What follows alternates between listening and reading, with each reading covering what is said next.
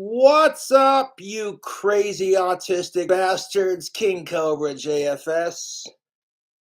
I still have the unholy hat, but it's a little tight on the head. So I figured I'd give this hat a try. One of my fans sent me this sick black hat to my P.O Box. It's one of those fisherman explorer hats. I'm kind of digging it, dude. Check that out. Sick.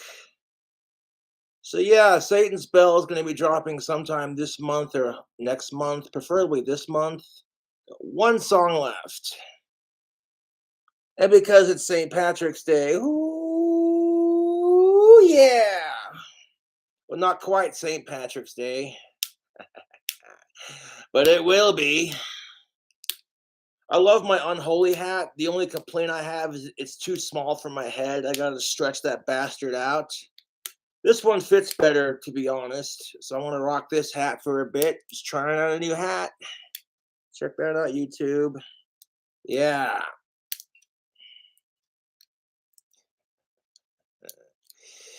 So the issue. Before we get into the issue, I got some cool Cobras who are going to hire me to do my videos more professionally.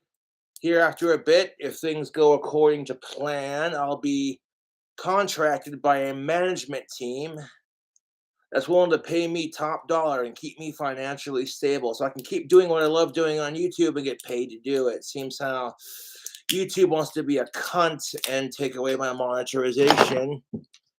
Oh, shit. Yeah, get back in there. Okay. That was a kick-ass lighter. I need to get fluid for it. But, yeah, it's a Zippo style.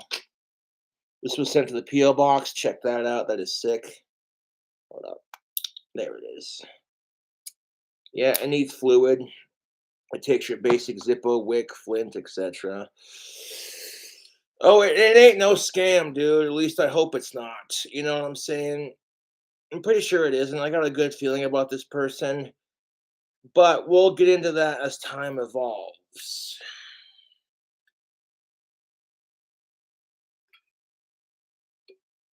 And this management team has worked for some really awesome TV shows. I'm not going to say which ones, but hint, hint. Oh my God, Bird Dog Peach Whiskey is so delicious for 21 and up. What up, Jesse Ryan?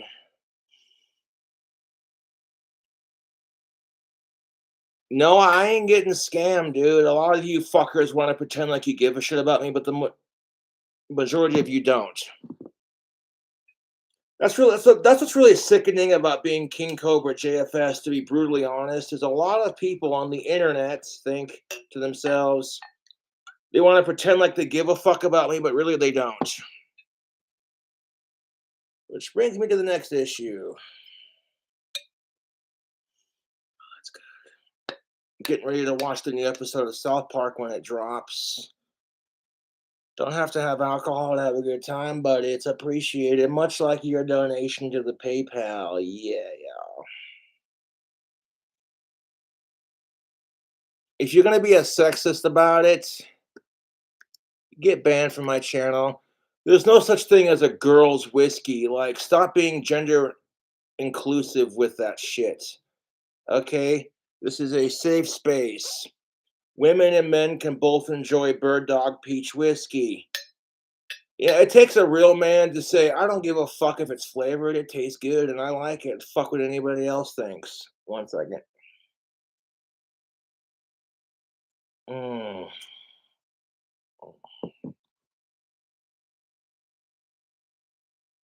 Mm. Mm. Mm. Oh, yeah. That is so fucking good, YouTube. Aha. That'll put some hair on your chest. It's got a little real bite to it. But the issue in question involves that stupid fucking subreddit that's dedicated to harassing me. That's pretty sad when they have to create two subreddits. One dedicated to a mixture of hating me / some fans. But it got so bad that the haters went and created another subreddit dedicated to yours truly. And they were talking about coming to Casper to meet up with me and all kinds of shit. Some of the comments got deleted by the subreddit mods, talking about how you're going to jump my ass and shit. Regardless if you're being serious or not, I'm taking it seriously and the authorities are getting involved. So if you want to keep fucking with a 31-year-old autistic, I'll be 31 in about a week and a half or so, then you're going to end up in federal prison for this shit, dude. Like, I'm done fucking around.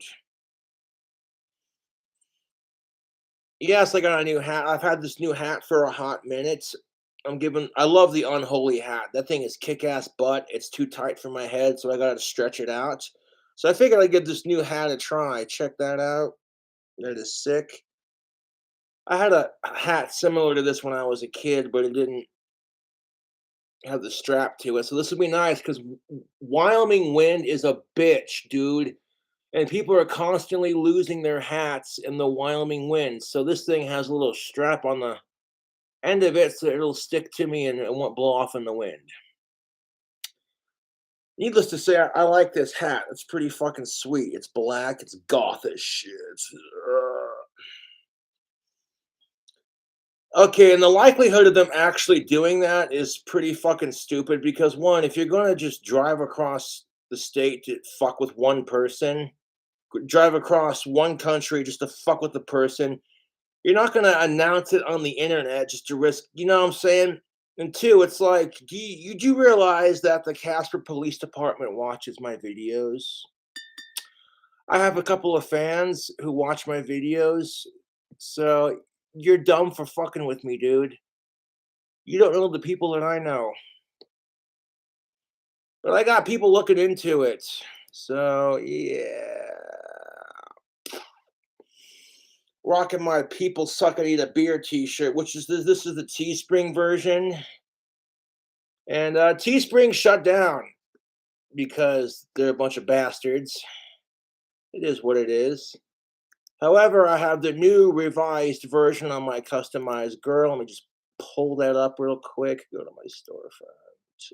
Yes. Yeah, check out the tactical soap, check out the merchandise, and check on the Cobra Craft handmade wands when I get them listed. Them things sell like hotcakes, dude. So if you want a "People Sucking Eat a Beer" t-shirt, this is the new version of it. Over on customizedgirl.com. There we go. And tactical soap's the real deal, man. I got chicks who say I smell good.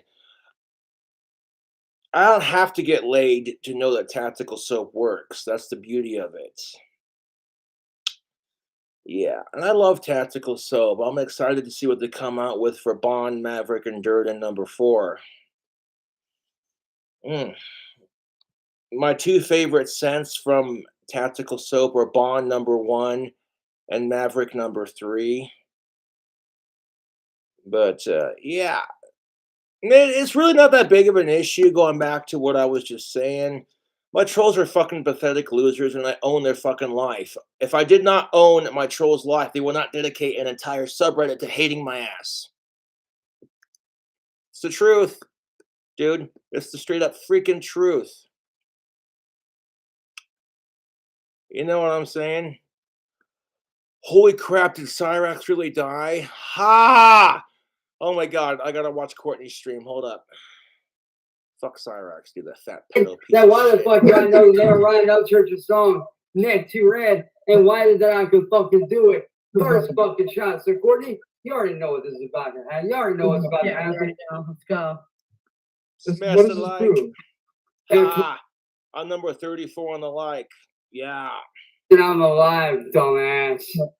After this glitch, you're going to have Shout out to the motherfucking I'm not fixing to get copyrighted. I'll watch that later. Like, fuck Cyrex, dude. Yeah. Like, one, if you know what I'm saying? Like, it's almost cartoonish in a sense. You know what I'm saying, YouTube? Like, if you're going, if you're going to attack somebody in real life, that person owns your life, dude. And I haven't done anything to anyone except go on YouTube and be like, "Hi, I'm King Cobra. I'm obsessed with Ozzy Osbourne, Danny Filth, church bells and cobras. I listen to metal and rock. I play guitar. I sing. I like to drink and have a good time and hang out with my fans. I love making t-shirts and entertaining a crowd." And it's just like, people just they can't handle it because I'm not afraid to be my autistic, quirky, goth, wand-wielding self. And it's sad, dude. It's beyond freaking sad. Ooh, bell tower video. Speaking of church bells. Now, it's videos like this that I used for Satan's Bell. You got all these freaking YouTube channels who are showing off their church bells and their chimes and what have you. And I was just like, straight from the source, man. Thank you, Jesse Ryan, for plugging that merch, baby. Yeah, fuck Teespring. My Potion Time glasses were selling like hotcakes, and Teespring wanted to get a hair up their ass. So it's like, that's your loss, man. I'll take my business to Customized Girl. No, I literally have 60, 70, 80 plus merchandise items on my Customized Girl. Okay, King Cobra fan merch, solid, dude. It is a loss, dude, because I got a cult following all over the goddamn world. So, like, you know what I'm saying? Little clock tower. Ding dong.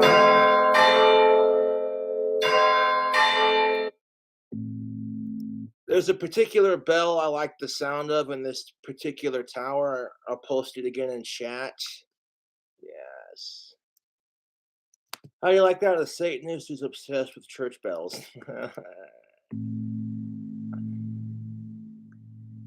That's because bells were originally used in witchcraft before the churches adopted it.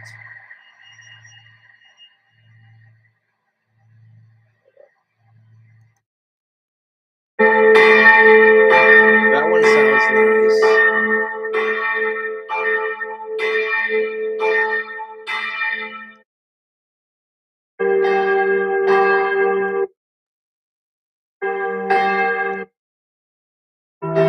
That's the one right there. This church has a beautiful set of bells.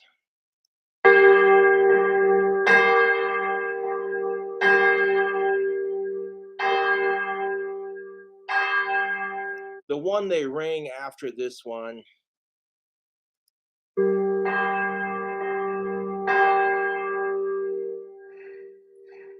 All right, here it comes. This one right here. This one. Yeah.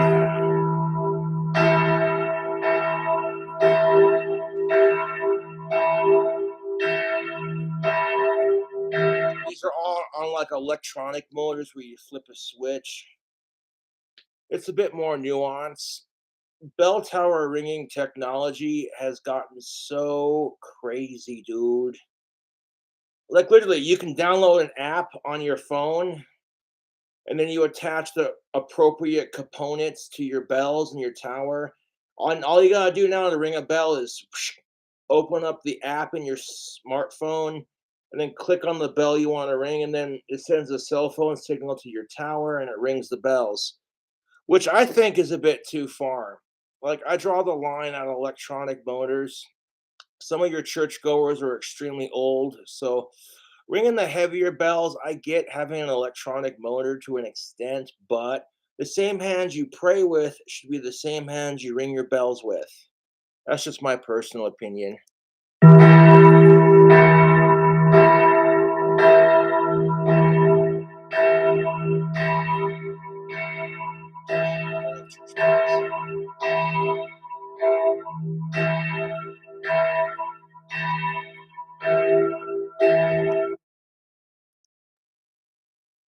Yes, I do hate the concept of sky god because I worship myself as a god. In my religion, I teach people to worship themselves as gods. If you are male, worship yourself as a god. If you are female, worship yourself as a goddess. That's why I preach power to the people, because the power is in our hands to use our satanic dark powers to make the world a better place. I could use my satanic magic to fuck some shit up, but I'm like, nah, I'd rather use it for good. You know? Oh, that's good whiskey. Hold up. Mm-hmm.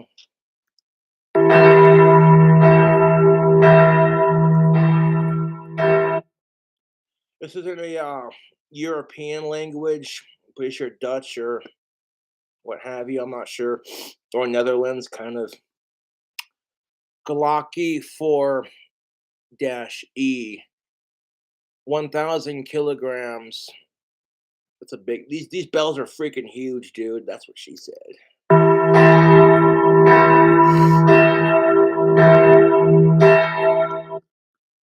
Now, if I built my clock towered mansion, one clock tower would be enough. One to rule them all, man. Now, the clock tower I would build would be a little bit taller than the one in Cheyenne, and it would have 48 bells. 47 would be on a grand carillon, which would give it an even 4 octaves of bells. And the 48th bell would sound something like that one, or like the one in Satan's Bell, where it's just like, as the bell rings its holy tone, blah, blah, you know. Yeah. Speaking of Satan's Bell, hold up. Holy crap, YouTube. 8 songs at 57 minutes, and song number 9 is literally going to push it over an hour. As the bell rings its holy tone, Satan's call will be heard throughout the land. Satan.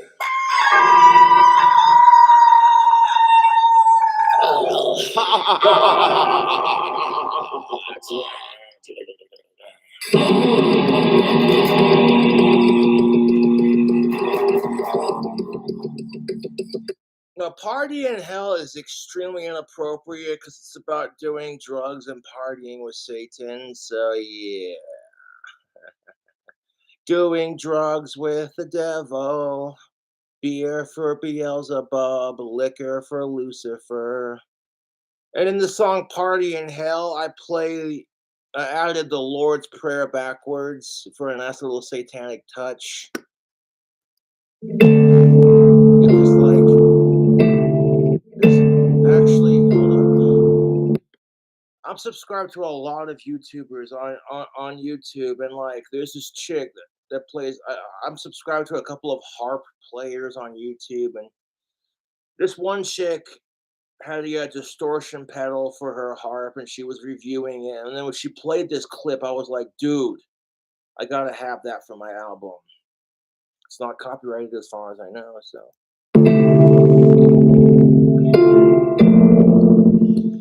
And then when I looked up the Lord's Prayer backwards, so I made like a quick little 2 or 3 minute video doing the whole thing backwards, and I went clip and put it in the song, so you'll hear like that when it gets to like the vocals and such.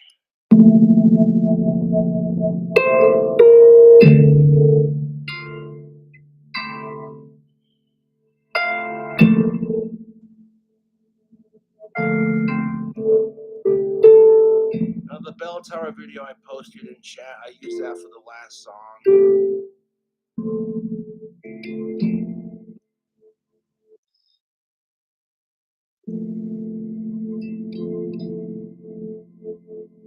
Minus the song Misery Loves Company, and possibly, yeah, that's the only song I don't add. Like, the only song you don't see, like, all 8 of the other songs literally have legitimate church bells in it. But Misery Loves Company, I literally typed out the church bells or the bell effect on musical typing.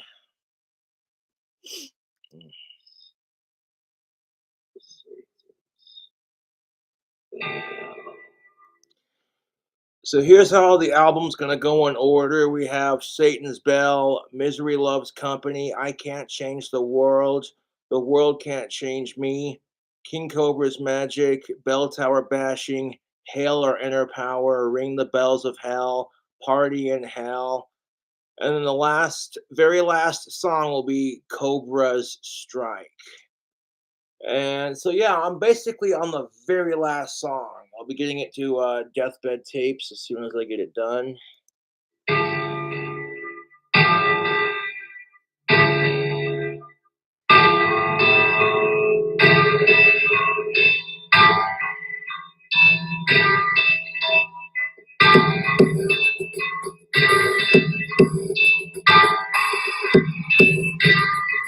Honestly, I don't even care. Like, the only thing I would ask for, like, Alex Ford, like, as far as the sound goes, is make each song sound as clean as possible. Really just do your best. You know what I'm saying? I trust Alex Ford with editing it. Make it as loud as possible. You know what I'm saying? Just, yeah, I trust Alex Ford with my music 100, dude. Yeah. Whiskey.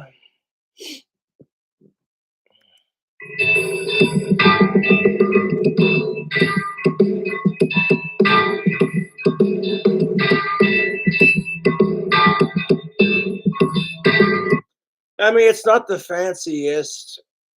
Like, I've been using GarageBand for years to record my albums just because studio time is fucking expensive, dude. Admittedly, my sound would sound a lot better if I had a professional studio to record in. But you think about how like Black Sabbath got started. They didn't have the best equipment. They just went out there and did it. And people liked it. They latched onto it. That's just how you get your shit started, dude.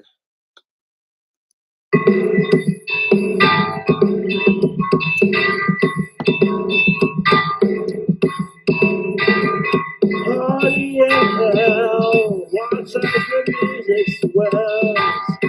Ring for me Satan's bell, party in hell. And you hear the satanic prayer in like the background of the music.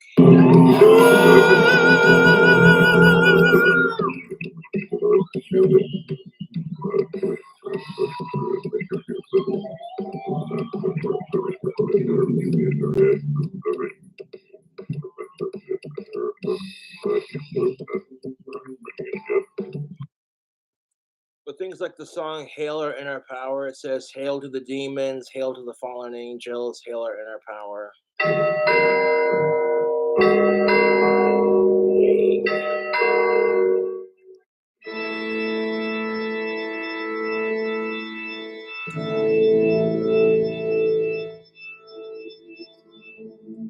Now, the same young lady who created, yeah, Sarah's helping me work on the bit for the final song as well.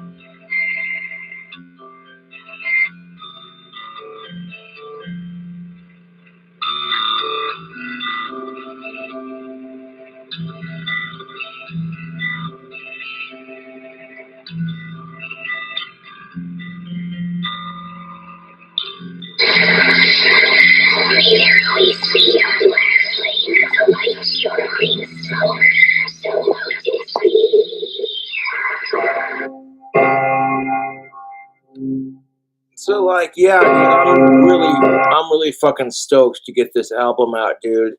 When I first started making it, I had like mixed feelings about it, but now that it's down to like the last song that I gotta do before it's done. Oh yeah, dude, I'm liking the way this is gonna turn out. Bell tower bashing is just awesome. Killing pedophiles with church bells.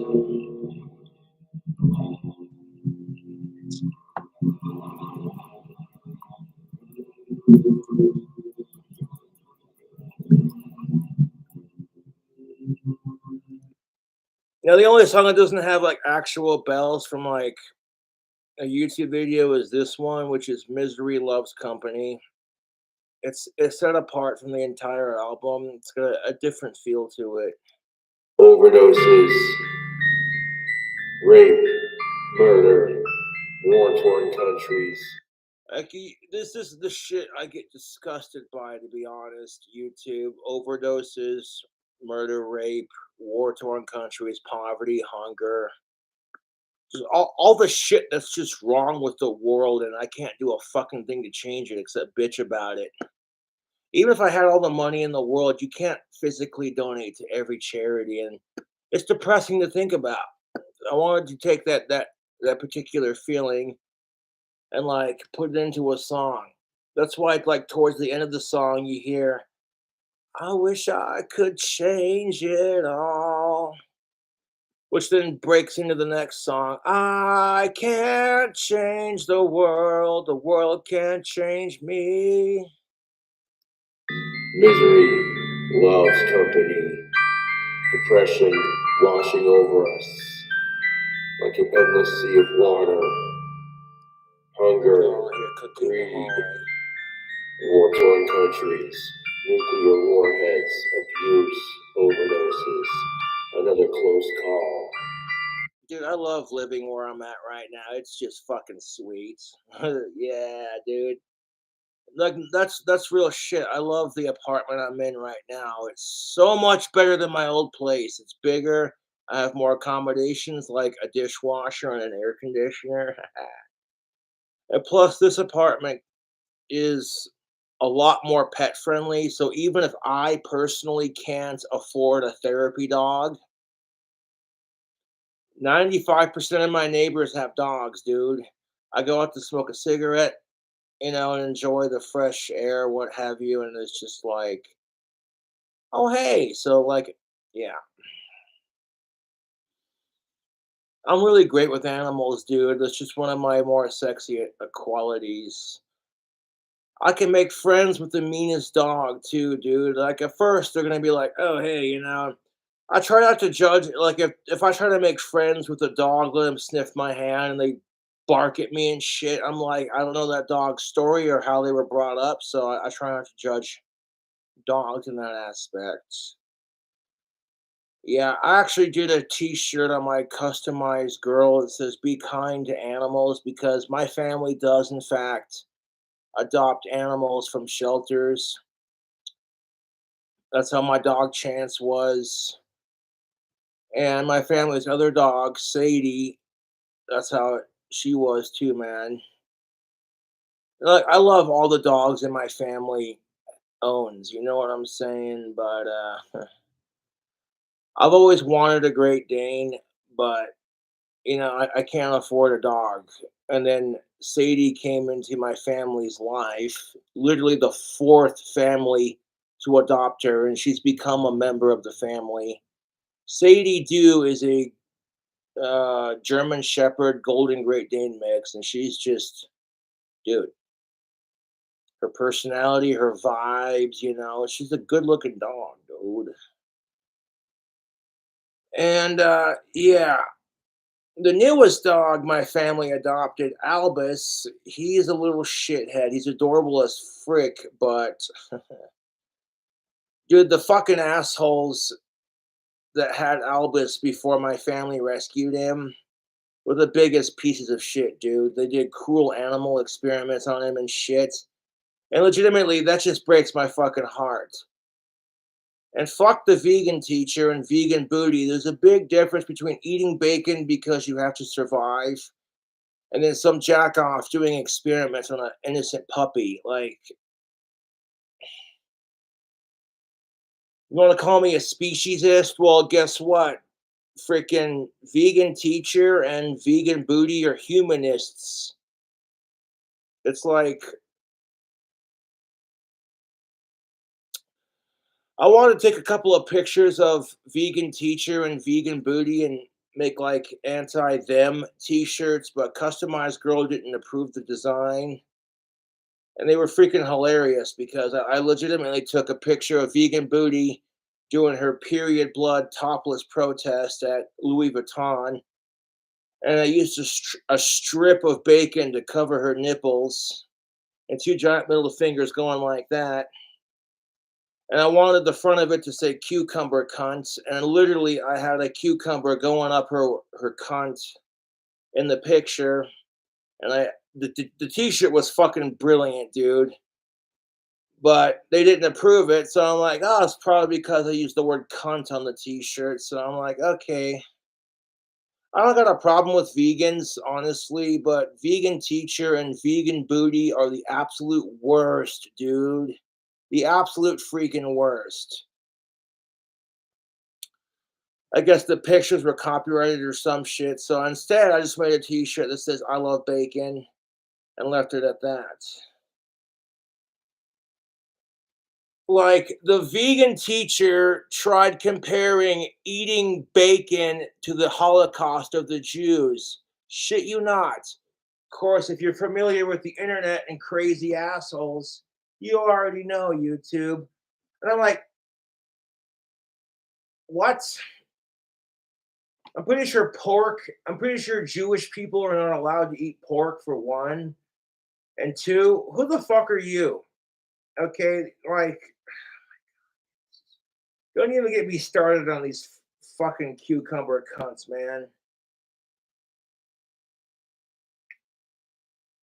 It's the truth, dude. Like, vegan teacher is the absolute freaking worst.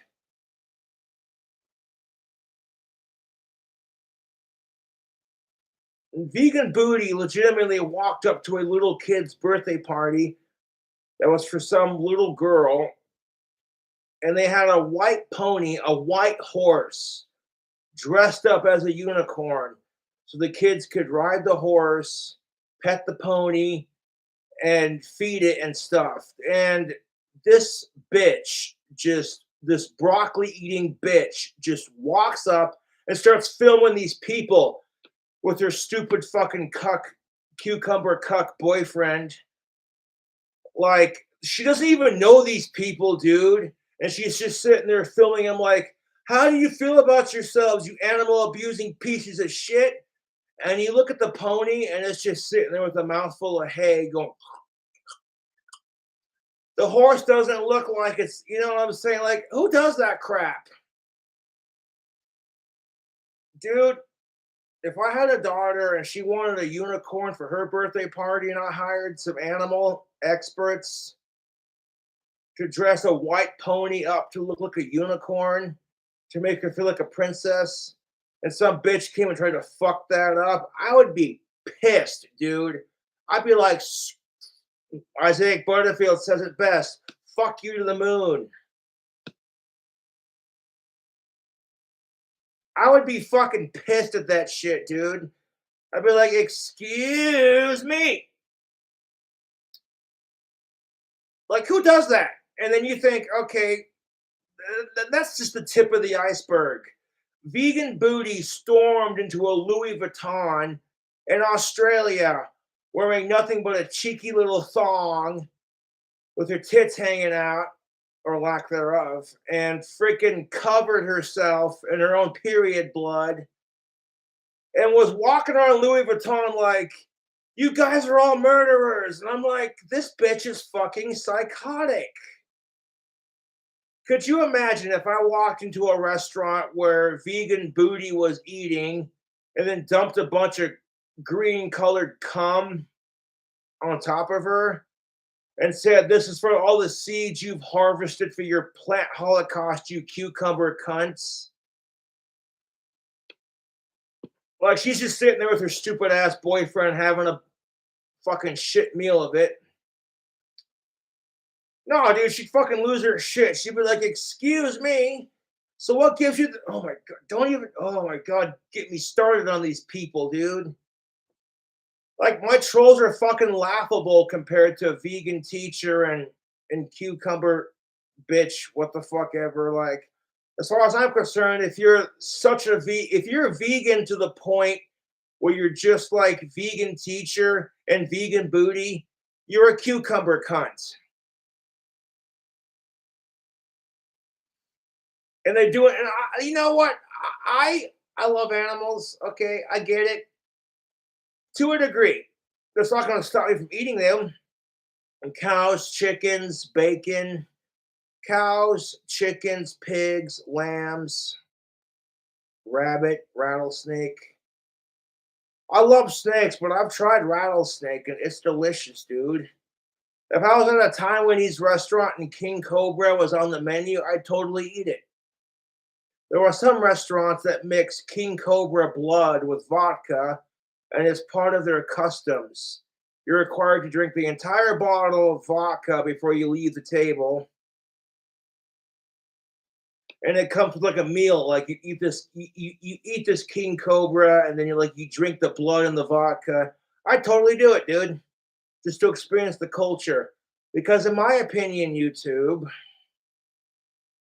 the best way to experience someone's culture is through their music and through their food. Because music and food are a universal language, in my opinion. Oof.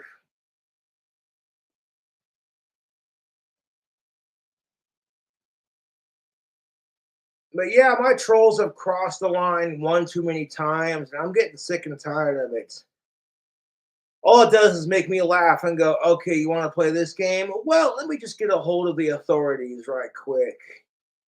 And you want to call me a snitch? What the fuck ever? You know what you're doing is wrong. Otherwise, you wouldn't say shit like that. Like the level at which my trolls try to fuck with me is just pathetic. It's like, tell me King Cobra owns your bitch ass without telling me he owns you. And if I didn't own my trolls, they wouldn't fucking text me stupid dumb shit or create subreddits dedicated to doing stupid dumb shit. It's pathetic, dude.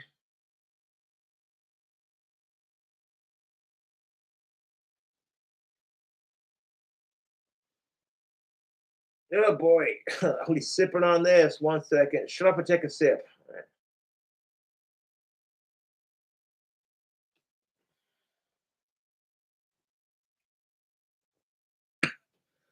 Even if I don't wear even if I don't wear green for St. Patrick's Day, my Cradle of Filth band logo and my Aussie knuckles have green on them. So does my my Cobra right here. It's got green pot leaves on it. So yeah. I could mix it with some Mountain Dew, but I'm like, eh. Now I'm not gonna get too terribly trashed tonight because tomorrow is St. Patty's Day. And I legitimately ordered a 24 pack of Bud Light, a bottle of that Sweet Red, and a bottle of that whiskey. And I got a couple cans of Mountain Dew in the fridge, so we're set. Yeah, excuse me.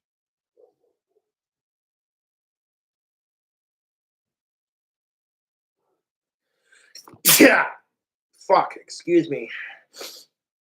So yeah, people are like, a lot of people are excited to hear Satan's Bell.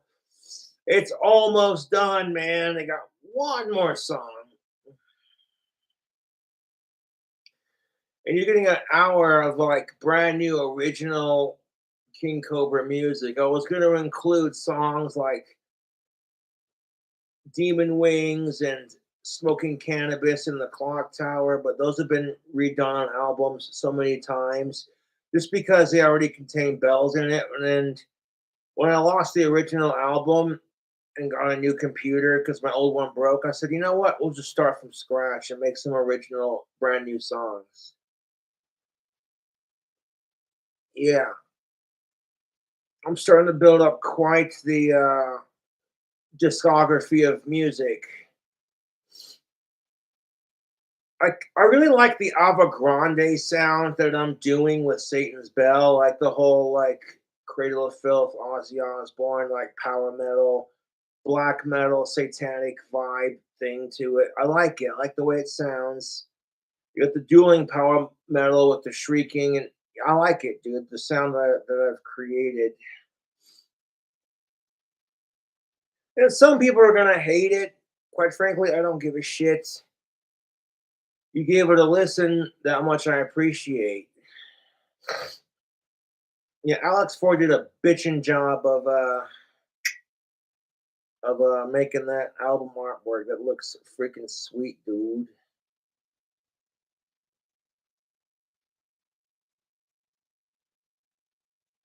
Oh shit! It's like the first beer okay, scratch that. Second beer I've cracked open. So I've already had a beer, and then like the second beer, and then like I poured myself a glass of this sipping juice.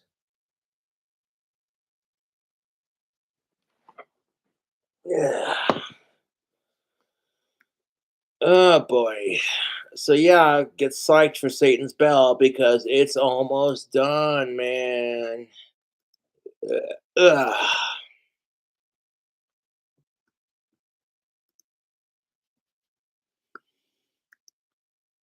Mm. I'm gonna plug one more shirt and chat, and then we'll continue on with the video. Mm.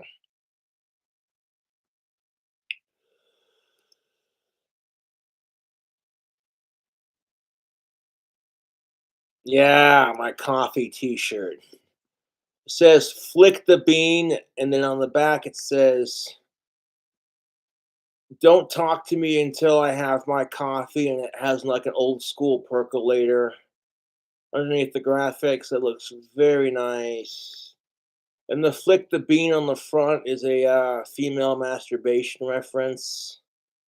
And because coffee are made from beans, a little tongue in cheek, if you will. There it is for the coffee lovers like myself.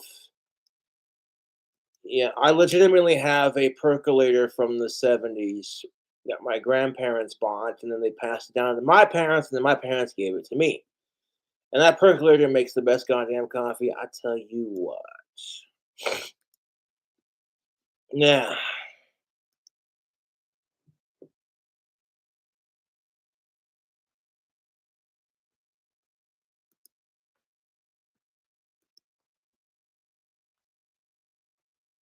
And then when the trolls get arrested for going too far with it, you got no one to blame but yourself, dude.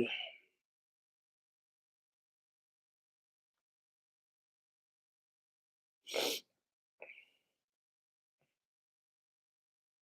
ridiculous.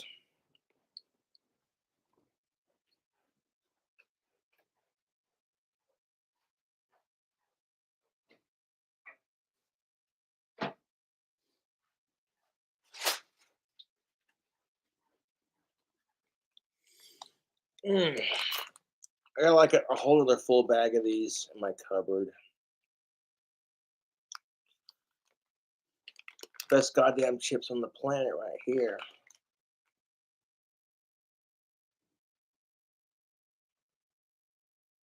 Oh God. What is this? Once upon a time at the magical Everly Estate, landscaper Larry and his trusty crew. All right. Now, gotta talk about some. Now, I am so sick and tired of this body positivity horseshit. Body positivity. I'm so sick and tired of women flipping out when men have standards of what they want, but yet, if you go through all of the dating profiles, they're all just laundry lists of unattainable shit that they're not. You know, this is what kills me about gender relations. Oh God, here we go. Oh, I love nacho cheese Doritos. Ah, feel the crunch, motherfucker. I hear women and men both complaining that the other side's got unrealistic standards, and I'm so sick of hearing it. You hear women bitching about how men are just assholes because they're beauty standards are unrealistic and society is full of pigs. Wah. And then you fucking hear men bitch that women are just the same way, and it's like, stop standard shaming.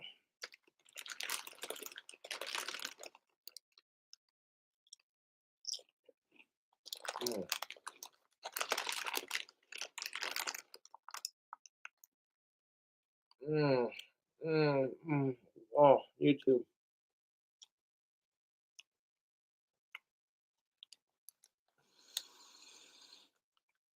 Oh, Doritos.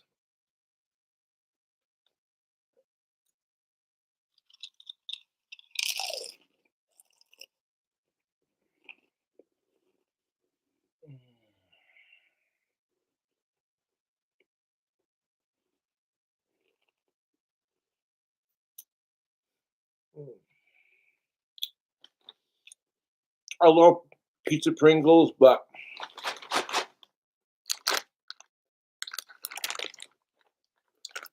I tell you what, YouTube, nacho cheese Doritos are my all-time favorite chip, or crisps as the British would call them. Yeah, from that Frito-Lay company. Yeah.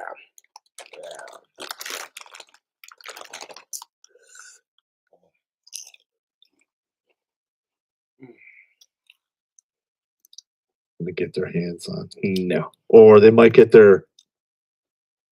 And in Terrence Pop's defense, I totally agree 100%, man. Like, it's frustrating, dude. I'm not here to pick on anyone, but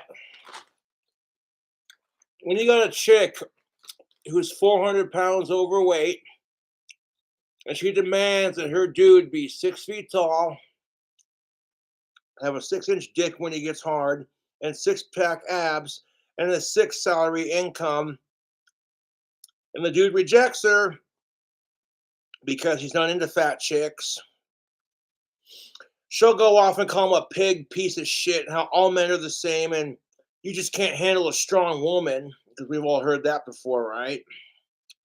And it's like, dude, you literally have the same standards as the person you're bitching about.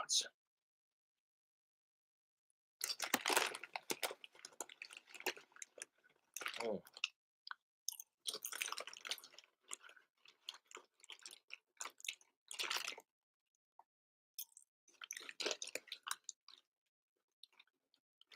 Oh.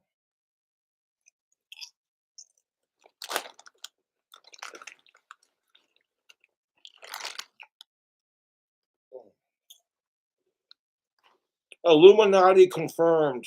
These chips are in the shape of a triangle. Okay. Calm down, Cobra.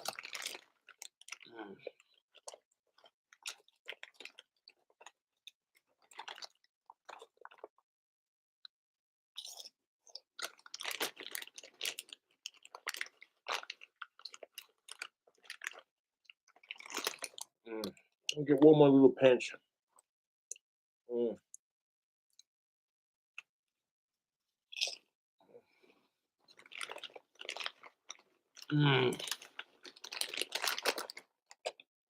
Oh, Doritos are so good.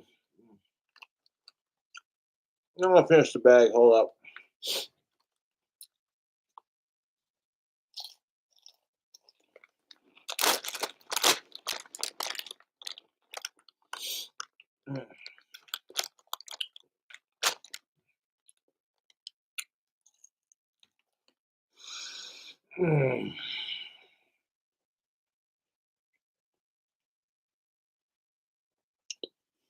I like Frito-Lay chips. The potato chips. Lay's potato chips are good. They're barbecue, they're cheddar, but my all-time favorite chip, nacho cheese Doritos. And the other bombing ass flavors like Cool Ranch, Flamin' Hot, but nothing beats the classic. Hold up.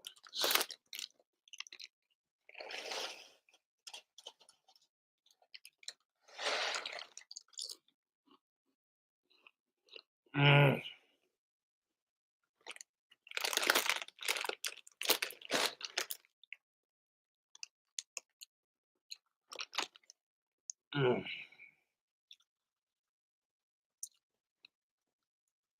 Oh, that cheesy crunch, man. Oh, snack strong, you motherfucker. Hold up.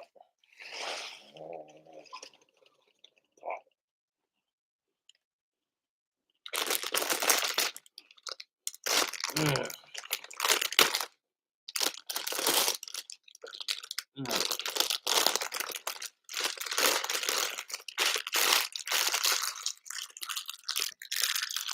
Mm.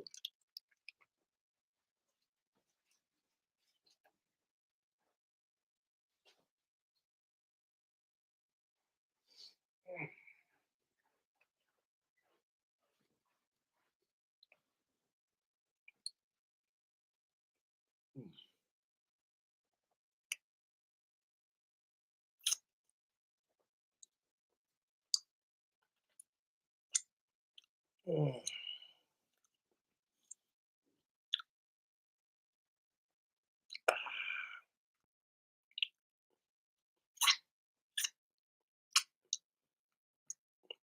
Don't look at me. I'm enjoying Doritos. No, but seriously, you too. I love Doritos.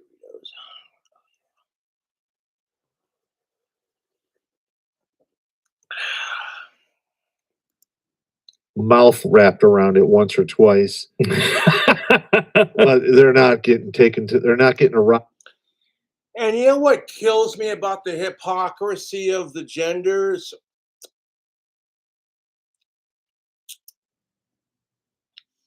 Is dudes are literally size shamed. Women get the same treatment to some degree.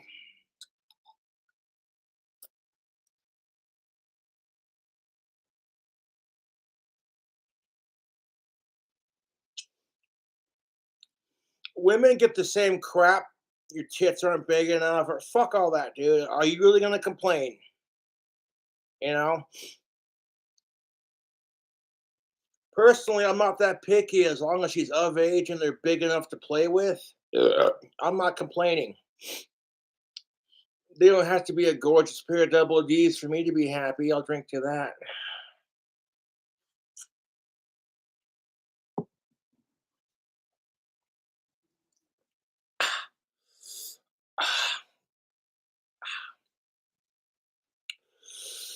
But women have more control over their boob size than men do over their own goddamn dick size, and it's ridiculous. That being said, you with me on this, fellas?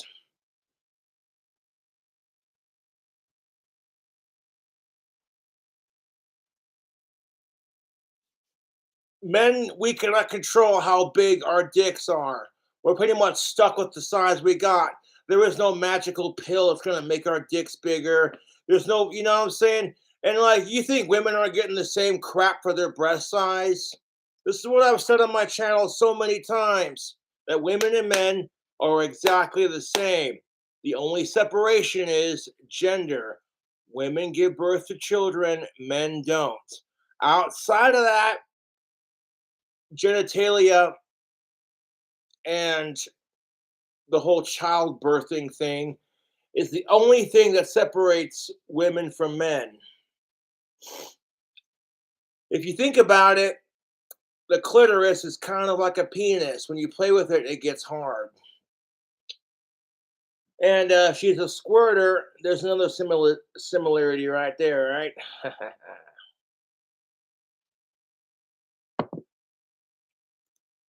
On a ring and walk down the aisle. It's just not going to happen.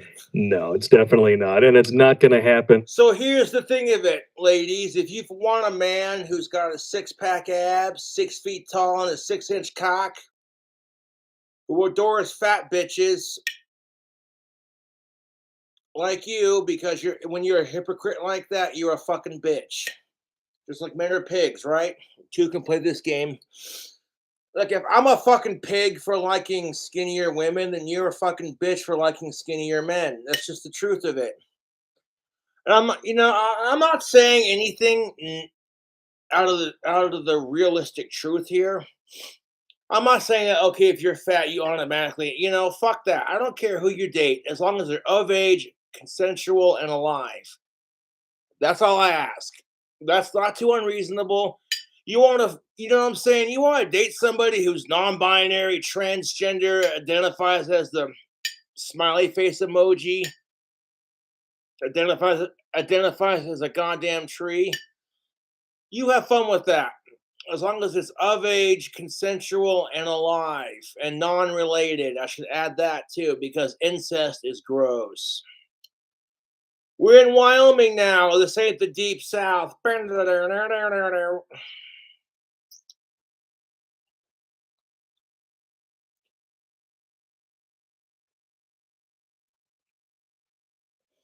And how can you tell it's the deep south? Because there's a lot of crystal meth, moonshine, and incest.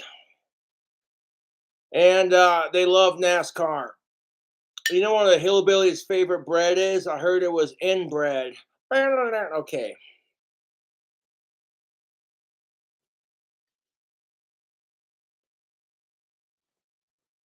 That's gonna piss off a good people.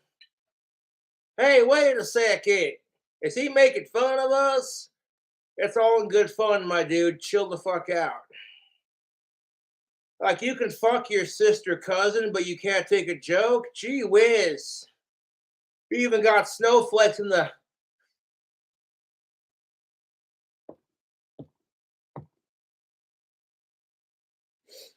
Oh, God.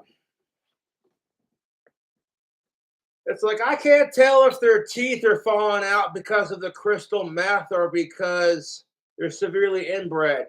Probably a combination of the two.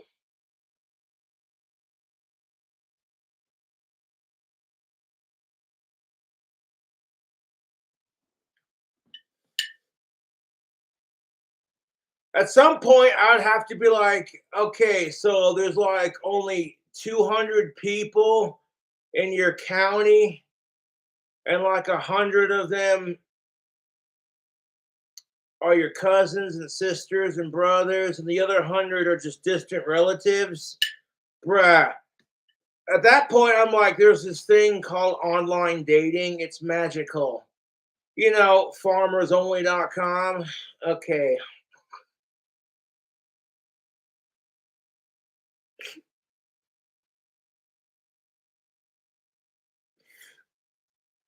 Okay. God damn it. That's inappropriate, Mr. Saunders. But when I went and ordered my liquor and my beer, I also got some Laramie king-size cigarette tubes. Rolling me a cigarette. And I already done rolled me one.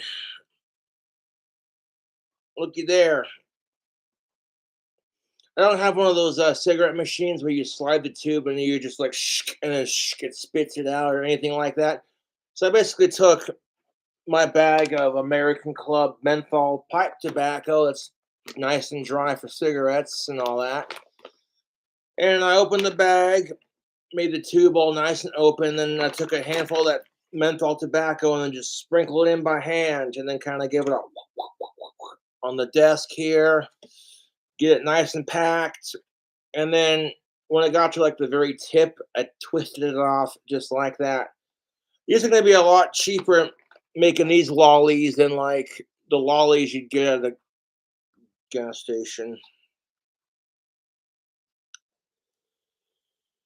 Yeah.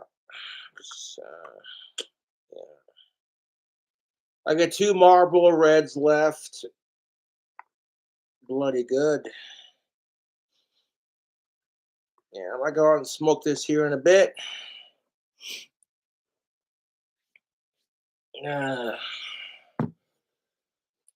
Now, both the money to get those tubes and this tobacco were generously donated by fans. I had a bunch of my YouTube fans will send me tobacco in my P.O Box. I appreciate that.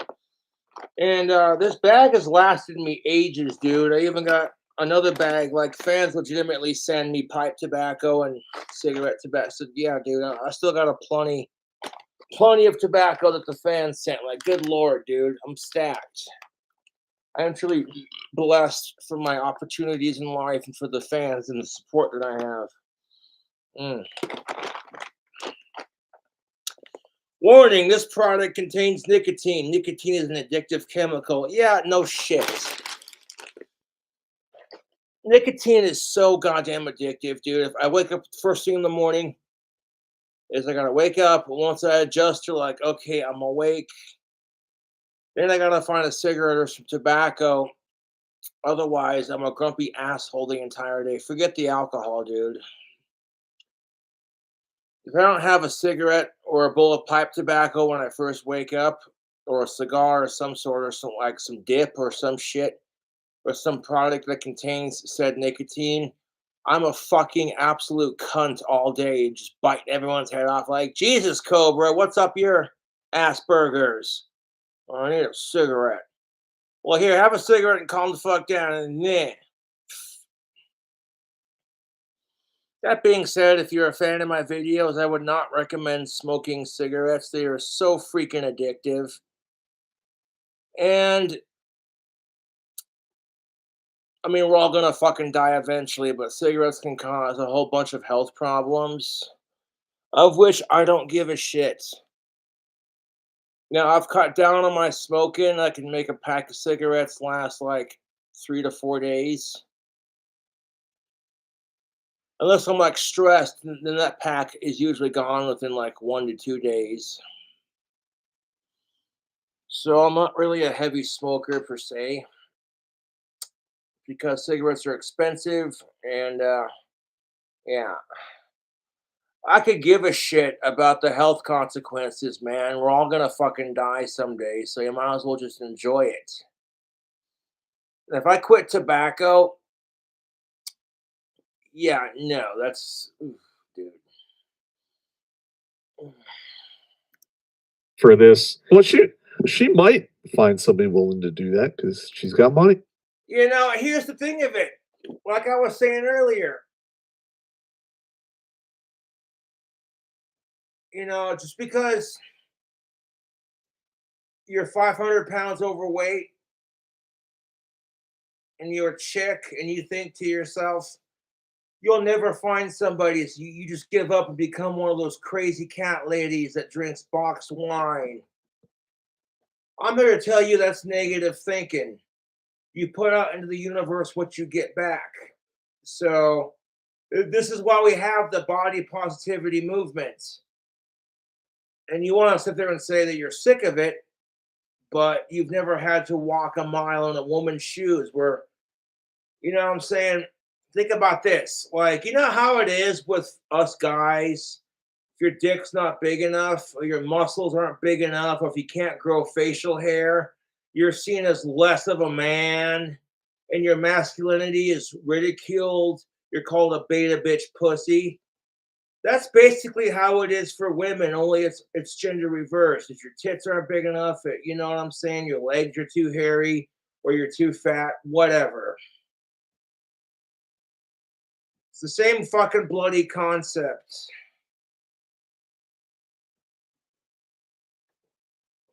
So that being said, this is why I sympathize with women when it comes to the body positivity issue. It's because there are some women who see me as less attractive because I'm going bald and I got a beer gut and I got resting creep face.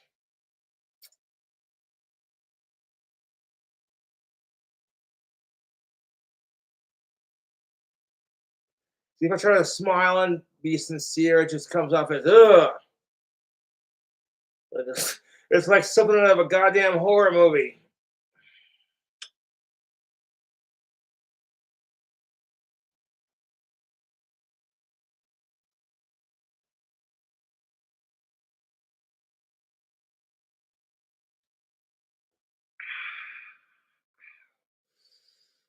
Oh yeah, that's a sipping whiskey. It's got a burn to it, but that peach taste, exquisite.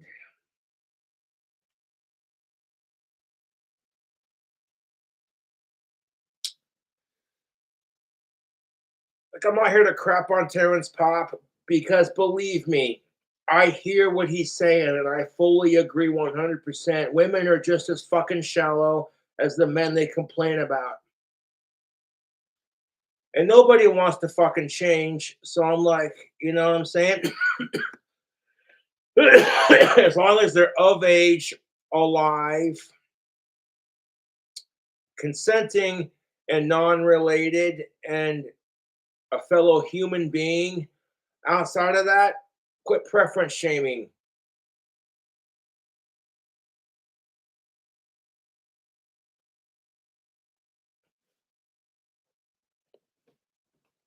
You probably got some 400-pound bitch who thinks she's the sexiest thing to walk this planet. And it's like, you know what? If you think you're sexy, even though you're like 400 to 500 pounds overweight, good on you for having that confidence. That doesn't mean everyone's going to feel the same way. And that, honestly, that's inspiring. If women who are like butt ass fucking ugly and like 600 pounds overweight can have confidence, then what the fuck is stopping me?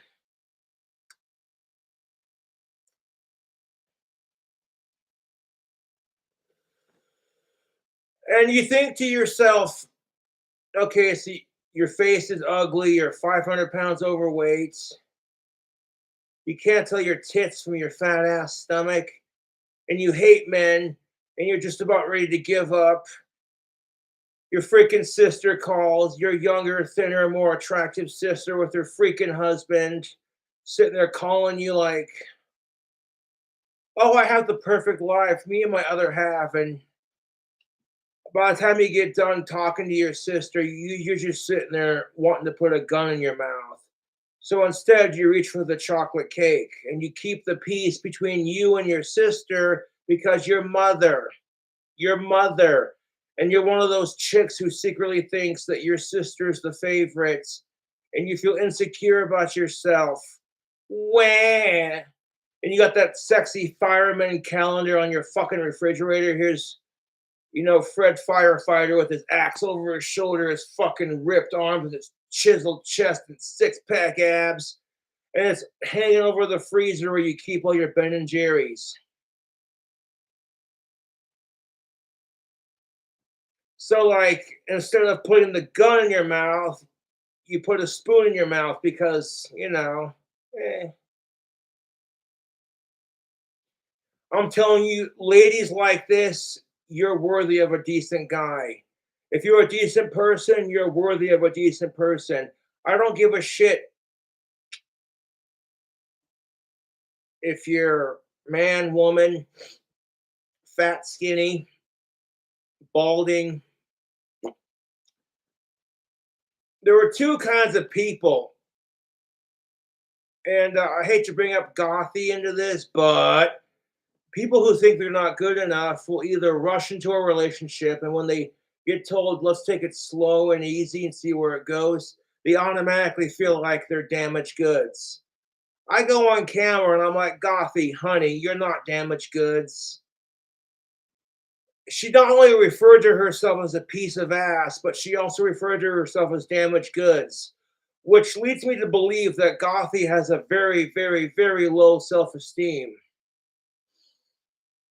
And when you spend all day on YouTube dealing with trolls and internet bullies with no one to keep you company but your mom, your cats, and the occasional walk to whoever you go to, that's not healthy, dude. Now, I would not have rejected Gothy had she not gone on camera and called herself damaged goods.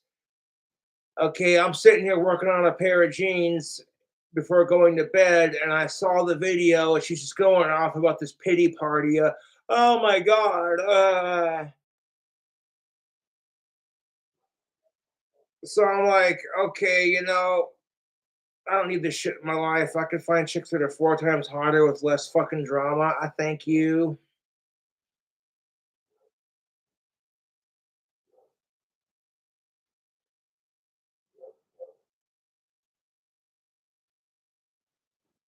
And people are like, she diddled herself for Richie. And I'm like, cool, I'm happy for Richie, man. He needs it more than I do.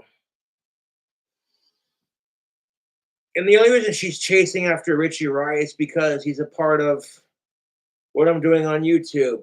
It's called clout chasing. You know what I'm saying? And it's like, you know what? You're doing your thing. I'm doing my thing.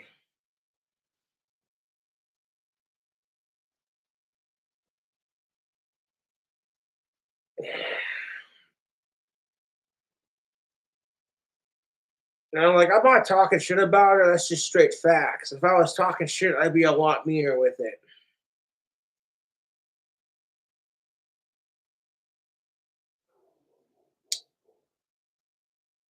Now, after watching Terrence Pop's videos for a number of years, then when Gothy pulled the whole "you can't handle a strong woman" bullshit, I was just like, you got told, let's just be friends and see where it goes, and you got rejected and you couldn't handle it. The thing about women is women cannot handle rejection up front, whereas men cannot handle breakups. That is the goddamn truth, YouTube.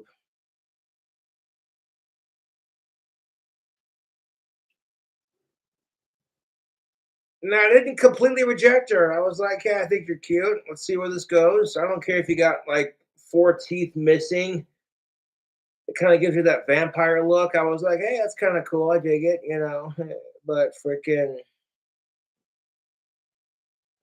her cat Damien seemed like a load of fun. I'm like, okay, you know what? I dig the supernatural goth vibe. This chick's laying down.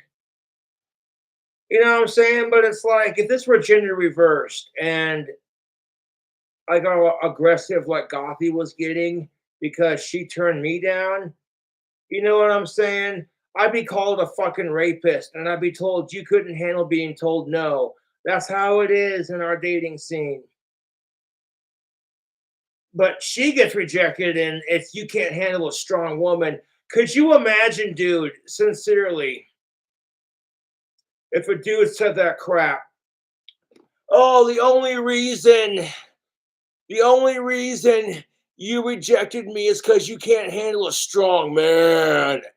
They'd laugh at you out the fucking. You'd be laughed at, dude. They'd be like, you can't handle being told no.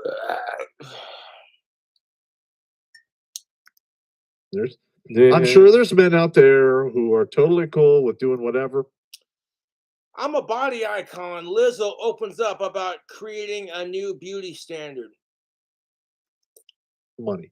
She's I'm a not one of those people. bowl of gelatinous fat Yeah, with fake. There were some dudes who were into fat chicks, as long as they're of age and it's consenting and they're alive and they're related, not related, I should say. That's the alcohol talking. I meant to say not related. God damn it. I only get so much crap for that. Look, fuck incest. I meant to say not related. That's fucking gross. Like, third or fourth cousin would be as far as I would go with that.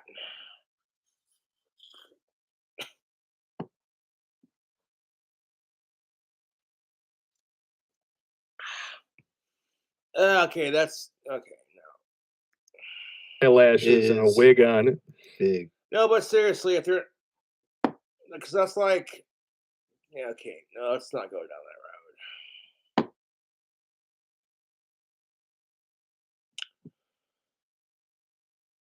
I'll get on a little fucking ramble, just start, you know. So yeah, I fucked up on that, but whatever. Moving on. Incest is gross. Anyways, and you know what? Who the fuck cares if people like Lizzo want to feel confident about their body, even if it's not the healthiest? Who the fuck is anyone to judge? Have you ever walked a mile in somebody's shoes who's like 400 to 500 pounds overweight?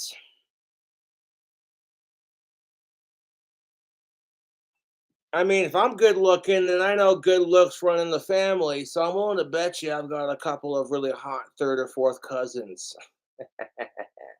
Swing!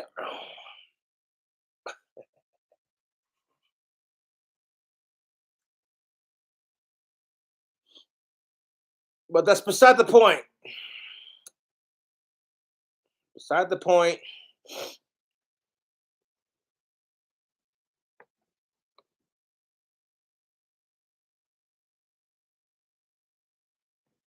And you know what kills me about this? All these fat fucks are going off about stop body shaming. Just love your body for the way it is, and it's your choice to be fat. But the second freaking, what's her face, Adele, decides she wants to lose some goddamn weight, and she did. Everyone fucking body shamed her. I'm like, am I seeing this? Holy crap, the hypocrisy is so thick you could cut it with a knife. Here's a slice for you, and a slice for you, and a slice for you, and a slice for all of you.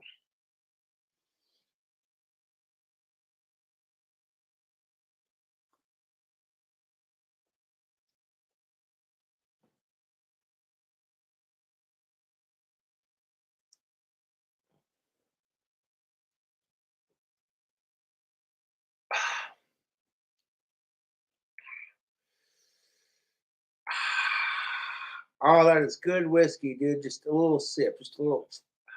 Yeah. Now you got to think, Terrence Popp's outlook on women reflects solely on his dating experiences with people like his ex-wife. And women fucking hate Terrence Popp. Yet the irony of it is, how many women do you see on BuzzFeed who are bitching about men because every one of them was a piece of shit? Psycho, abusive. Which goes back to my earlier theory that women and men are exactly the same. Women and men are exactly the same. The only thing that separates us is childbirth and genitalia. Because the thing of it is, you get these dudes who are just like, oh, I'll never understand, blah, blah, blah. Let me explain something to you. Women are just like men when it comes to this issue, but they're more shy about it. If they're behind closed doors and with their best gal pals, they will talk about men just like the way women, you know what I'm saying? Like straight up, women will talk about men just like Donald Trump when it comes to this issue. The only difference is men are allowed to be more public with it. You know what I'm saying? Like, women want to get pissed off at Donald Trump for saying grab him by the pussy. But it's like, I bet you when you're with women and they think you're not going to dish out the deets, women are just as bad, dude.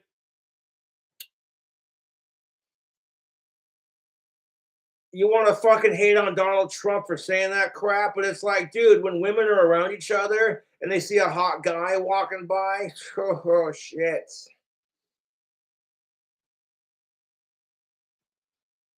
It's the fucking truth, dude. One time I was going through the drive-through ordering some food with some female friends of mine, just me and a chick in a car full of chicks who are much older than me, and some dude was jogging by, and every chick in the car noticed him. And the comments that came out of their freaking mouth, it was like, Jesus Christ, you kiss your mother with that mouth? You sound just like the guys. And it hit me. I'm like, oh. And that instant, I'm like, I can now understand how women think. Women think just like dudes, but they're more shy and reserved about it because they're told, oh, if you think just like the dudes, that's not very ladylike. So it's much like when women fart. See, if a dude farts, people go, oh my God, men are just gross pigs. Typical, right? But if a woman farts, people are likely to get more offended, like, oh, well, I never. That's not very ladylike. Kiss my ass, dude. Women fart just like men. Although women tend to hold in their farts and it just comes out as drama.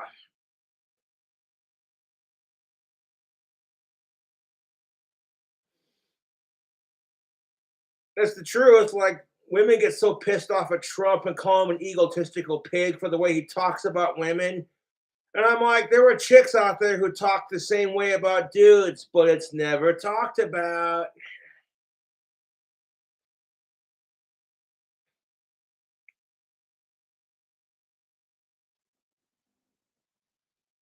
Oh, God.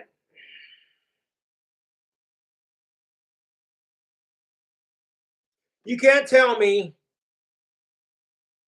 that when women get together for a sleepover or like pink champagne morning mimosas at your favorite salon, you got this big, beautiful black woman named Peppa, and she's the hairdresser at that salon. She's like, girl, my name's Peppa, and I'm salty as hell. Chicks like that are freaking awesome. I don't care what anyone says. And you're sitting there getting your hair done by Pepper because she's the best in the business. You know the type I'm talking about. Fuck stereotypes. Talking about how her man two-timing on her and how he ain't nothing but a piece of shit. And then some guy goes walking by the salon just on his phone like, every chick in the salon goes, girl, did you see the ham? Nah, dude, come on. Like, what is the fucking difference? If you got a bunch of dudes working at a construction site and some bimbo bitch comes walking by, hey, baby, hey, baby, how you doing? Hey, you want to try my cannoli? Because I guarantee you won't forget about it. Hey, baby. And she just goes, pigs. But then she goes to the fucking salon to get her hair done. And a dude 4 times more attractive than these sleazy construction workers comes walking by the salon. And she's just as bad, especially after a couple of them morning mimosas. Yeah. Only the only difference is the guy walking by the salon's not going to fucking hear it. Especially if the dude's more cut than a fine line of cocaine. I'm just saying, YouTube. You're going to hear these chicks making obnoxious comments about his muscles. But somehow it's different when dudes make obnoxious comments about a woman's boobies.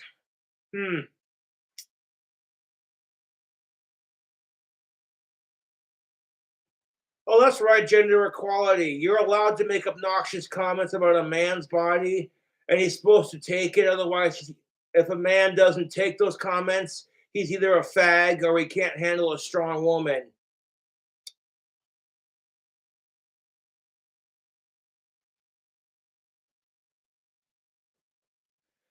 And that's because of that stereotype that all men want is sex. That stereotype creates so many negative double standards for men.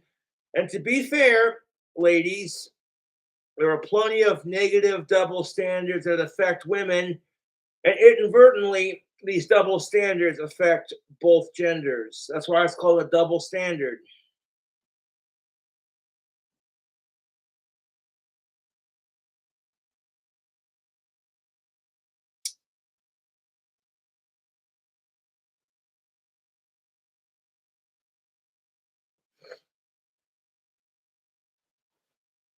So I'm not here to crap on anyone.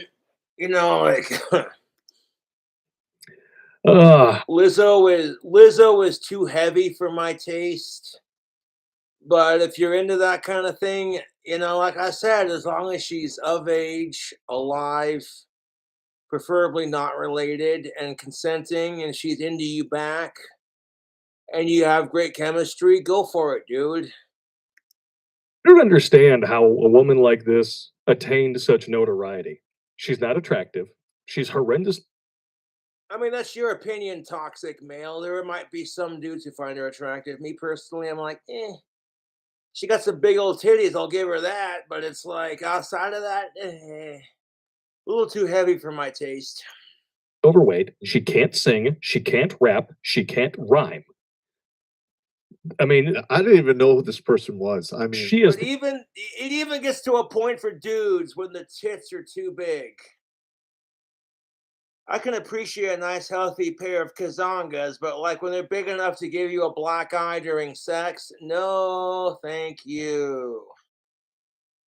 Because how the fuck you gonna explain that to your guy buddies? Hey, Josh, how'd you get that black eye? And you don't want to sound like a bitch in front of your dudes, so you're just like, yeah, this dude was trying to rob an old lady of her purse, and I told him to knock it the fuck off. And he said, what are you gonna do about it? And I said, I want to kick your ass. And that's how I got the black eye. No, you know what I'm saying? Ain't nobody gonna come out and be like, yeah, I was fucking my fat girlfriend and her titties gave me a black eye. Talk about a booby trap. No, talk about titillating conversation.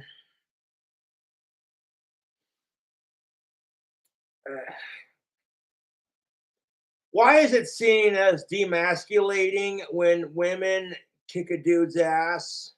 Because to me, that's sexist. Even though men are genetically tougher than women, that doesn't mean shit because women can be just as tough. Women can be just as tough. You don't see me going after UFC chicks. I'm just saying, because that's just kind of, you know. Because Ronda Rousey's a badass bitch. I'm just saying. You know, it can matter jack shit. Like, okay, so your muscles are bigger. Big whoop. Okay, these UFC chicks, they know fighting and shit. Like, you know what I'm saying? All a chick has to do is kick you in the balls and you drop, dude. That is Mother Nature's way of saying, men, check your privilege.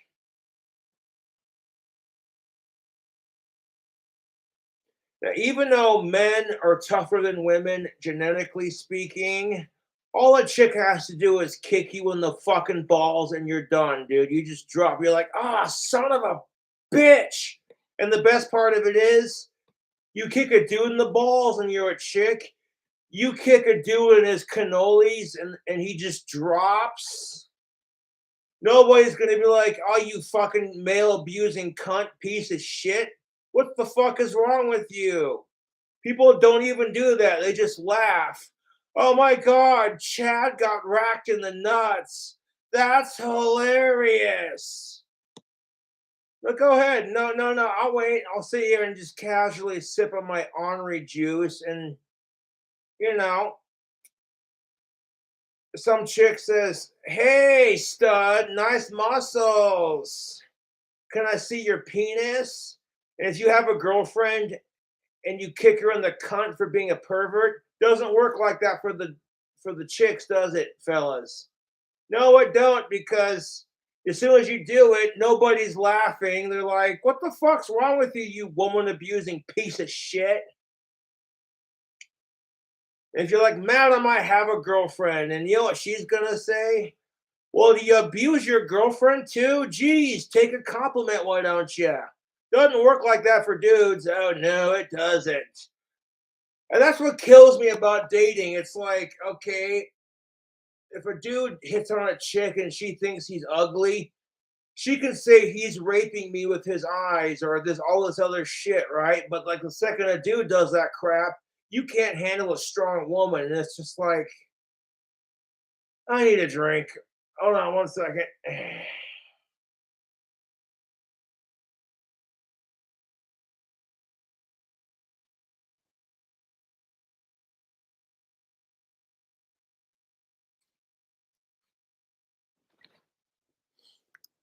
The holster child for mediocrity.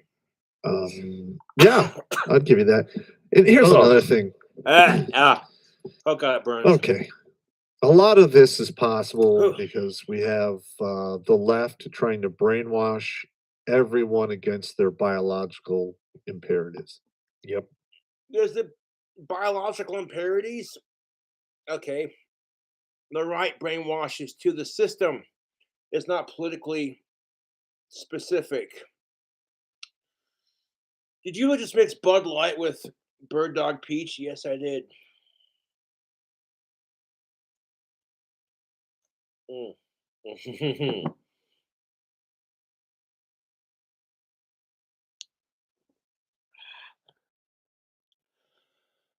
It's not just the radical left, but the radical right. It's just radical politics.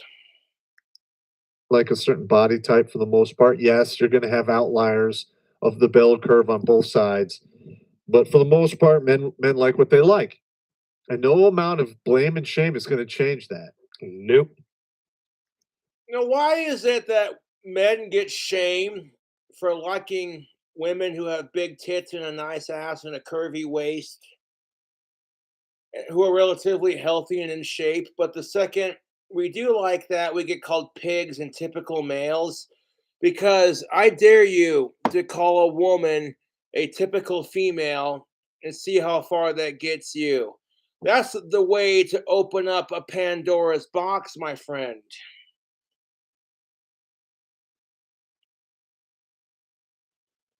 If you call her a typical female because she likes dudes with bulging biceps and a huge cock, you're never going to hear the end of it. And then 2 years later, she's still going to be pissed about it.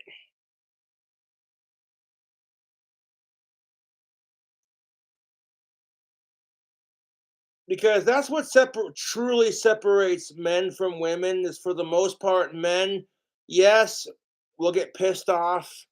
Yes, we'll grunt and cuss and, you know what I'm saying? But eventually we will let shit go. We won't forget it, but we'll let it go. Women, on the other hand, if you piss a woman off, she'll never let it go. And then try to be your best friend on top of it. Like, you could literally be a female who is friends with another female. If you go to prom with that chick and her boyfriend, and you and your boyfriend, and you both wear the same dress, and the other chick is like, oh my God, she was totally copying me. Oh my God. And if Cheryl happens to look better in the dress than she does, she's never going to let that shit go. It'll be several years down the goddamn road.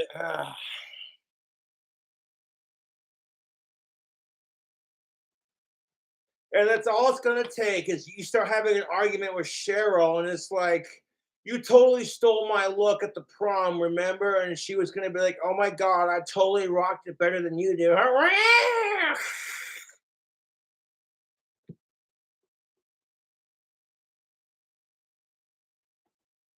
Check out the female empowerment shirts on my customized girl. That's what's up. Yeah. Why would you choose a Cobra for the female empowerment t-shirts? Well, because I like Cobras and I don't want to encounter a pissed off female. I sure as hell don't want to encounter a pissed off Cobra for that matter. And, that's the truth of it. Pissing off a woman is not exactly rocket science, fellas. And you're going to be sitting there going, what the fuck did I do? All I said was, hey, how's it going, sexy?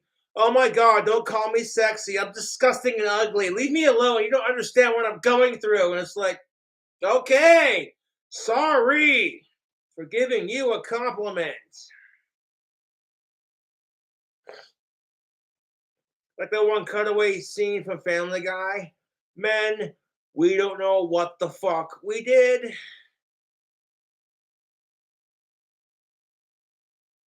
Okay, to better understand women, they're just like men, but they're twice as emotional. And I don't want to hear crap from the ladies because the way I see it, women are starting to take over our society. 95% of teachers in the education system are female. And there's nothing wrong with that, YouTube. Absolutely nothing wrong with that. However, did you know that third wave feminism is based on women having more rights than men? Which is kind of funny because feminism started on the basis of women are sick and tired of men having more rights. I mean, The hypocrisy smells worse than your ex-girlfriend's undouched cunt.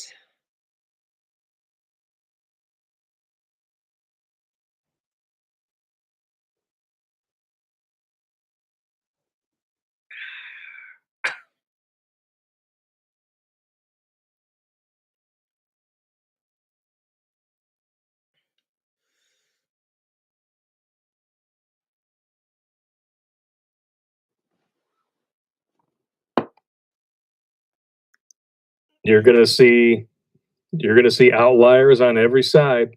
Yep. And when you go to Orange Pay Hub, Rule 34.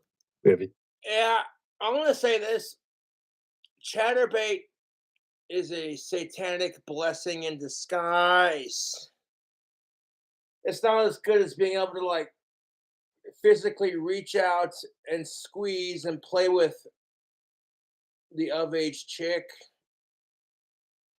but it's less headache.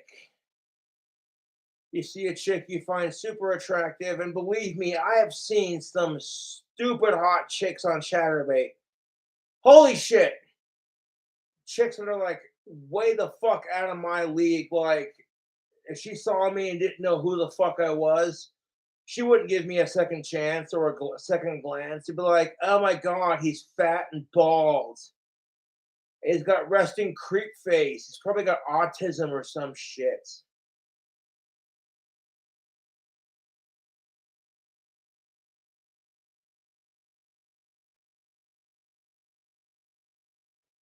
It's the truth. And then once they got to know me, they're like, yeah, he's kind of an asshole, but he's an asshole with a heart of gold, and he genuinely cares. Sometimes wearing your heart on your sleeve and being an asshole go hand in hand because the world is a fucked off place.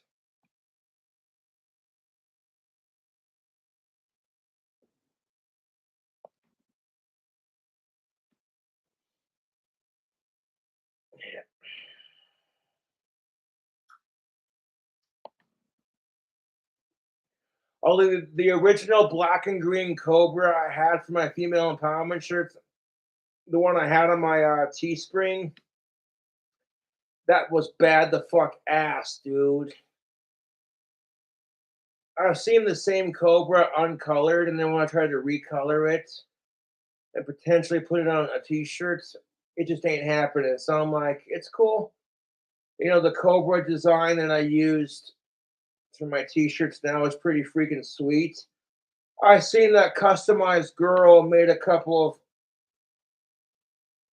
of Cobra graphics that I could use. So I'm like, sweet.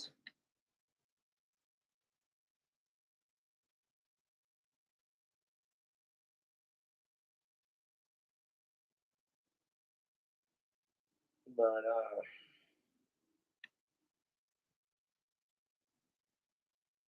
like if you're literally wanting to come to Casper and beat my ass, I own your life, dude. Your whole life revolves around King Cobra.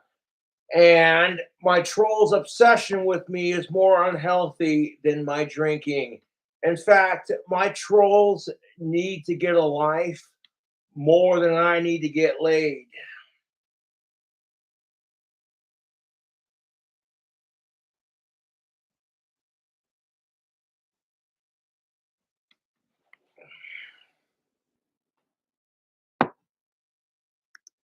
And think of it, there is Orange Pay of it. Yep. Which proves that men are not shallow and women are, because virtually every male porn star looks the same. Yeah, but here's the thing of it. Terrence Pop and Blake, I support what you do. Women can be just as shallow as men. Men can be just as shallow as women. That doesn't mean we're all like that. There are some good people out there, but they get overshadowed by the assholes. There are videos of pretty much every body type of women under the sun. Oh yeah. So, much to my Oh yeah. You ever watch a lesbian bungaree? It is just fucking glorious. Lesbians squirting bungaree. You get like 50 plus chicks. They're all of age. They're all non-related, and they're all naked and playing with each other's tits and eating each other out and diddling on each other, and then Pokemon reference, Squirtle, Squirtle, Squirtle, Squirtle. And they all start squirting on each other. I'm like, that's just kinky.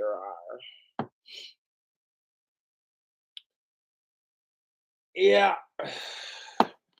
I made a couple chicks in my day squirt, and it's freaking awesome. Especially when you let it dry. Like, if it's not like, okay, here's the thing of it. If she like completely drenches the sheets, I'd wash them. But like, if it's a harmless little, you know what I'm saying? Just to like, you know what I'm saying? Like, if the sheets are so soaked that when you pull them off the fucking bed, it's just like, you know what I'm saying, dude? Then I wash it.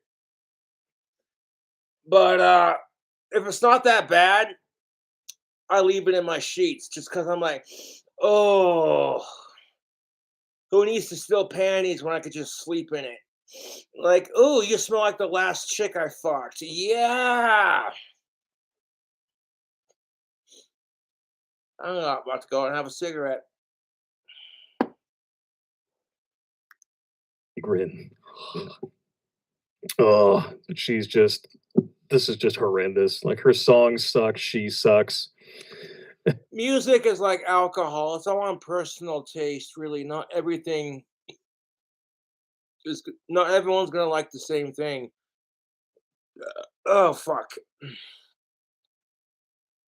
Which that's why I like the world we live in. It's diverse. Diversity is good to a degree. Mm. Hiccups. And Teresa here's the worst part is like we have a lot. We're going to have a whole crop of young women who are getting basically brainwashed by the feminists. Yep. Yeah, modern day feminism teaches women to hate themselves, hate each other, and to hate competition. This is why you have all these radical leftist harpies who are just like, fuck the patriarchy and don't shave your pits because fuck men telling us how to shave our body hair. And I'm like, yeah, but ladies, we get that crap too. Maybe not nearly as bad, but to a degree. Have you seen the Manscaped commercials?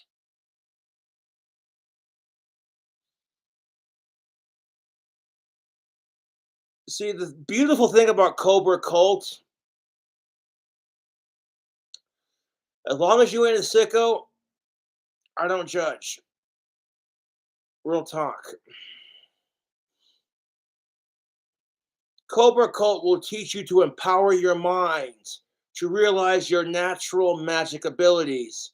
And some people are going to be more gifted with it than others.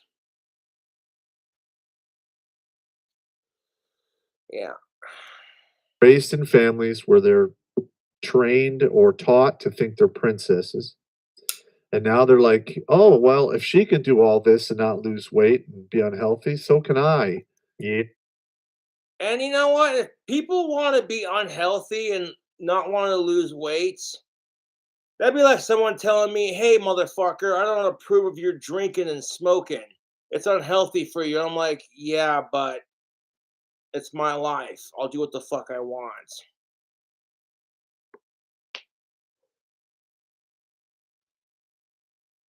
You can't tell me, Terrence Pop, that if some chick rejected you because you had a beer gut and you were like in your 50s, you'd be like, oh, that's typical.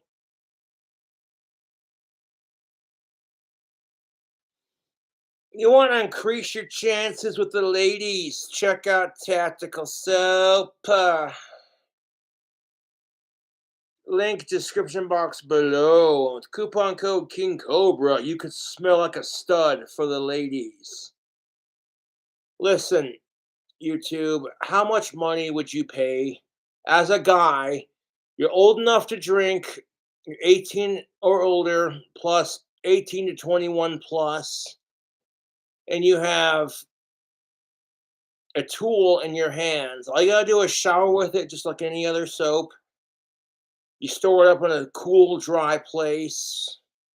You're going out to the club or you're going out to hang out with friends. All of a sudden, every chick in the group is just like, oh my, that dude smells good. Dude, I don't have to get laid. I legitimately do not have to get laid to know that tactical soap works based off of the reactions I've got from women that I know and hang out with. God damn it, Josh, you're wearing your soap again. I'm just like, yeah, buddy.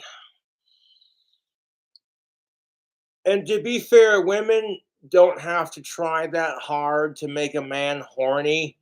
All they gotta do is show up and say yes. If the dude's into it, he'll pursue it. This is why you see dudes buying drinks for chicks.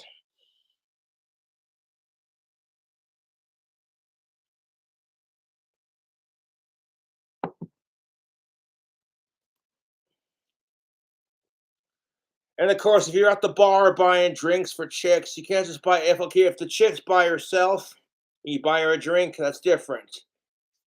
But if she's with an entourage of her best gal pals, her fellow goddesses, fuck yeah. Then you might as well buy a drink for all of them. Otherwise, you're gonna create problems because then you're gonna single her out in front of all her friends. And like, what if her friends are trying to get a guy to notice them? All of a sudden, that gives them room to slut shame their female friend because she's getting the attention. And that's kind of unfair. Women, you shouldn't slut shame your female friends. Women should stick up for each other and just a sisterhood, man. You know what I'm saying? A complete fucking sisterhood.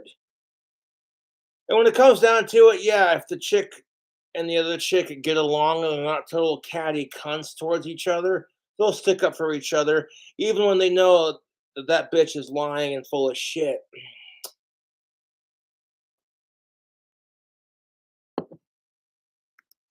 And it's not going to work out for 99% of you out there. That's what happens. Like, they put these women up on, I'm not going to say a pedestal, I'll say a flatbed truck. What do you?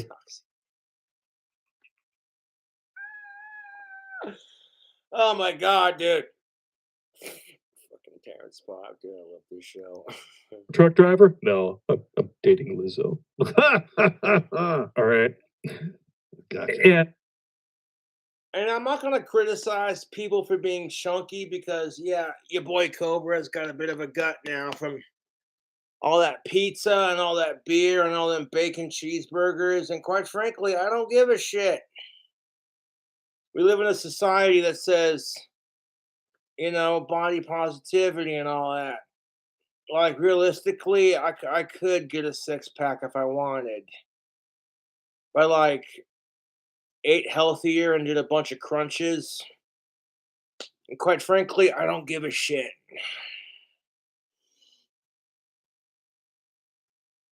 Because pizza and bacon cheeseburgers are freaking delicious.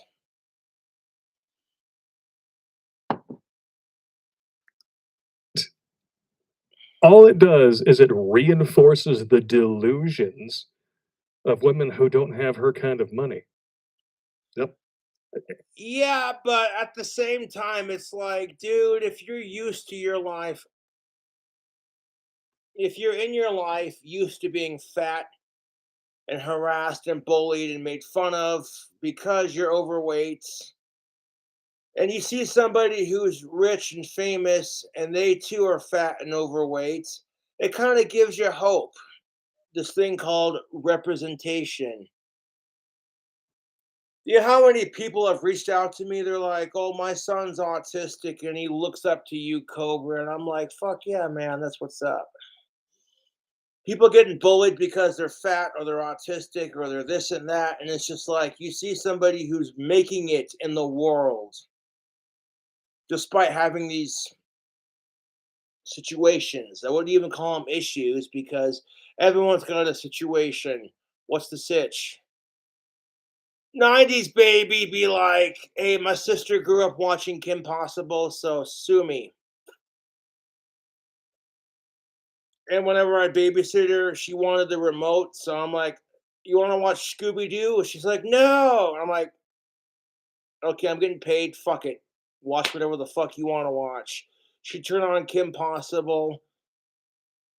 So that being said, my favorite character is Shigo, but that's beside the point. Black and green motherfucker. Okay.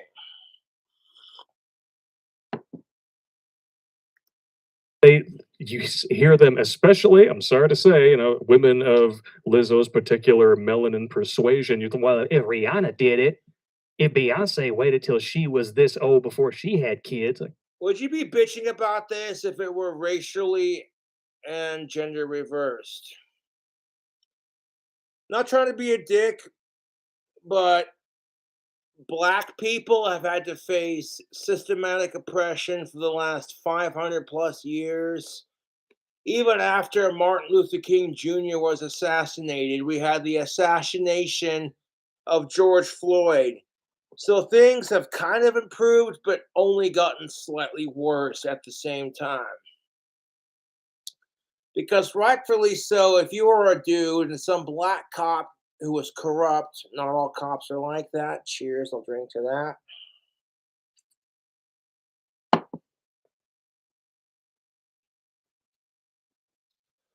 If a fucking corrupt black cop had killed a white person just because they were sick and tired of the man and Whitey's bullshit, and nobody cared because, well, all you whites are racist, so this is civil justice, you would be fucking pissed off.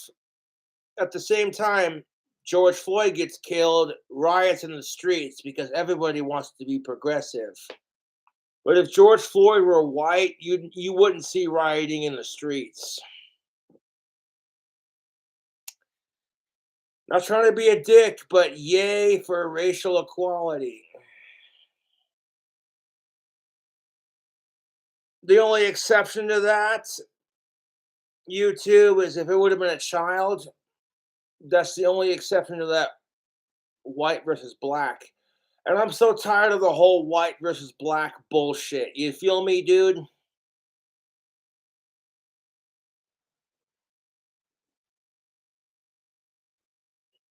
Like, let's just take racism out of the equation and end corruption in the system.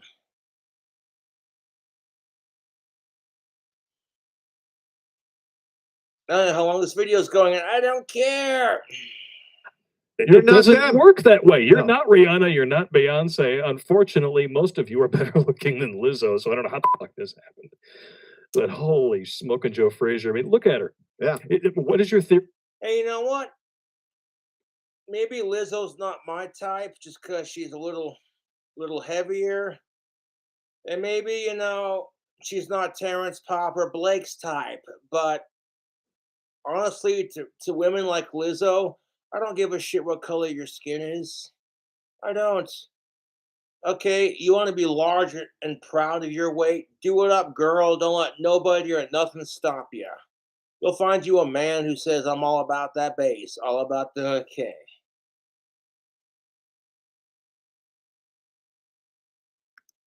About the arms to the head? That woman is 4 bills. Yeah. Somewhere between 4 and 5 bills right there. And she thinks that it's all good now because she's in her 20s. That's definitely too big to do reverse cowgirl laying down, if you know what I mean, with your feet and her feet, same direction. People are like, Cobra, what's your favorite sex position? If I lay down on my back and then a chick gets on top of me and lays down on her back facing the same direction and her feet are facing the same direction as my feet, you know what I'm saying?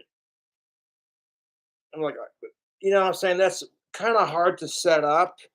And once you get it set up, it's virtually, you know what I'm saying? It's a sex position that's not going to tire out the couples.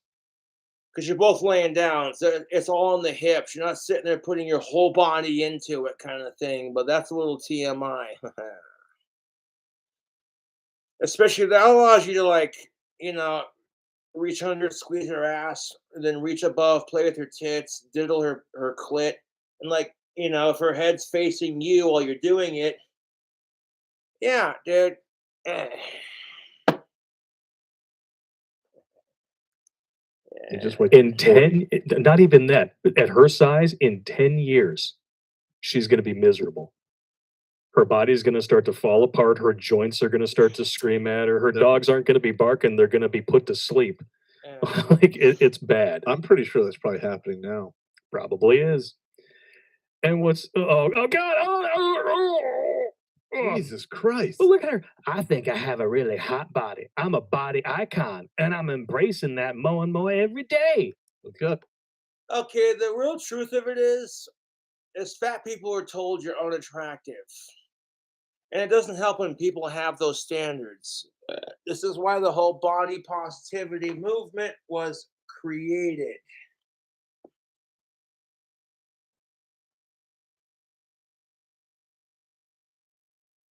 It's because, you know what I'm saying? Like, imagine growing up your whole life. You're fat. People are judging you because you're fat. You know what I'm saying? Like, I went off on this on my YouTube channel, so I feel like I'm beating a dead horse over here.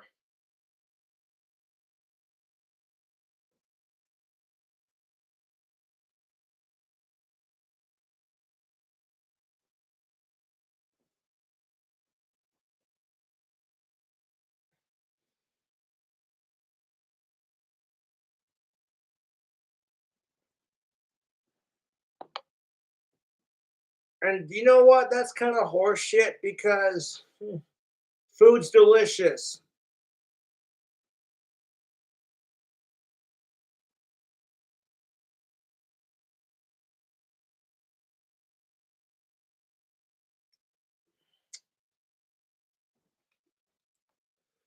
Like my top four favorite foods: pizza, bacon cheeseburgers, Doritos, ribs.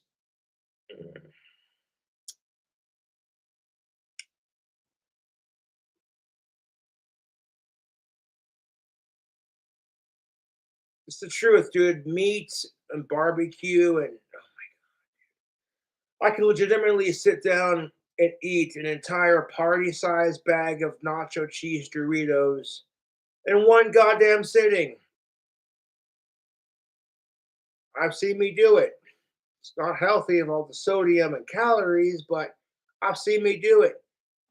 So, in like Lizzo's defense, food is delicious and life is depressing.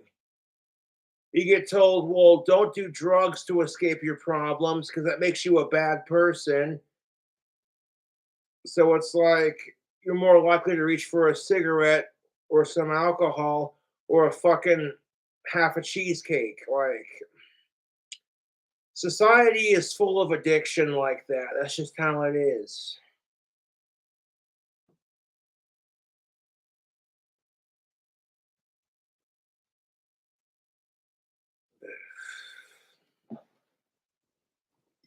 But then Terrence Poppin, well, Blake's married, so yeah, that's his shtick. But in like Terrence Pop's defense, I'm like, dude, I feel it. Single life can suck because women are just as picky as the men they complain about, and vice versa. And nobody wants to fucking change, YouTube.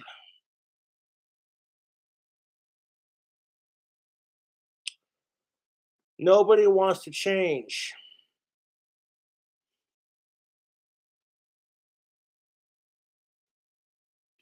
As long as you're in a sicko, you shouldn't have to change.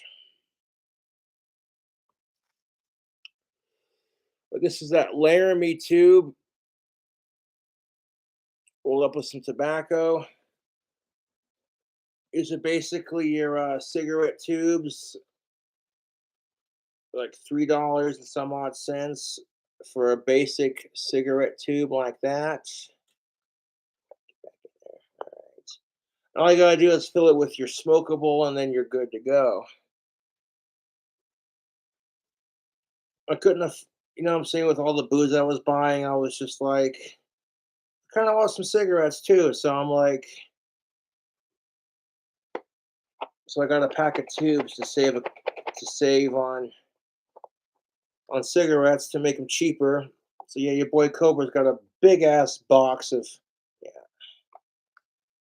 about to go outside and smoke it because, like, legitimately, Laramie cigarette tubes, full flavor, king size tubes. And then I took it and packed it with that menthol tobacco until like there was about that much left, and then I took it and twisted it. So this cigarette's fully loaded with that tobacco. And I'm not gonna smoke it indoors because the apartment I live in went smoker free, unfortunately. But it is what it is. I'm not complaining, to be honest. I like where I'm at, so I want to go outside uh, with the beer and have a cigarette. Time is it? Oh shit balls, dude! It's been a fucking 2 hour long stream. God damn.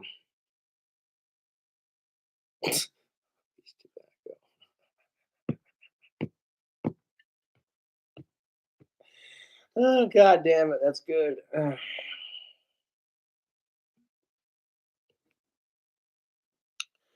So like if you're a cigarette smoker and you get the blank tubes and you stuff it with tobacco and you pack the end of it and twist it off. These are a lot cheaper than buying them by the pack sometimes.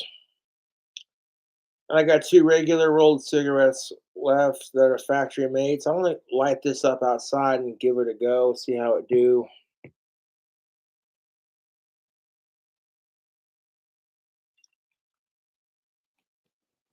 After I finish my whiskey, which I just poured more beer into. Haha, whiskey and beer.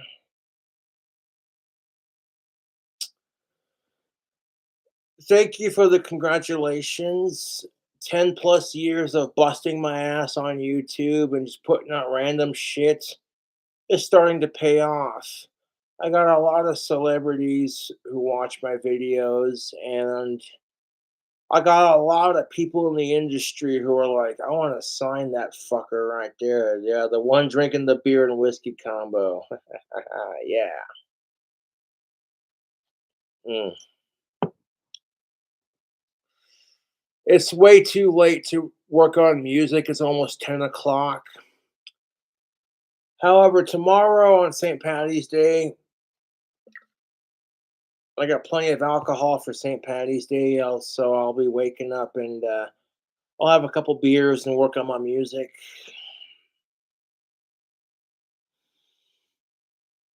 I'm gonna watch the South Park episode when I get done doing the stream. Uh,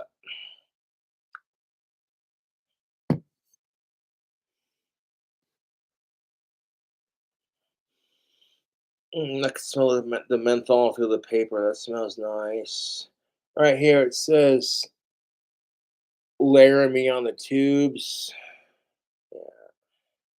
Of course, if you smoke cigarettes, you already know how addicting these bastards can be. Yeah. Now, when I was a kid, I grew up around cigarette smokers, and I hated the smell of it. But then when I tried my first cigarette, that's all it took was one cigarette, and I was hooked. Now, with cigarettes, you can lose your ability to get erections. You can lose your singing voice, your gorgeous hair, your teeth. There's so many. Oh, dude. So, like, I'm not gonna completely quit smoking, but I've cut down on it.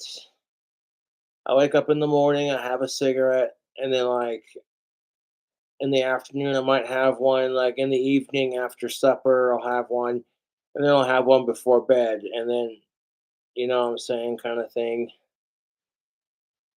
As much as I love tobacco, I don't want to lose my singing voice.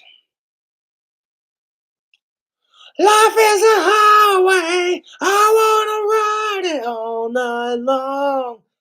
Life is a highway. I wanna ride it all night long. Dun dun dun dun dun dun dun dun dun dun. I love my unholy hat, but this one fits better. So I might start wearing this one from now on until I stretch out my unholy hats.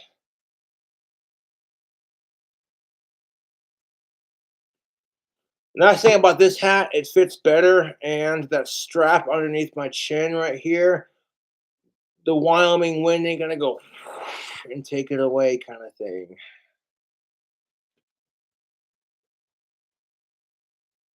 Dude, I want to do fucking vocal covers, man. I'm in that mood to sing and perform and just rock out, you know. I gotta get more guitar strings because I've been having shit luck with my high E strings. I got a tuning for my final song on the album that I like. I just need to replace the high E string.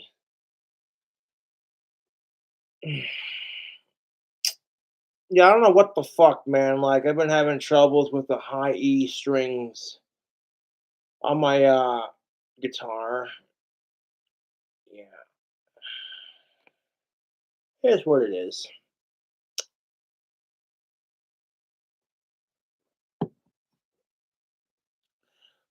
It's literally the thinnest string on the guitar, that very bottom highest string. I generally get like what's it called? Heavy gauge strings just because I do a lot of down tuning and they don't snap as quickly. My favorite string brand is DR. I love DR strings, not a sponsor.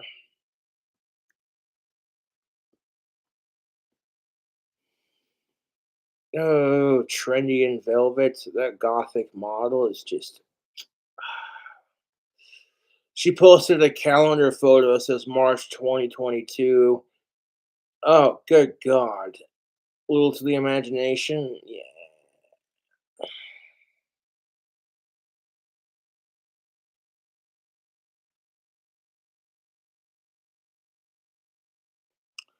What ends up snapping my strings, all the crazy excessive shredding on guitar, and all like the down tuning and shit, and up tuning.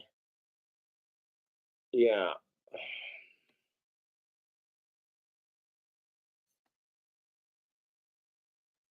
It's like the second beer I've had, and then a glass of whiskey. I'm trying to conserve it for tonight because tomorrow is St. Patty's Day, so like that way I got more than plenty of liquor and alcohol. Yeah.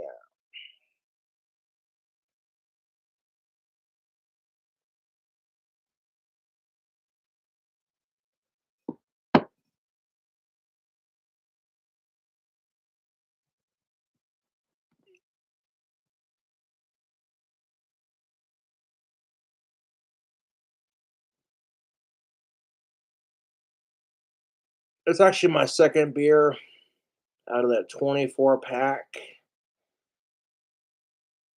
course, I haven't had any alcohol in like a day and a half, so I'm kind of like, it didn't take me long to, yeah. Like, but as far as the whole like the troll showing up to fuck with me kind of thing, it's already being investigated. I'm not scared of these bitch ass fucking trolls. I own my trolls, dude. It's so pathetic. Like, we could just let Cobra be and let him do his thing, but no, we're gonna obsessively hate on him, and it's just like,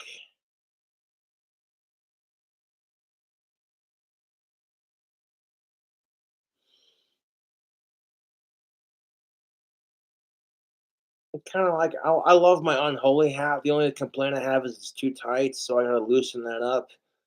But this one's actually pretty good. Punk rock says chug chug chug chug. Well then, it could be just some assholes talking shit, but on the offhand chance they're being legit. One of these days, my trolls are gonna cross the line, and it's gonna get them arrested. You want to create an entire subreddit dedicated to hating King Cobra, that's your choice. But the second you start potentially threatening my life, that's a bit far, don't you think? Harassing girls that I like, harassing my friends, harassing my family. Like, I could be here for 2 more hours just talking about all the shit they've done to me in the past. I'm not giving them that satisfaction. The fact that I keep going and I keep making videos and I keep kicking ass, regardless if I have alcohol or not, really just shows you the kind of person I really am.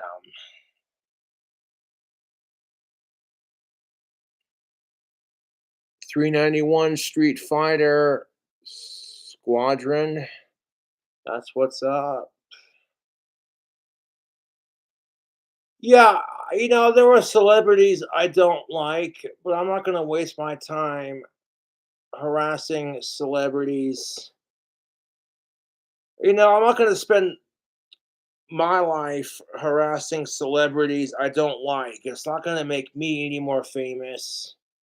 And it just makes me look obsessed with that person. You feel me, YouTube? I would rather obsess over the celebrities that I like. You know what I'm saying? Versus, okay.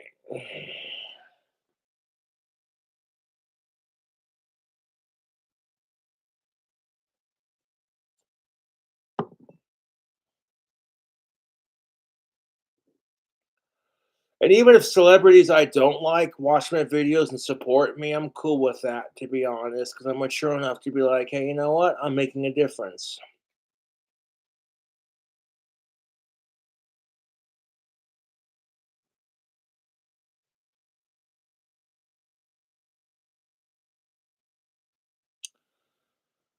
Yeah, I have such a drinking problem that I've only had like 2 beers and a glass of whiskey. And I might have another beer while I watch South Park, but outside of that, I don't feel like getting super wasted until like tomorrow when it's actually more seasonal.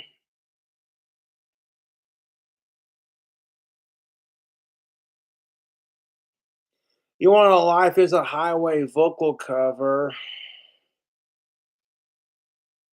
Maybe.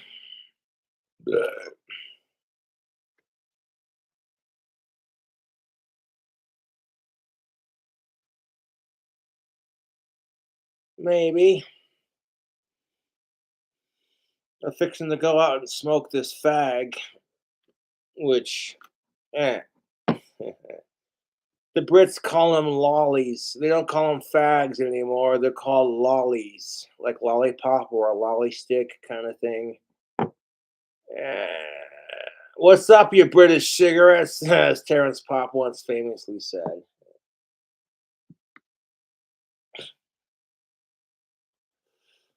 No, I support LGBTQ rights. I also support straight rights. That's why I created a shirt on my customized girl.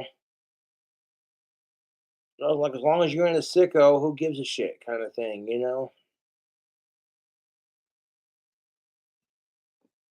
No, my LGBTQ SA shirt kicks ass. Because asexual also covers other spectrums like semisexual, asexual, demisexual kind of thing. It's all like if you want to categorize all the main sexualities, fuck sickos, into lesbian, trans, gay, bisexual, queer, straight, asexual, and then you got your subcategories like demisexual, etc. It just makes it easier to understand.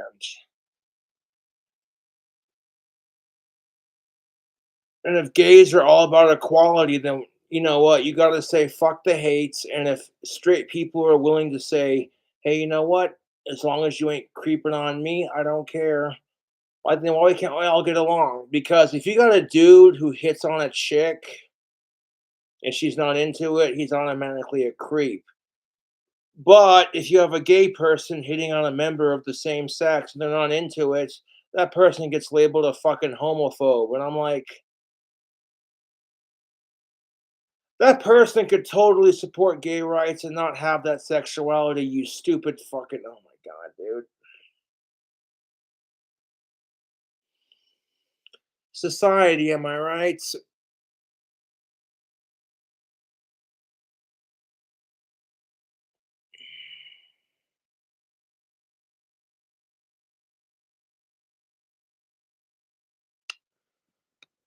Hey, someone commented on the video.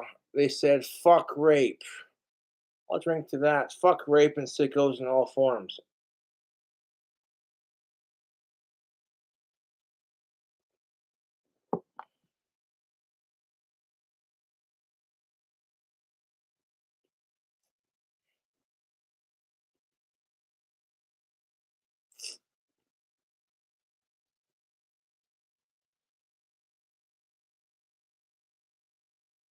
I'm never changing.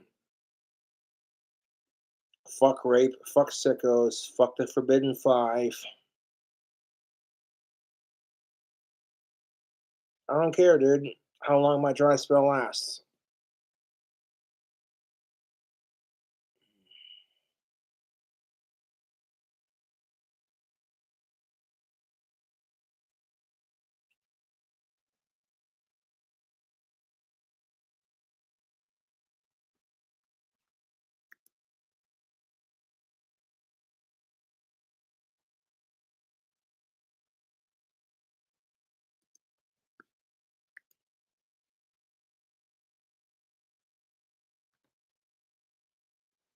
Okay, I didn't do shit to Gothy. She brought up her OnlyFans. I said I want to see it. You know, I'm saying this was just two consenting adults. I'm like, well, my dick approves. That's how you know I'm interested because guys are simple like that. And Gothy want to fucking twist it like, oh my God, she tried. And then as soon as I said, let's be friends and just see where it goes, she's like, oh, and then she went chasing after Richie Wright's ass. And I'm like, you know what? Richie needs it more than I do. That dude hadn't had a chick in years, dude. So I'm like, honestly, Gothy would be better for Richie anyways because I saw Richie Wright's last girlfriend that he was with. Ugh, dude, Gothy is like 4 times harder than Richie Wright's last girlfriend. No offense to Gothy or Richie Wright, but that's the truth, dude. I'm like, oh, that fat bitch that Richie used to be with. Good Lord, dude.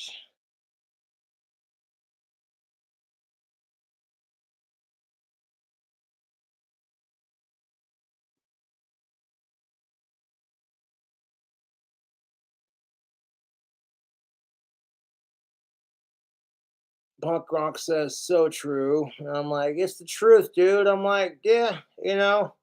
uh,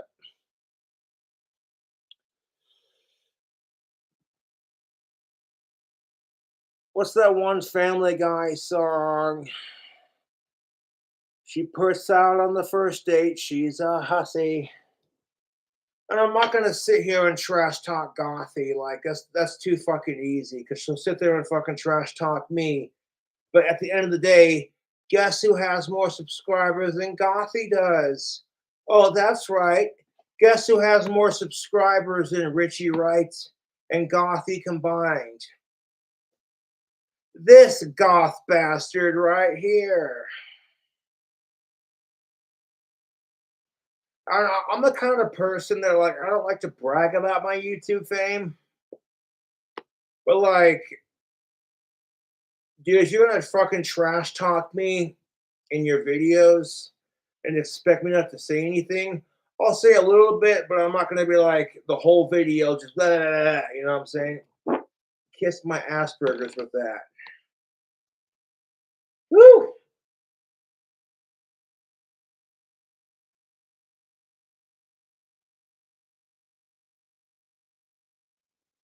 Golly.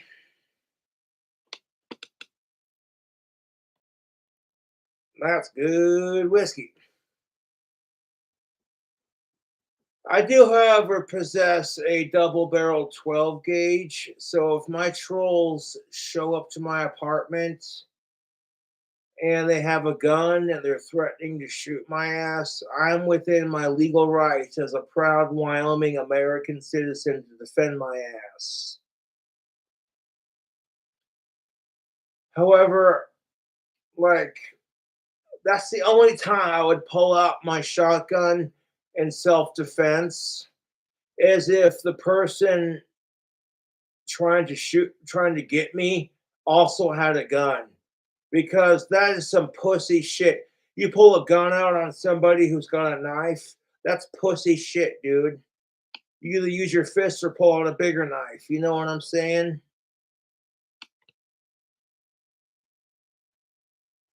And to be fair, I love my double barrel Stoger 12 gauge side by side coach gun.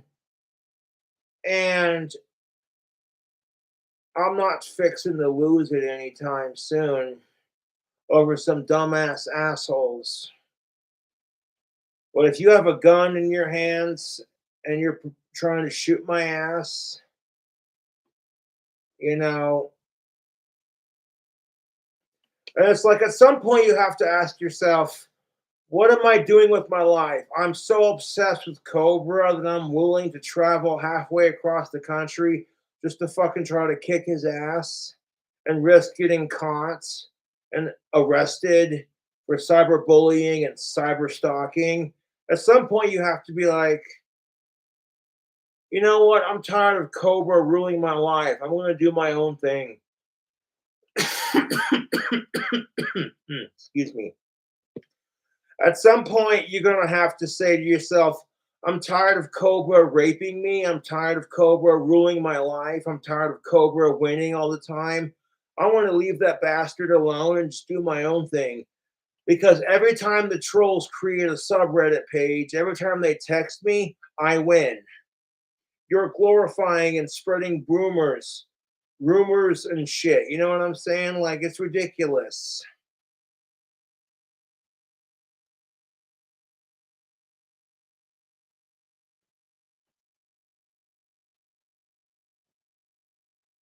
It's the truth, dude. And I'm like, you know what? I'm not going to spend all day glorifying and hating on celebrities I don't like. I want to focus on doing my own thing. And when I focus on doing my own thing, instead of focusing on celebrities I don't like, I'm a lot happier in life because I'm like, Justin Bieber sucks, but who gives a shit what he does? As long as he ain't a sick fuck, I don't care. He's doing his shit. I'm doing my shit.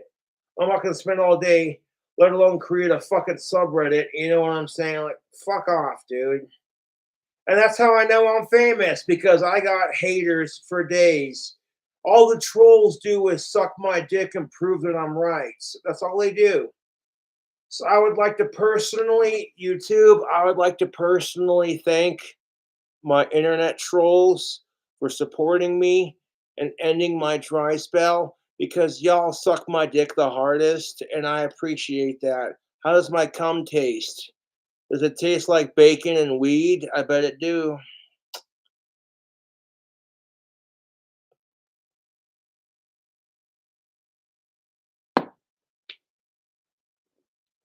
All my trolls have is, oh, he said the word troll. He mentioned us. Oh, that's all you guys have in life. I have so much more going for me in life right now. It's sad for my trolls, at least.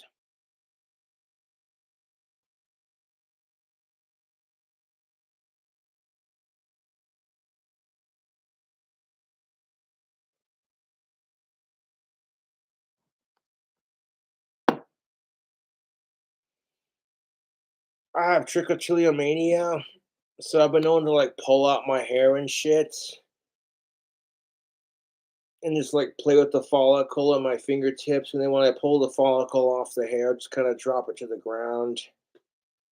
And that's why I wear a hat, just so I don't pick at my hair because I'm going bald, kind of thing.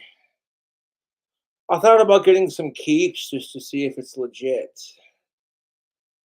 Regardless, I like this other hat here that the fan sent. It's pretty swinging. Uh, I like the unholy hat, but it's way too goddamn tight for my head, so I gotta stretch that bitch out. Ugh. Almost 10 o'clock. Man, time flies when you're drinking and just having fun making YouTube videos, bitching about society. Yeah, because it's 10 o'clock, I will not be doing any vocal covers. I want to go out and have a cigarette. I want to wrap up this here YouTube video after my cigarette. Life is a highway. I want to ride it all night long. Dun, dun, dun, dun, dun, dun. I've covered that song so many times on my channel, to be honest.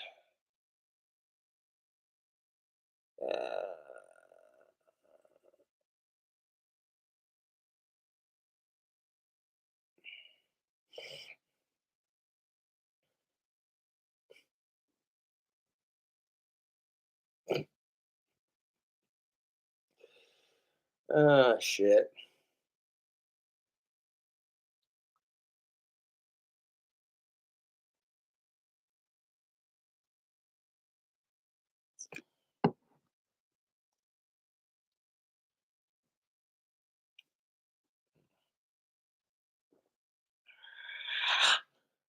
Aha. Uh, huh. Put this back in the fridge.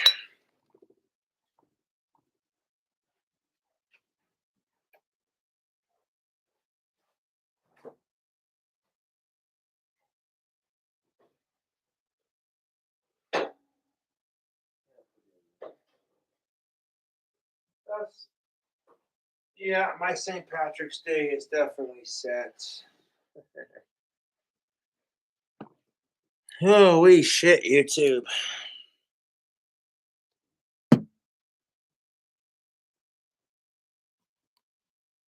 Dude, I gotta finish this here beer and this here whiskey beer mix. I'm gonna take a piss, go outside, smoke a cigarette, come back in, finish up the stream. 2 hours already, dude. Time just flies, motherfucker.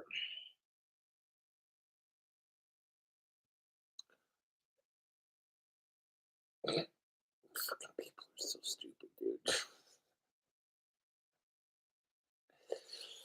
Oh my god. The fucking hatred I receive is just so pathetic. You can't help yourselves, can you? It's like having OCD. You just have to comment something stupid or retarded or ridiculous. You have to hate on Cobra. Like, oh my god.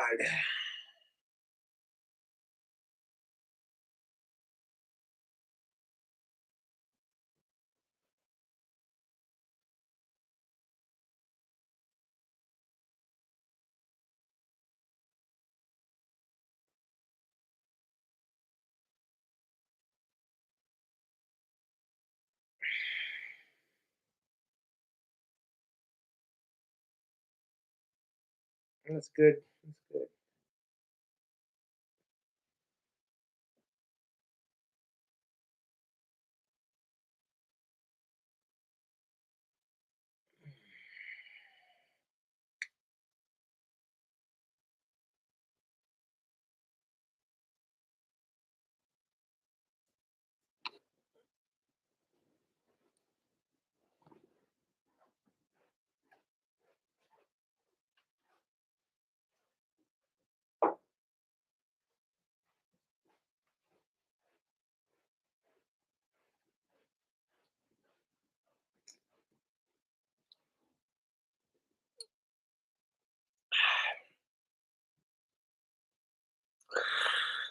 Ah, yeah, finished it.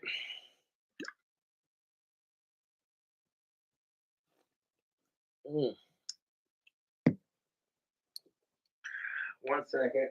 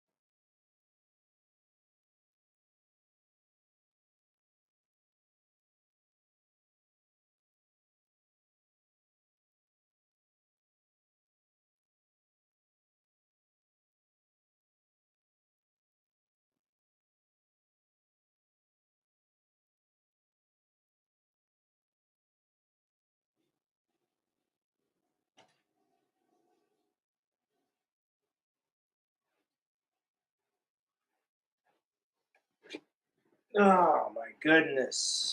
YouTube. That's better.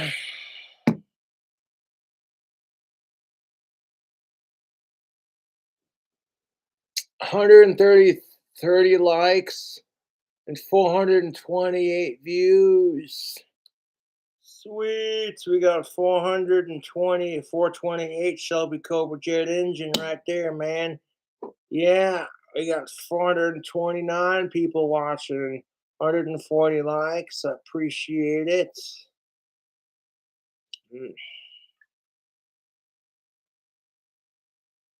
That much left in the bottle.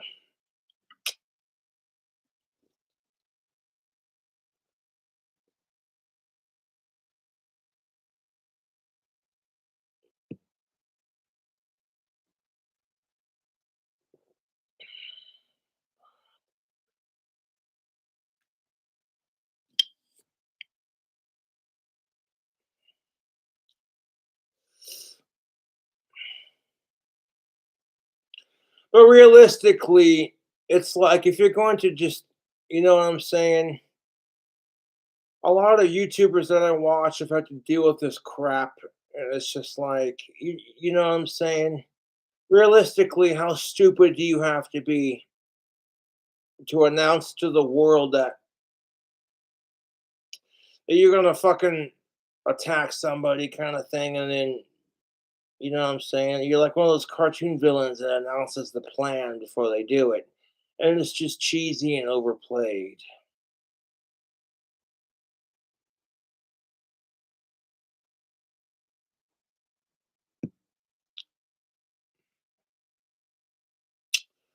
You already know.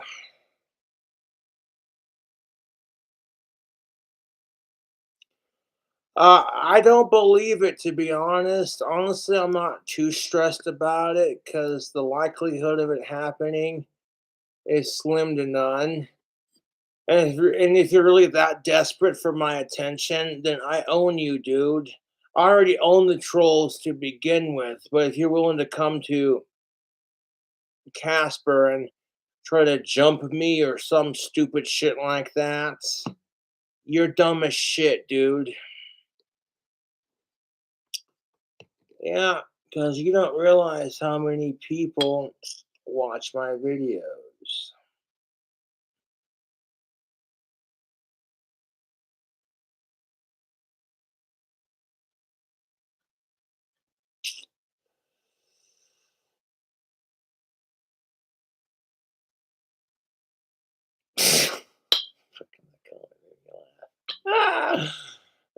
Fucking shit.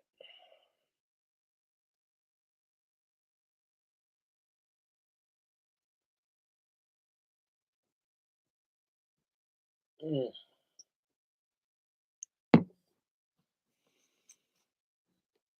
It took a little bit to like fill up the tube and like twist off the end to make a decent cigarette here. I don't have the machine to do it or the little doohickey gadget, so we'll see how I did.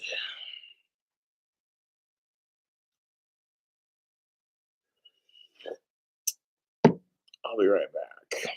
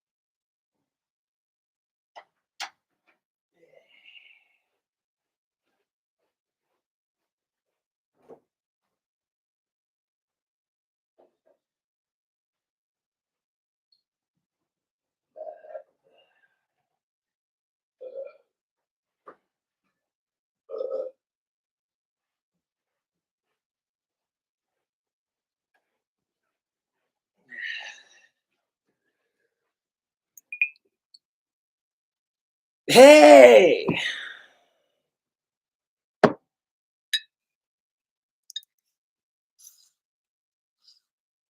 People are like, don't go. It's just getting good.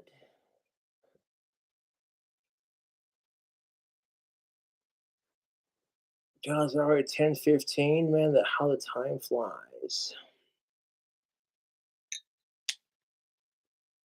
Fucking, this bottle of wine don't want to open up, man. Hold up.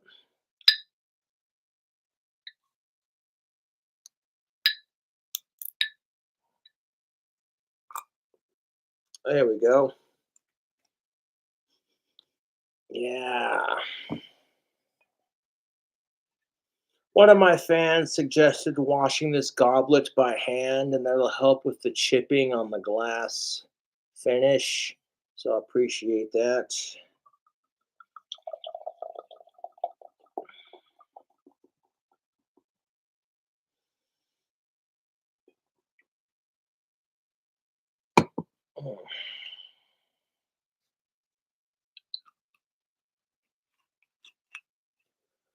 Well, the glass is dishwasher safe to a degree. So this might be one of those glasses I gotta wash by hand.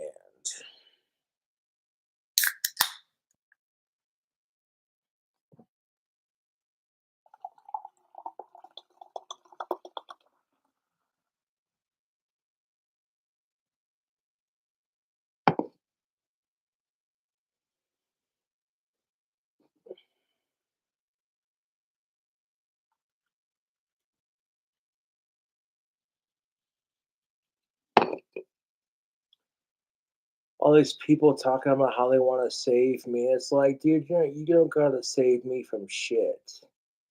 You want to sign me up for some legit stuff. You want to pay me for videos. Cool. I don't need saved.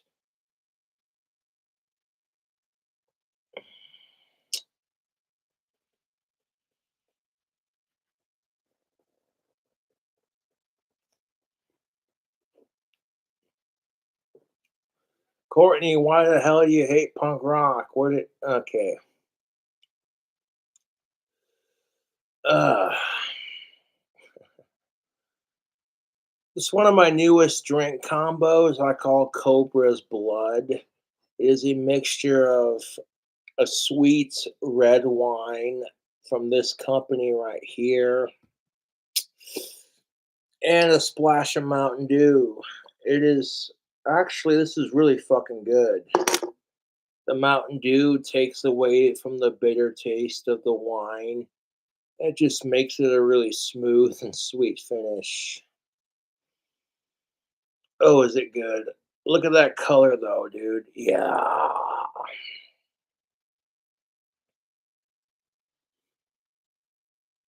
Give y'all a little treat. Let me open up GarageBand. Hold up.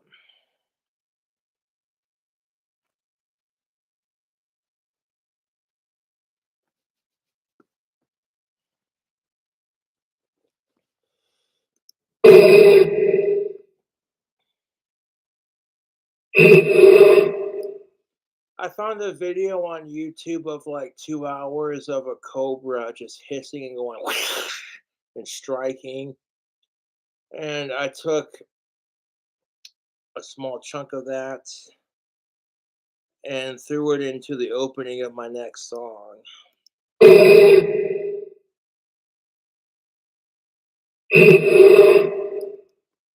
I'll look it up on YouTube and I want to plug the video in chat.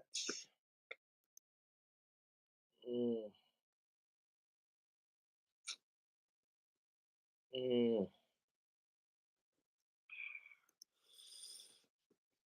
Oh, that's good. Oh, that red wine, the sweet red wine. And when it comes to wine, I like all wines, but my favorites are the sweet red wines. Those are my favorites.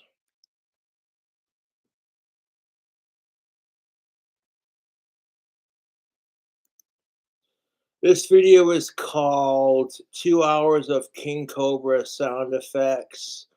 However, the cobra they have featured in the video photo is a classic Indian cobra. Nonetheless, it's a cobra hissing. So this is the video I used for the opening of my video. Check that out. I found I sat there listening to it and I found it quite relaxing. I'm not just saying that because cobras are my favorite snakes. But anyways.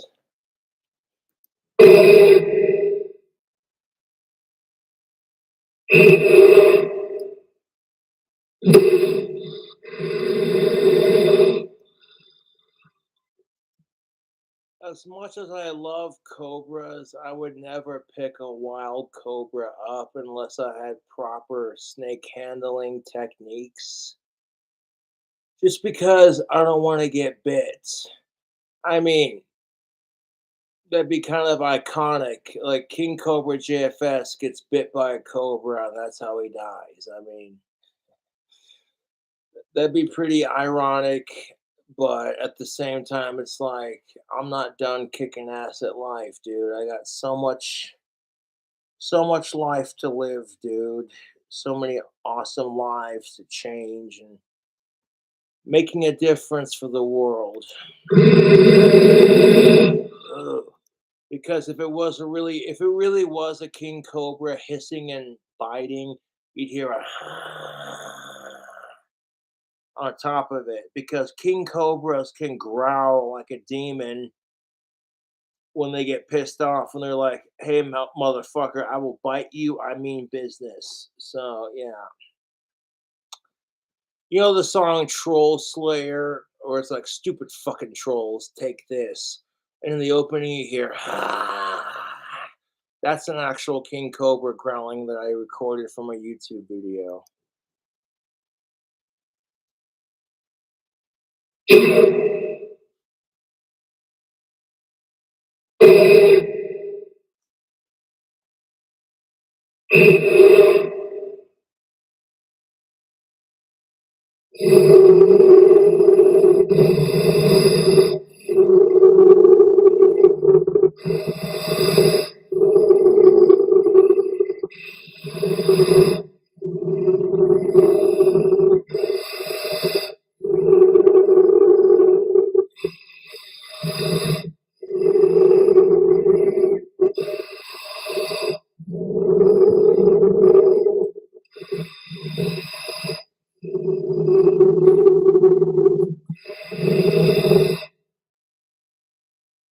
Who's a cranky cobra?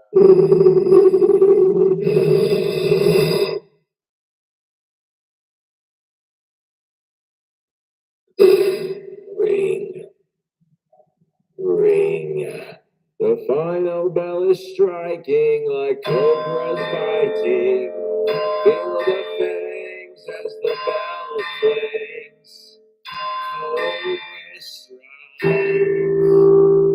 The final bell is striking like cobras biting. Feel the fangs as the bell clings. Cobras strike.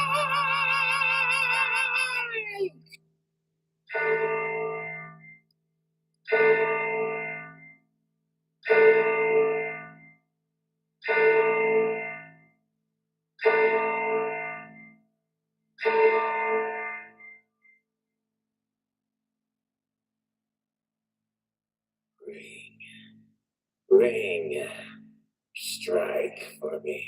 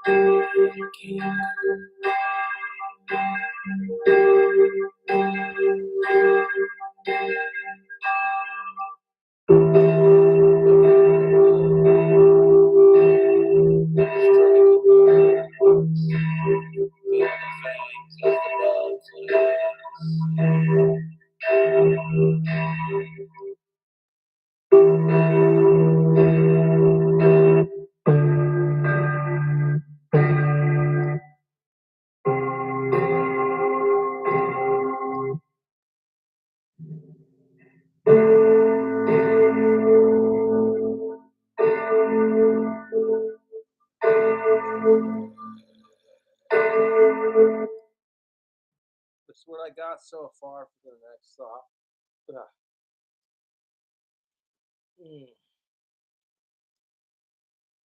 I'm gonna finish this glass of wine and I'm gonna leave you with it. Yeah, shit, fuck. Excuse me.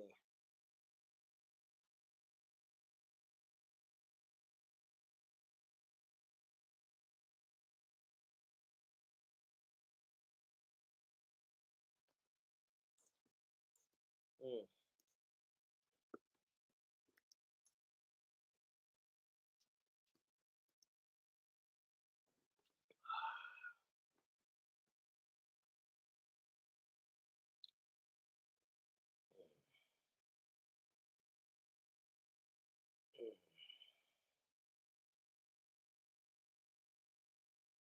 Best good mythical morning food. Well, let's see about that. I've lived on the beach most of my life. The connection Charlie and I have is making me take this risk. What's the best savory food creation in Good Mythical Morning history? Let's talk about that. Yeah, let's talk about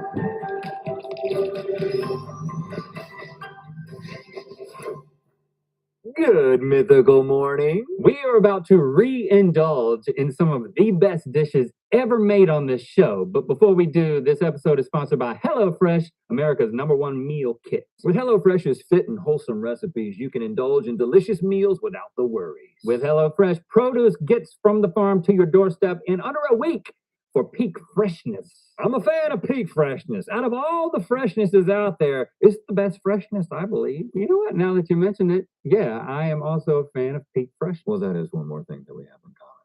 I appreciate that about you.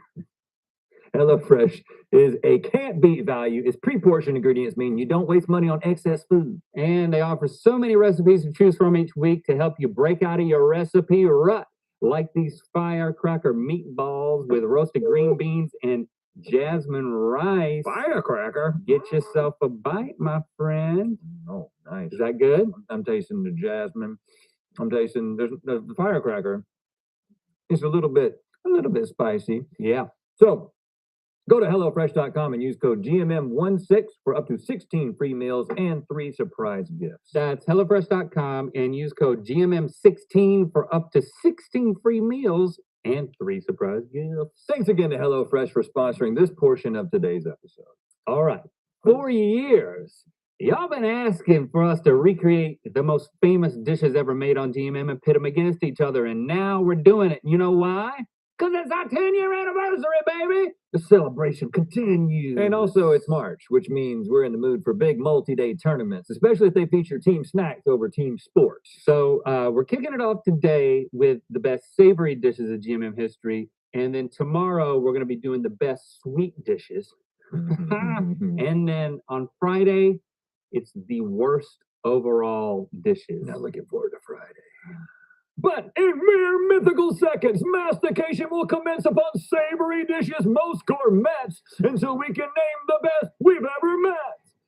Which delectable dish will titillate our tingling taste buds and take the top prize to be forever known as the favorite of these two guys? It's time for Meals of Mythicality, Best Savory Food. So, in order to determine our matchups, over 20,000 of you and the Mythical crew voted to create the killer matchups of incredible dishes that we are going to be tasting today. And manning the tournament board is our very own tournament board supervisor, Michelle. Hello, Michelle. Look at you making your way into a different format. Looks very happy. You naughty cow. Oh, all right. You know how to work that thing? Don't be so bashful. So without further ado, the top 8 dishes are Animal Style In-N-Out Mac and Cheese, Uncrustables Chicken Sandwich, Grilled Cheese Ramen, Wendy's Baconator Lasagna, KFC Chipotle Burrito Drumstick, Doritos Big Mac, Orange Chicken Parm, and Popeye's Breakfast Burrito. I almost said orange chicken parmesan, but then I'm gonna smash the like for that Doritos Big Mac because I love nacho cheese Doritos. And I like Good Mythical Morning. Mythical Chef Josh, what's up? We both share the same first name. Ain't that a kick? Yeah, well, I understood. In the end, only one dish will be given the honorable title of Our Lord and Savior and will receive the Golden Halo. So let's eat. Okay, we're starting out with our first seed, animal style, In-N-Out mac and cheese up against our 8th seed, Uncrustables chicken sandwich. So this mac and cheese, again, this is macaroni made out of the dehydrated In-N-Out French fries. Then you got the secret animal style spread and American cheese on top. And then some caramelized onions as well. Don't forget the French fry breadcrumbs. French fry breadcrumbs, right? Crumbs. Bread crumbs, Right. breadcrumbs. Be careful. So, I mean, the miraculous thing here is that you made pasta out of French fries. Yep. Later. Actually from In-N-Out. Oh, yeah. And I remember, I mean, this is from 2019, Willet mac and cheese. And I just remember feeling so strongly about this in the moment. Let's see if it returns to that glory. It does. It's just so decadent. Like it feels like it's about to be too much. You about to choke and die? Yeah, it's about to be too much, but then it's like, no, I'm just right. Yeah. And you know what? I'm gonna take note of when I want to go in for another bite, but I'm not gonna do it. I want to, because that is the data I need to determine which one I'm going for first. Over here, the Uncrustables chicken sandwich. Grab your half of this. You got an Uncrustable on top. You got an Uncrustable on the bottom. Not a sponsor. And then right here in the middle, you've got fried chicken cutlet dipped in peanut butter, dipped in jelly, with a peanut butter covered pickle hiding underneath. This is not too long ago. My birthday, October 11th, 2021. Smucker's Uncluckables is what we called it. It's still good. But let's be real. Oh, man. It's amazing, yet strange. The peanut butter and the jelly, they do something to the fried chicken that is a little bit unexpected. I like it, but it's not like the best thing I've ever tasted, which this might be. A little bit of school lunch and a lot of chicken sandwich does not beat it out. So the In-N-Out animal style mac and cheese is moving on, and we're gonna bring this back. So we'll get more in a little bit. Yes, Michelle, move it on, girl. Oh, hey, what kind of magic did you just do with your hoof? Did you really do that, or was that just like a timing thing? Okay. Like taking all the Good credit, job. just like Vanna. These are tightly seated. Whew. Number 4, we've got grilled cheese ramen. A beautiful situation. Yeah. Up against the number 5 seed, Wendy's Baconator lasagna.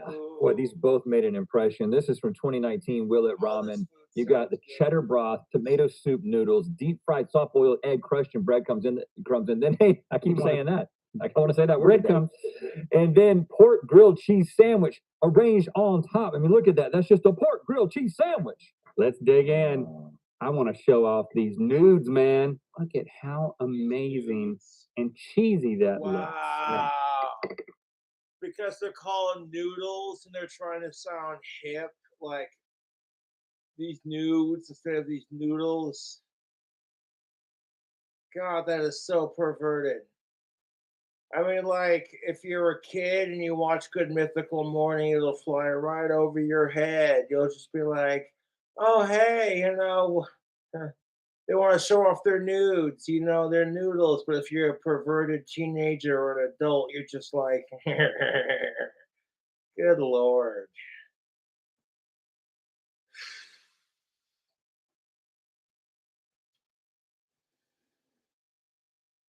I'm feeling pretty fucking swinging right now, man. This Cobra's Blood combination is so good. You take that red wine and that Mountain Dew, like straight up.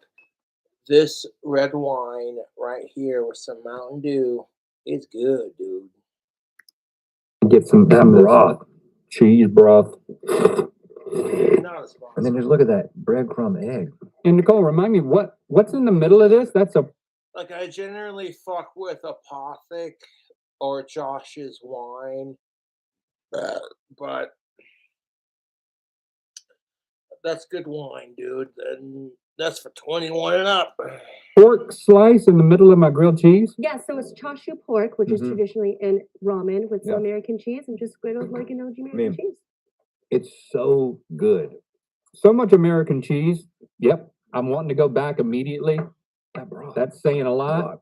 But instead of going back to that, we are going to go back to January 11th of 2021 for Will It Lasagna, season premiere of season 19. I remember like it was a year ago. Do you? No. Oh, you're going off of that one, huh? I'll go off of the same one. Of it. Pasta dough with American cheese in the pasta dough. Mm-hmm. Every second that passes, this tape could be spreading. Baby. Sauce with hamburger meat and bacon, of course. Bun, breadcrumbs, and topped with more cheese. So much cheese in this round. Can you just like both of them? Do you have to choose? I got 2 children. I mean, I like one of them a little bit more than the other, but I mean, really, I love them equally. I love the taste of both of these, but there's something about the way that I would have thought you would have said this already. The way lasagna comes together in one bite, that is everything concentrated into one thing. That's true. This is an egg, noodles, broth, grilled cheese. It's a whole meal in and of itself, but I don't know if it really represents the perfect bite. No, but that's not the only criteria, my man. This is so cheese dominant that I'm not actually, I didn't experience any bacon, and it's called a baconator. I think you would expect for us to be talking about bacon just as much as cheese, right? I don't think it happened. This over here, there's a little bit of variety.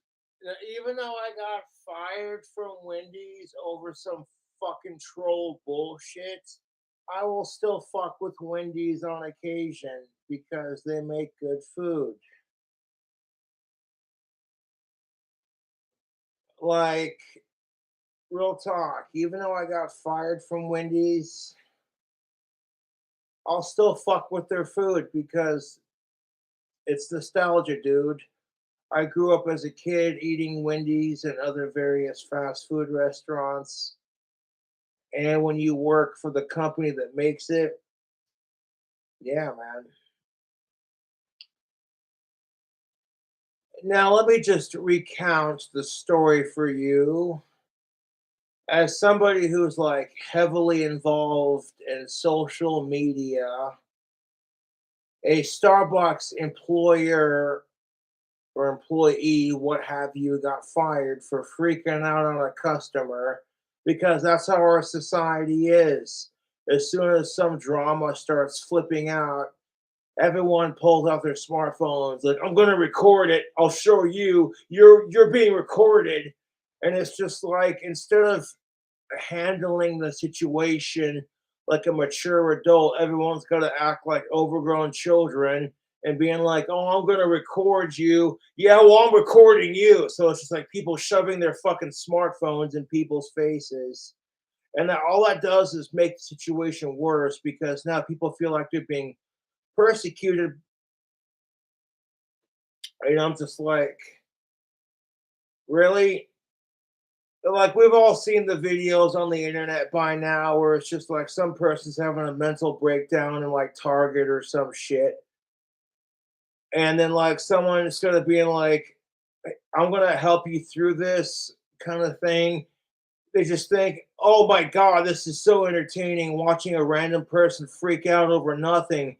I'm gonna film it and put it on my TikTok kind of thing just for fucking clout views. It's disgusting the way people use social media for entertainment. It's like you don't even know if that person is legitimately suffering from a mental disorder. Maybe they have like severe autism or like some like mental issues. Maybe they were raped as kids or some shit like that. Whatever kind of fuck sickos and whatever kind of psychosis they're going through that causes them to act like that in public today, they could have like a legitimate fucking issue. And you don't care because to you it's entertaining to watch somebody else freak out. So like people want to glorify me freaking out on YouTube, and it's like, fuck all of you, dude. That's how I feel about it. And fuck pedophiles for that matter.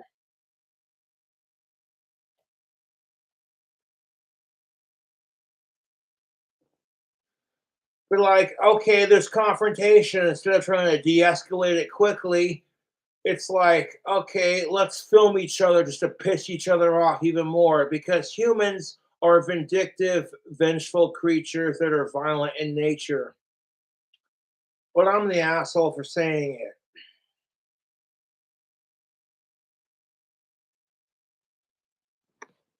Yeah. There's an And then that's what really fucking pisses me off about it. It's like, oh, okay, you guys, we have a Karen freaking out in Target, and that's what it's called. And they don't, you know what I'm saying? If you watch the new episode of The Simpsons where Homer Simpson tried to buy his dog a fucking ice cream to spoil his dog, and then his dog gets all rambunctious and then accidentally locks the car, and you know what I'm saying, kind of thing, like the worst possible situation. And everyone painted Homer Simpson as this dog abusing piece of shit, and everyone's all filming him like, "Oh, we got you on camera," and it's like that's exactly what the fuck is wrong with our society today, YouTube.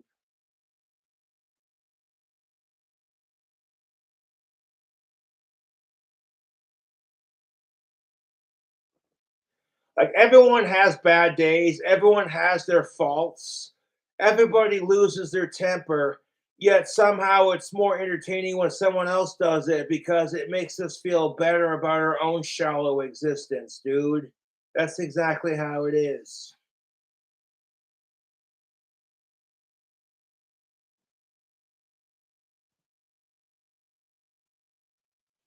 Like everyone's had a bad day, and it's just like you're trying to get through day-to-day life without losing your shit and making an Asperger's of yourself.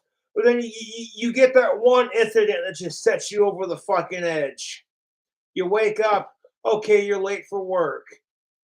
And then every fucking traffic light on the way to your job has to fuck with you. It feels like a why me kind of moment, right? You get to your job and your boss is raping your ass because you're late for work, metaphorically speaking. And then you get to the hardest day of work, and then your wife will fucking text you, "Hey, babe, we're out of milk and eggs. Could you go to the store and pick them up, please?" And you're like, "Sure, honey, I got you." So you go to the store to pick up some milk and eggs. And then some fucking asshole has to have a freak out in the front line because of a miscommunication or misunderstanding or what have you. It's so irritating, dude. And then you're getting and then like you want to be better for the environment, so they're like paper or plastic. You're like, you know what? I'll take a paper bag for my eggs, please, because I'm gonna be the one motherfucker that's better for the environment, kind of thing, right? You get home, you're taking your groceries out of the car, and then of course the paper bag breaks, and your eggs just shatter all over your fucking driveway. And that's when life is just like, okay, okay, you want to control your temper? Okay, let's see how truthful you really are about this. And up to that point, you've had a fucking shit day dealing with your fellow asshole human beings, your asshole bosses, the fucking assholes at the grocery store. And you're sitting there the whole time being like,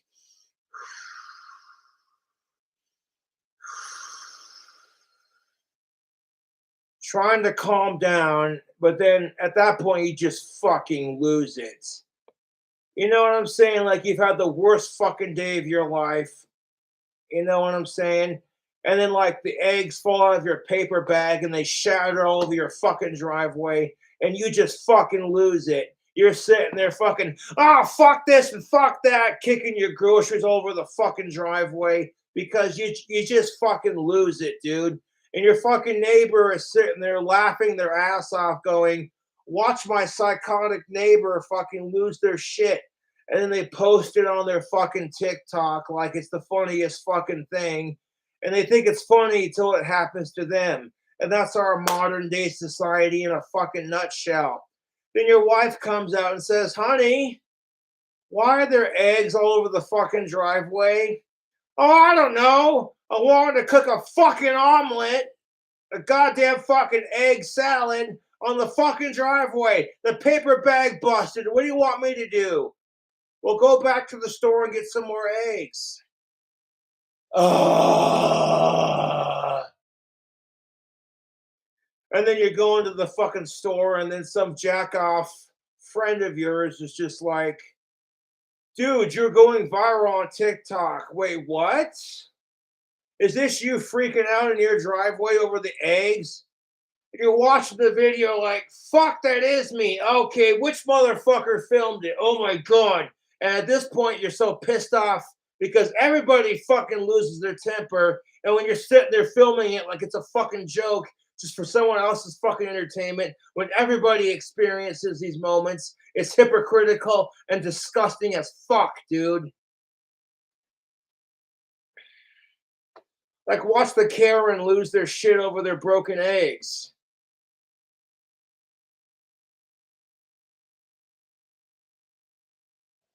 It's fucking stupid. And you're sitting there like, you know, and we've all had those moments where it's just like, can you cut me some slack here? You spend the whole day getting your fucking balls kicked in by life. The fucking assholes here, the assholes there. And then some asshole has to, you know what I'm saying? And like, how insulting is that to people who are named Karen, who are actually decent people? These people out there, these women who have the name Karen, who are decent people, and then they have to fucking deal with the whole Karen stereotype. Like, let me speak to your manager. Like, bitch, I am the manager.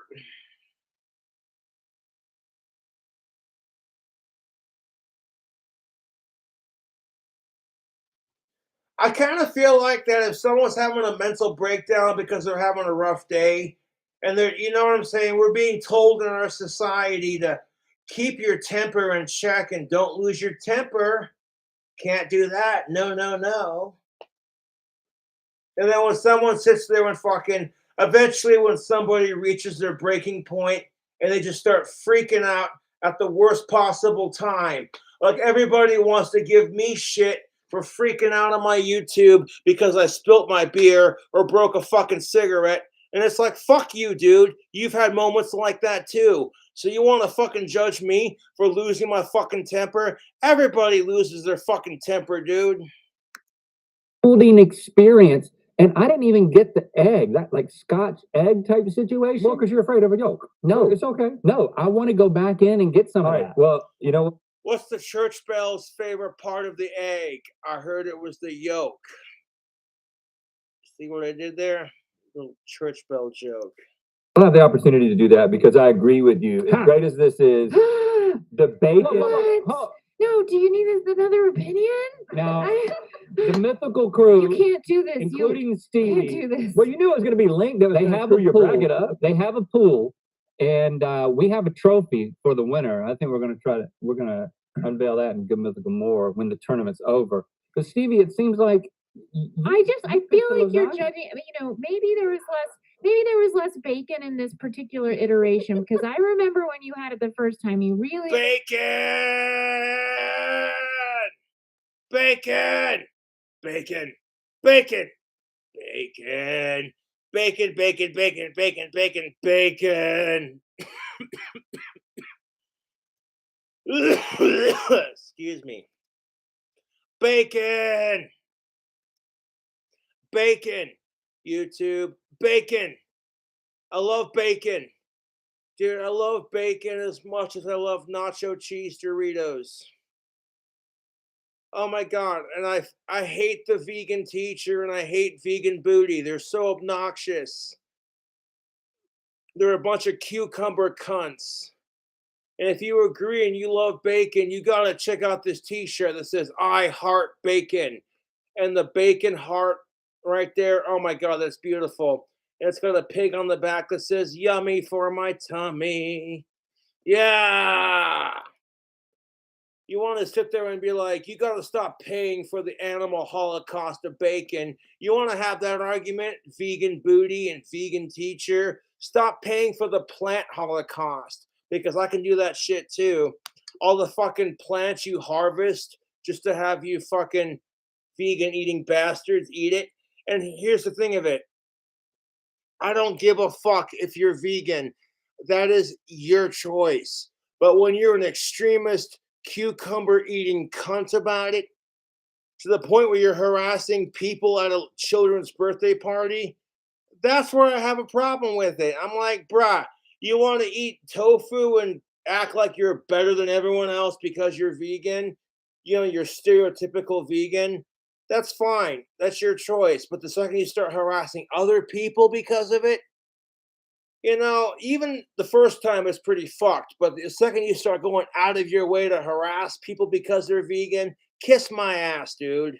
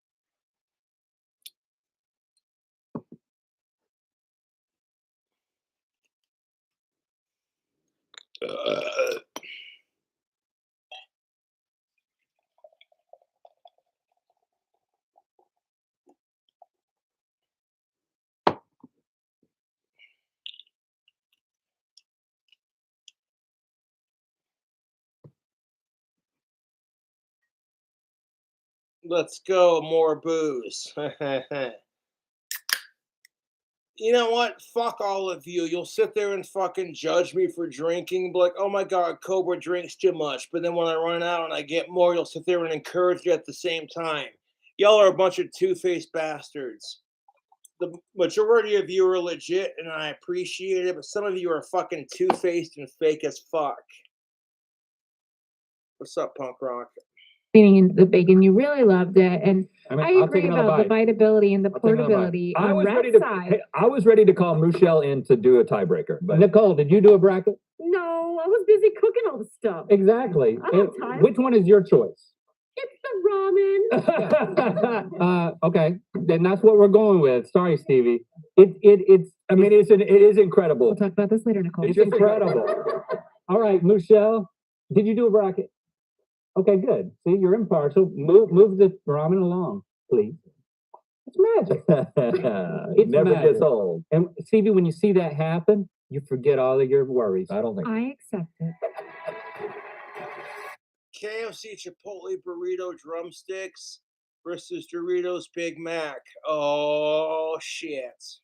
We got our third seed, KFC Chipotle Burrito Drumstick, going against our sixth seed, the Doritos Big Mac. Now, the KFC, this is from the KFC and Chipotle mashup menu taste test. This is a bucket of KFC fried chicken, drumsticks, of course, coated in shredded Chipotle barbacoa, black beans, queso, guacamole, wrapped in a tortilla, and then deep fried. Don't eat the string. I have to make me some hard-boiled eggs after watching this because it's making me hungry. Oh, Don't eat the string. Yeah, no shit. Dunk it, doink it, and swink it. Oh my gosh. Oh, man. Oh my freaking gosh. I feel like we're gonna get struck by lightning. You know what I'm saying? I'm getting guacamole. I just feel like the karma in the universe is like, you can't have this good of a time. Nope. Someone has to die. Dude, some of this food they're eating legitimately makes my mouth water. I'm like, dude. Nope. I think it's gonna be you. No, what's gonna happen is Friday's gonna happen. I want to take barbacoa. Dude, if I could send good Mythical Morning anything, I would send written links of my tactical soap, and I'd make them a wand. And send Rhett some of my God of War pheromone beard oil, because that shit leaves your beard soft as silk, fellas. But both of your wives are like, I don't know what kind of soap you're wearing or cologne, but it just smells good. You know what I'm saying? Yeah. Oh, see, there you go. You can't resist it. You think that? I think we talked about this last time, but the guacamole, you're like, guacamole has been deep fried. It works. Oh my God. It doesn't have the cold. That's what I'm saying, dude. Like when I made that's the thing of it. I took an avocado, okay? I sliced it into French fries, and I deep fried it, and it was so fucking good.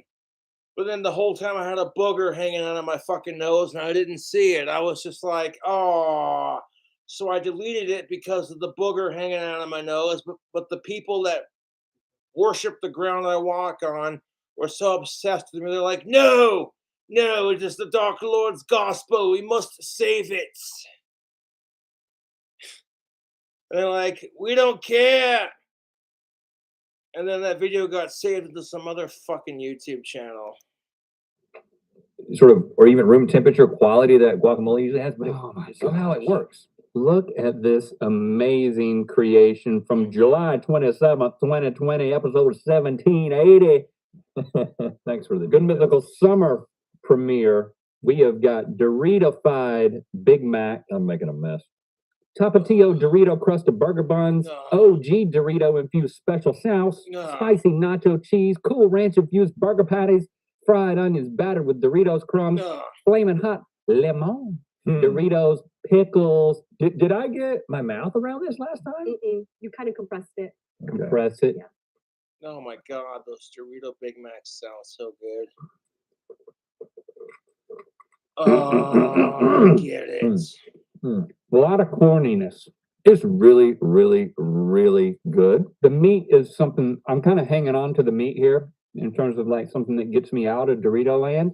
I like the spicy kick.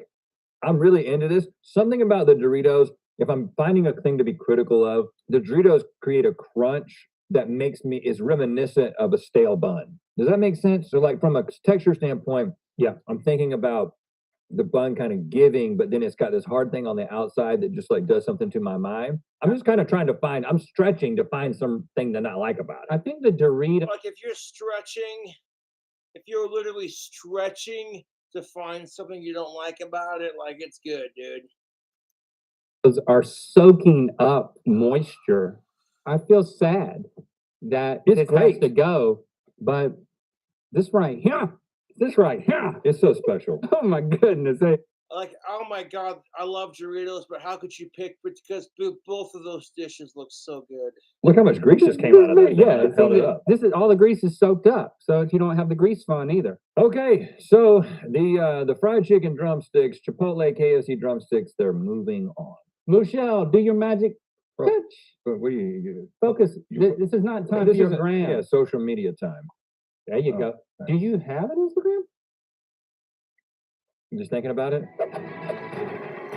So now it's the orange chicken parmesan versus the Popeyes breakfast burrito. Last up in our preliminary rounds. Oh, you remember the orange chicken parm at seed number 2 versus the number 7 seed Popeyes breakfast burrito. Now, this orange chicken parm wasn't too long ago, November 2021, and if you remember, it was also voted the #1 food creation of 2021 for the show. I just remember being blown away by this thing. Oh yeah, I'm glad that we're getting to experience it again. Good I gracious. had somebody just come up to me on the street and talk about this. Really? Yeah. In Los Angeles, cars, everything. Los Angeles, Of course, $500,000, $250,000. Skip. I couldn't justify spending $1 million on a car unless it was like 100% to my taste.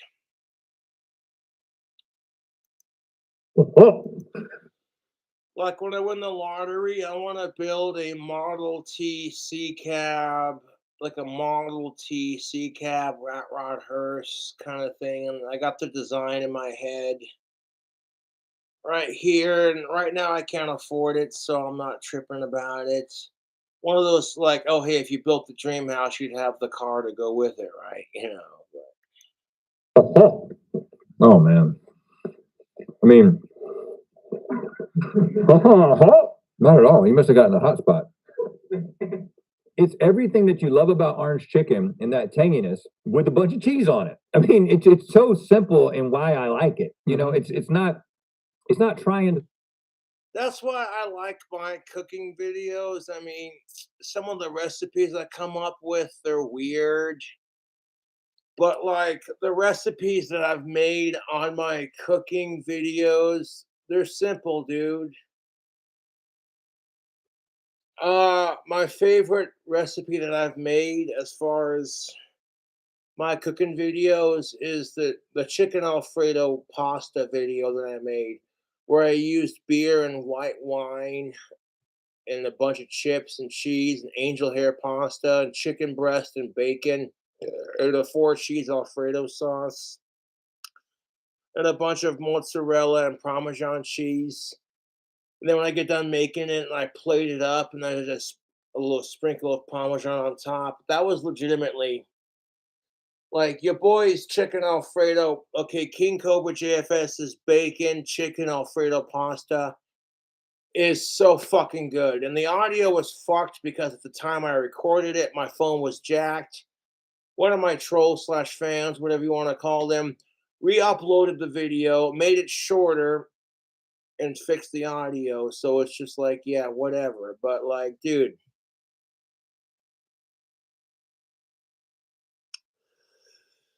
And then like the ingredients I purchased for the chicken Alfredo bacon pasta video could literally be found at like Albertsons or Walmart. So like your local grocery store kind of thing. You're not going to be ordering off of Amazon from like some foreign country just to make it. You know what I'm saying? You hit up your local liquor stores. Now, do you have to specifically use the brand of white wine and beer to make it? No, if you want to use Bud Light and a fancier sweet white wine, totally do it, dude. 100. But people are sitting there commenting on my YouTube channel. All you do is make bacon cheeseburgers and pizza. When are you going to do something different? So I'm like, okay, you fucking bastards. And then I made my bacon chicken Alfredo white wine pasta with a hint of beer. And oh my God, was it good. That was like one of the best goddamn, in my personal opinion, cooking videos I've ever made. It was so bloody good. Angel hair pasta is delicious, but when you add it with all the other ingredients, dude, I cooked the bacon and the chicken first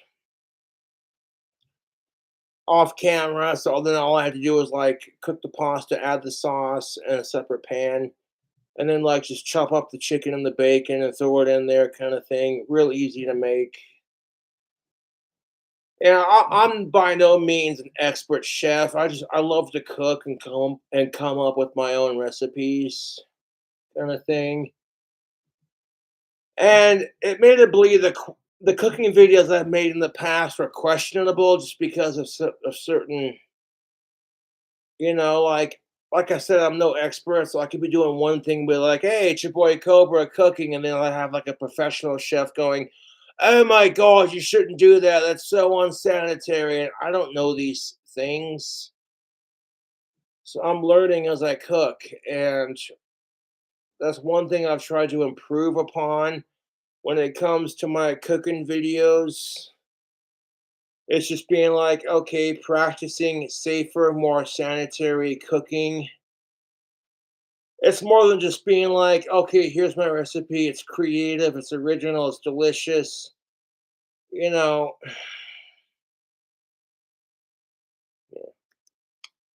It doesn't have too many ingredients. It's just balanced. It's like a dish that was supposed to happen, that the universe wanted to birth, and it just happened to happen on our show. It's wonderful. Oh no, it just didn't happen on our show. It happened on purpose, right? It was Nicole? destiny. that's the thing about YouTube. Back in the day when you had a show on TV, it was selective about who they chose. You had to be somebody to get a TV show or get on TV. These days, websites like YouTube give anybody the choice to have their own show. And whether or not it takes off or not is totally on the algorithm of the audience and how entertaining you are. So that's the difference. Right. Yeah, that's right. All right. Popeye's breakfast burrito is the underdog here. You poach the eggs and gravy.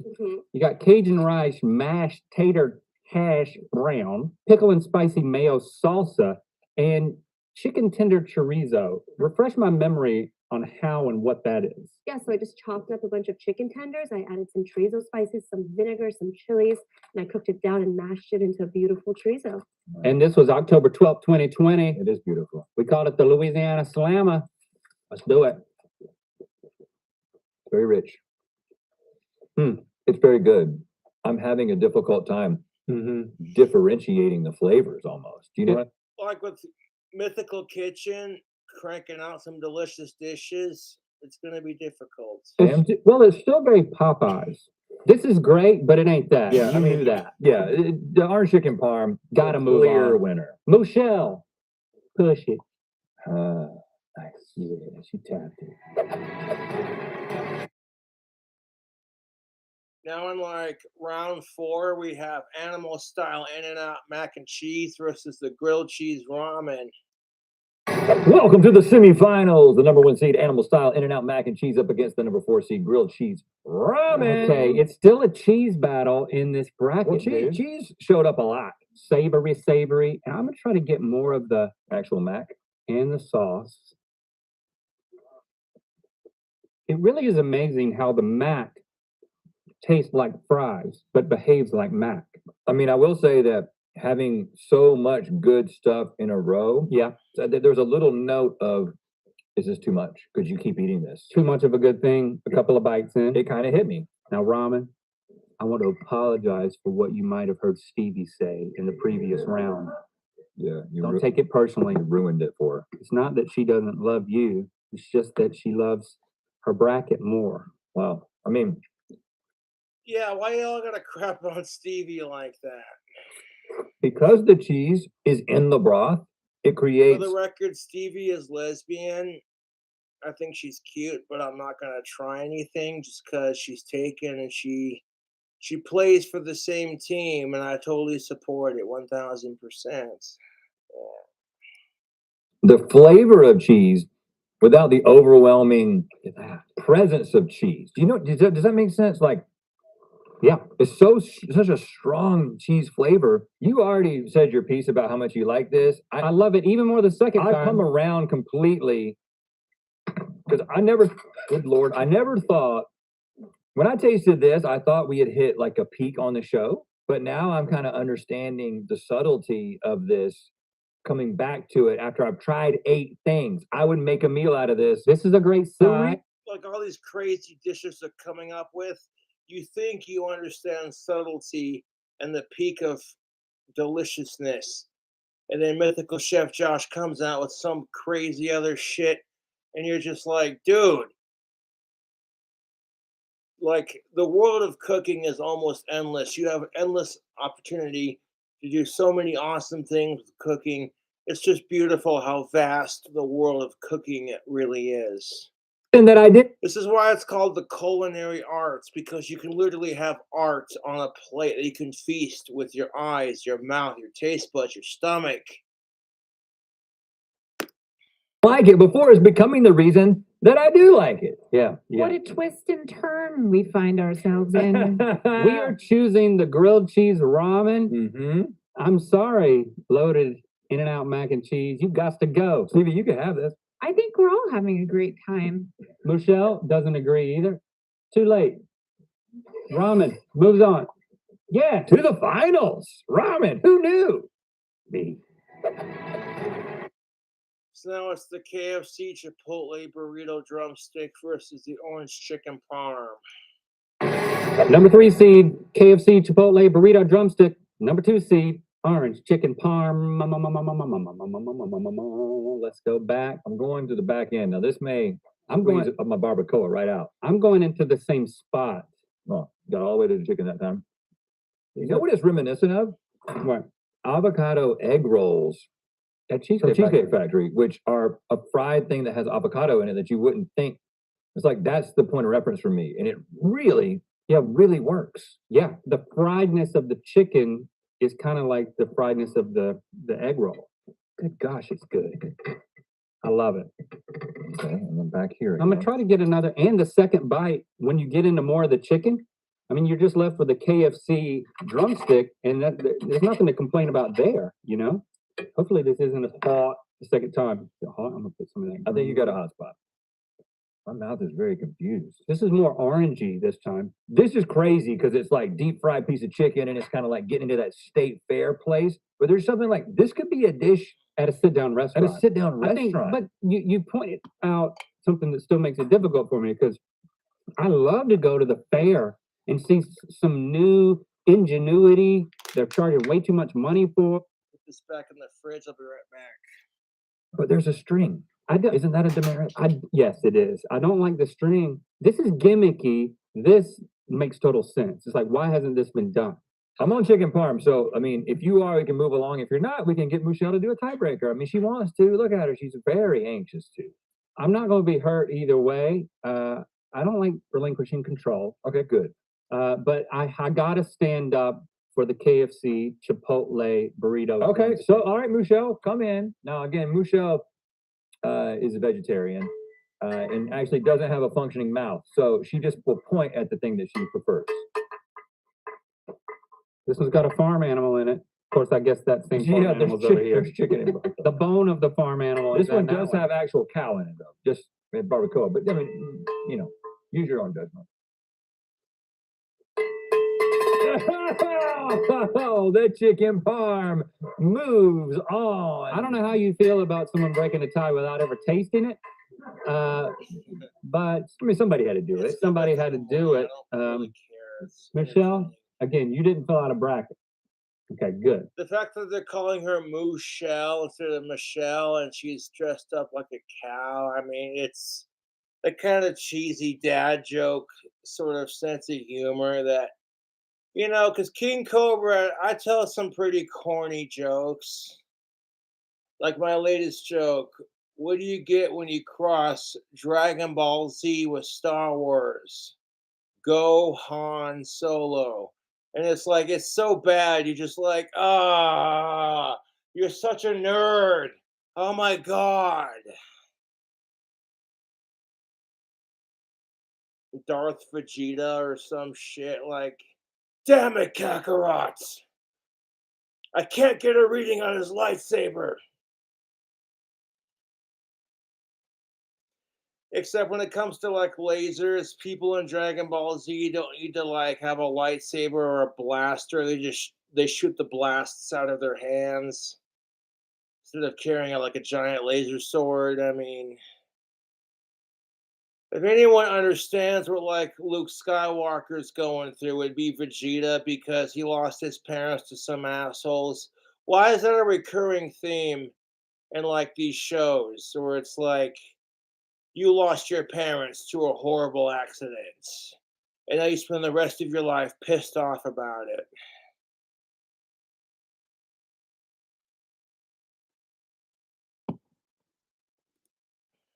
All right, move on. The chicken parm. Move on.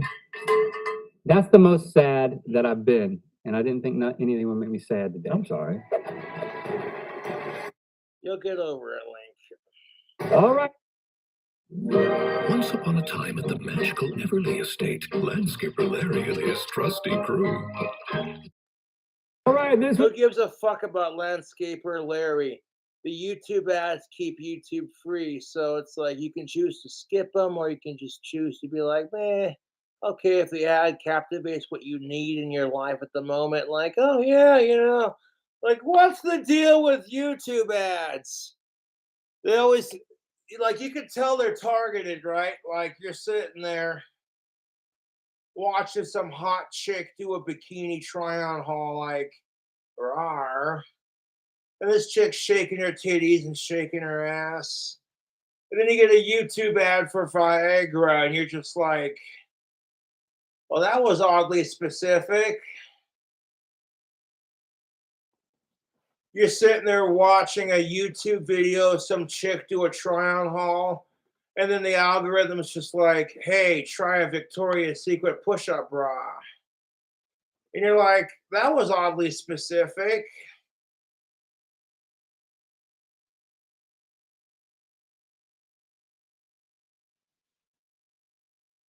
And speaking of underwear, have you seen the culprit underwear commercial?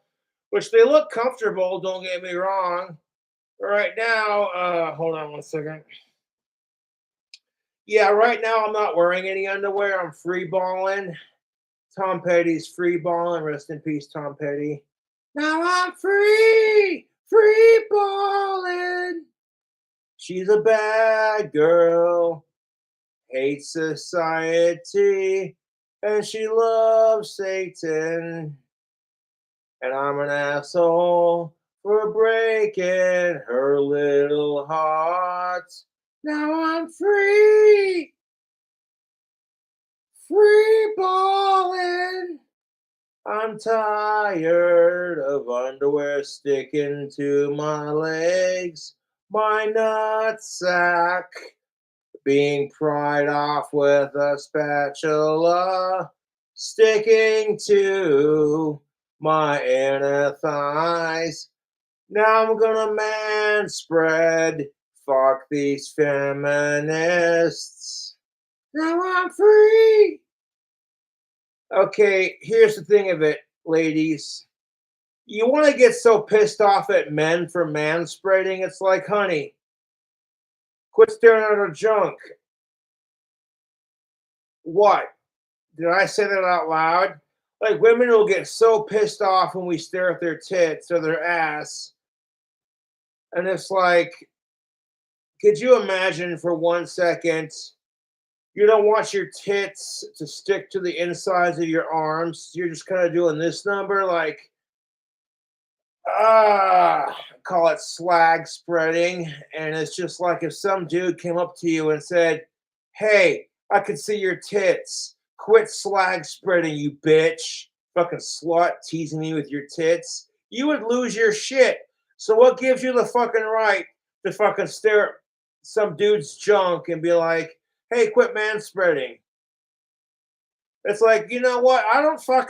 Men are not allowed to tell women how to fucking live their life and be like, you know what? Because I cannot sit like this, okay? Because my balls are sitting here being crushed. And I'm like, I don't like it. So if I go like this, okay, there we go. Hold up. Yeah, now we're manspreading.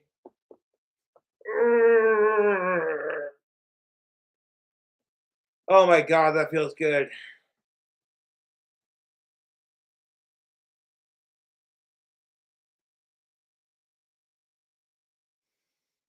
Oh my God.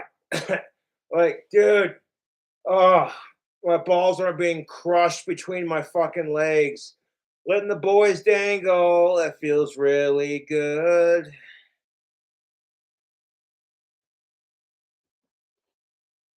You can't tell me that as a woman with a vagina, that you as a woman, yes, you don't have a comfortable way of sitting where it's just like, bloody hell, you don't want your fucking minge lips being crushed together like, God.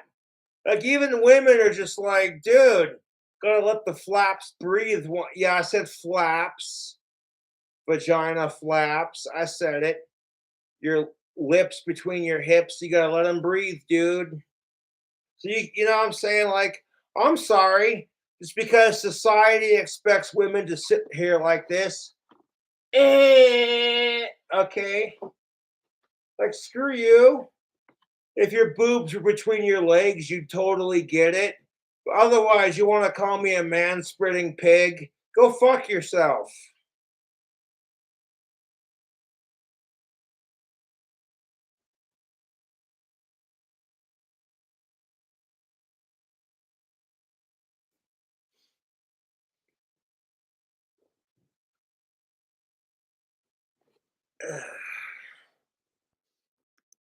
For all the savory. And it's like, if you get some fucking fat, fucking angry feminazi fucking cunt who hates men, who just gets on the bus and randomly attacks some dude for just sitting down, it's like, you need to quit manspreading and shoving your fucking male oppression in my face. And I'm over here like, hey, honey, my eyes are up here. My eyes are up here. Quit staring at my junk. Unless you're of age, consenting, cisgendered, and non-related, and you're fixing to suck them and play with them, quit staring at my junk because my eyes are not down here, they're up here.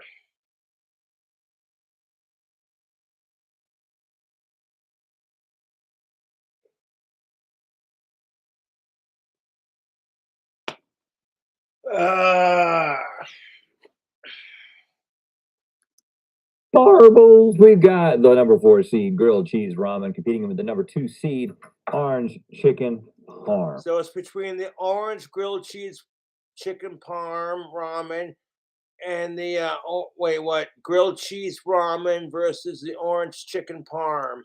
Oh gosh, remember this? We've been eating it. I've been throughout the whole. And again, this is the real test. Coming day. back to it again. And I want to go back to both of these.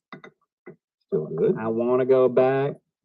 I wonder if has anybody nailed it so far? Anybody in the room? Any perfect brackets? Yes, there is someone, and his name is Kevin. Oh, we have 2. And Amy. What? I'll be less mad about Amy and somehow mad about Kevin.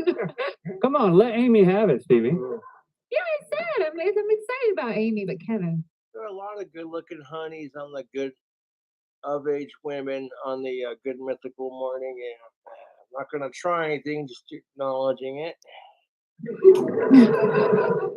I've been totally converted on this one.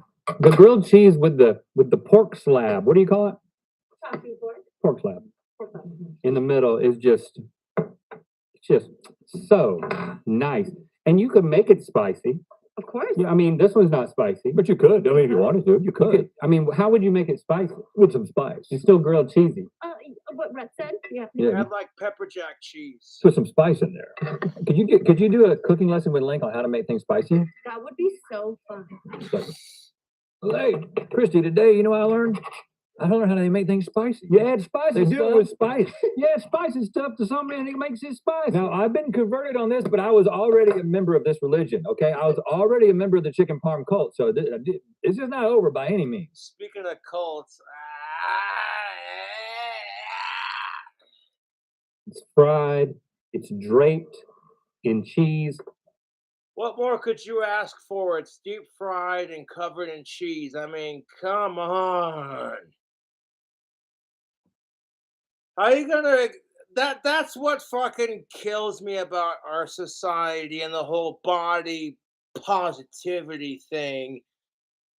It's like you expect people to be health conscious and like when they're offering delicious food. To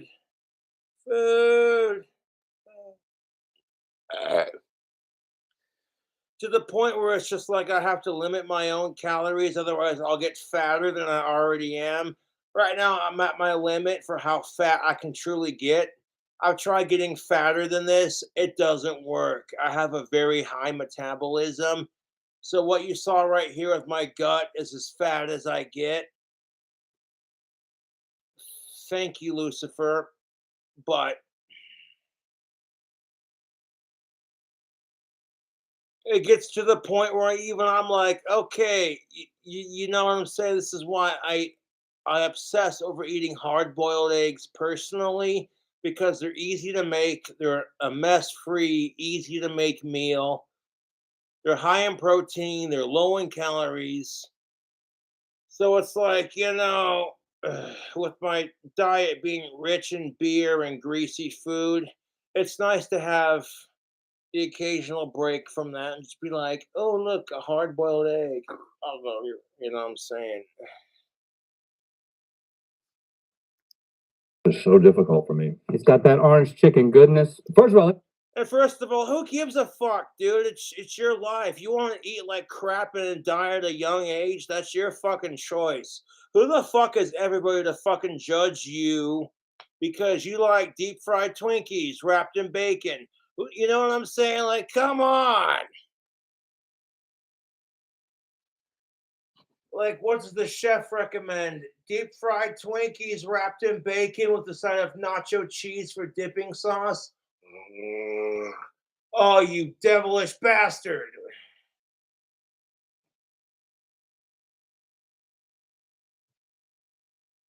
Which, you know, it sounds disgusting until you try it. Which, to be honest, I would totally do that. If someone came up to me and they're like, hey, Cobra, what? We got some deep fried Twinkies that have been wrapped in bacon, and we gave you a side of cheese sauce for dipping. I'm like, dude, you are screaming to my inner fat kids. Fucking sign me up, dude.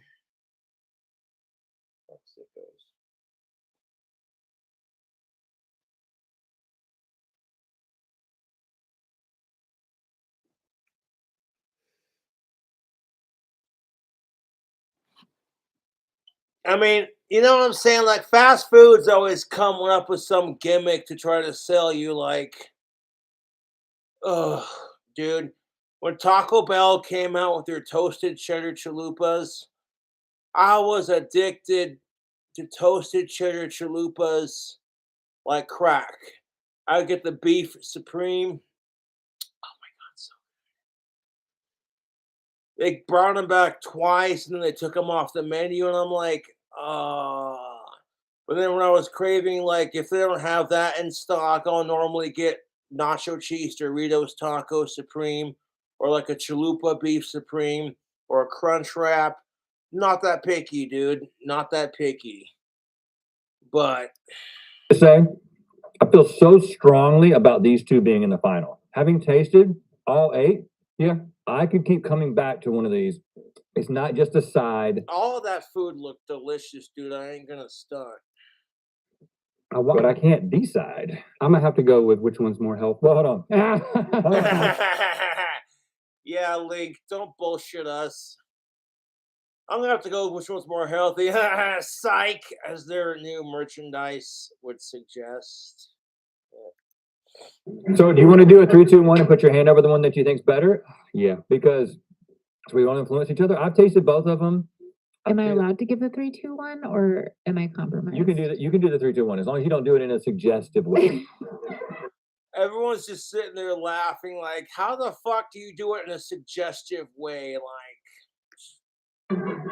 If it's not like grilled cheese ramen, grilled cheese ramen, grilled cheese ramen. Right. 3, 2, 1. Oh! Link's going for the orange chicken prom, and Rhett's going for the grilled cheese ramen. Oh shit. Oh shoot, man! We flipped the script. Ah! Why did you go that way? Listen, I'm surprised. I try to taste both of them, but the beauty of this one keeps. Oh, someone's cooking up some good stuff. I can smell that. Oh, does that smell good? Overwhelming me. Like, I love this one, but like I've grown to love this one, and it surpassed. I mean, are we gonna have to bring a cow that can't taste in to make this decision? It just seems poetic. I was Happy Cotton Candy Day, daddies. You want to hear a sweet nothing? I like to crunch your bones like Tic Tacs.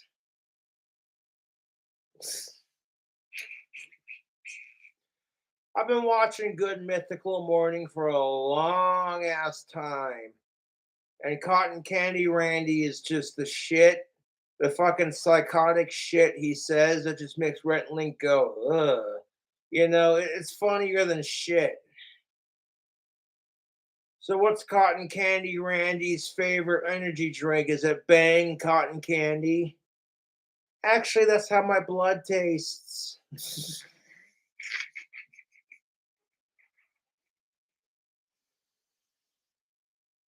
Ah, that's good. Whatever someone's cooking up, that smells good. Ah, yeah.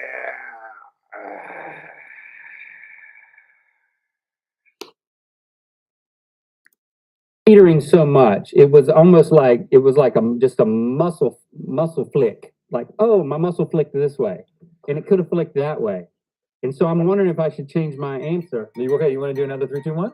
Because And just go with your soul this time? I just love the fact that this is a complete experience. Okay, do it again. 3, 2, 1. And they switched. Look, hey, look, Michelle's over here.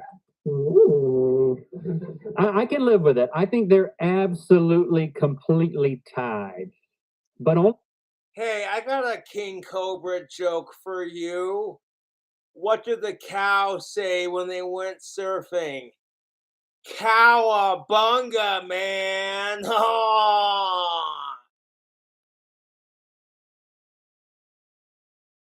You know, those little like videos where it's just like a couple seconds and it's like a shitty dad joke. I'll include one into the video.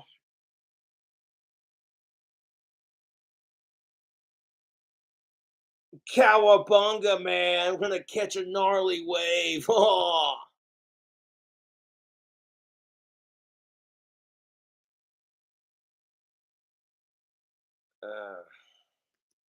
one can move forward, and I'll let a mute cow make the decision. So there it is, our Lord and Savior. We're right under here. Oh, look. Oh, savor because you savor the taste. This is as close as we can get to a halo. Orange chicken parm is the best savory dish in the history of Good Mythical Morning. Let's see it. Move it on. Move it. Oh, it's beautiful. It's beautiful. Listen, I don't feel bad at all. No. Well, I'll tell you that 0 mythical crew members won today. Wow, you guys had ramen going all the way to the end. That's Wow, cool. that's It's crazy. anybody's game going into tomorrow, and come back because we're going with the sweetest creations in Good Mythical history. Over 10 years, y'all. Thanks for subscribing and clicking that bell. You know what time it is, Jimmy. I'm Sana, And I'm Ryan, and we're in West Lafayette, Indiana. eating our orange chicken parm, And it's time to spin the wheel of mythicality. Think Think it. What are the chances? Yeah, 100%, probably. Click the top link At to this watch point. us discover a salty new spin on one of our favorite games, the Whisper Challenge in Good Mythical Morning. And to find out where the wheel of mythicality is going to land. Keep your cool in the kitchen when handling heat with the Mythical Kitchen oven mitts available now. Oh, good Lord. 3 hours. Almost 4 hours. YouTube, I still got some wine left. We're going to keep it going for a little bit longer just so we can break an even 4 hours, which we're about to do. I do hate to leave y'all like this because everyone's all getting comfy and having a good old time.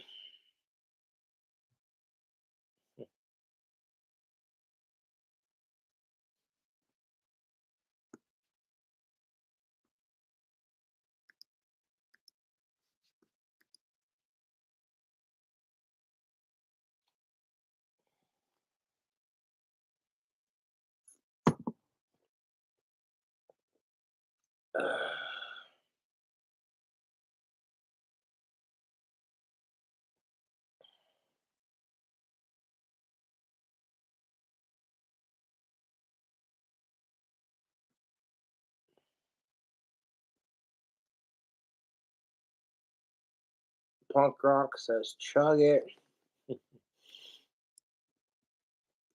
Possibly, yes. There's it is, the 4 hour mark.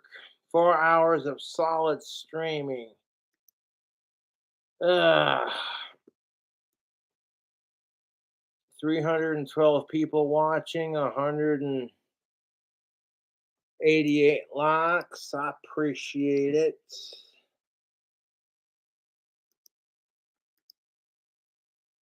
I get Freddy Krueger nightmares. Fuck sickos.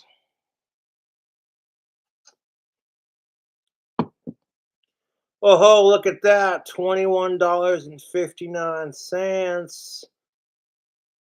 You guys are awesome. Thank you for donating to the PayPal. My bank account's like $7 and some odd cents.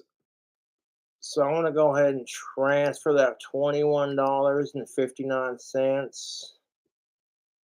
into my bank account. So I appreciate that. That'll keep my bank account happy. Hell yeah. That shows that people care. They're like, even though Cobra's got alcohol, we're still going to donate. So I appreciate that. Oh, dude, it's almost midnight. I want to watch the new episode of South Park and pass out. I don't want to leave because it's like 4 hours into the stream and I'm just feeling capital. I'm kind of digging the new hat too. Like, I love my unholy hat. The only complaint I have is it's too tight on my head. This one that I have on right now is not so tight, so it feels pretty good.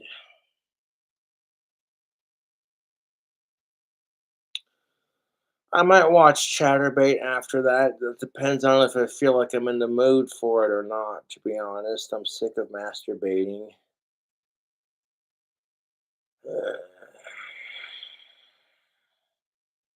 So I don't do it every day so the novelty doesn't wear off. Like, what's the point of teasing yourself with an of age, cisgendered, alive, non related chick if you can't have it? Regardless, I continue to wait patiently. The longer I wait on my dry spell, the sexier I become. That's just the way I see it.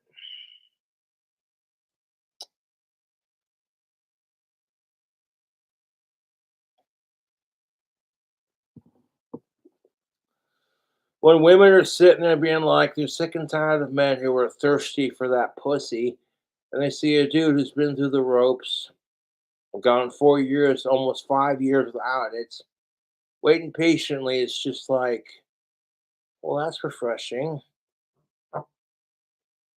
Oof. Excuse me, I didn't mean to rip ass. But no, Cobra fam, I'm gonna finish this here glass of Cobra's blood drink combo, and I'm gonna leave you with it. I streamed for 4 bloody hours, and it's just like, oh boy. Ugh. Have another drink. I might have another beer when I watch the new episode of South Park.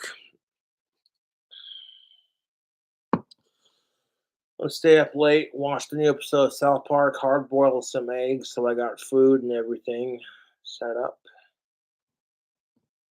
A sleep stream. Yeah, if I get enough subscribers, I might do it.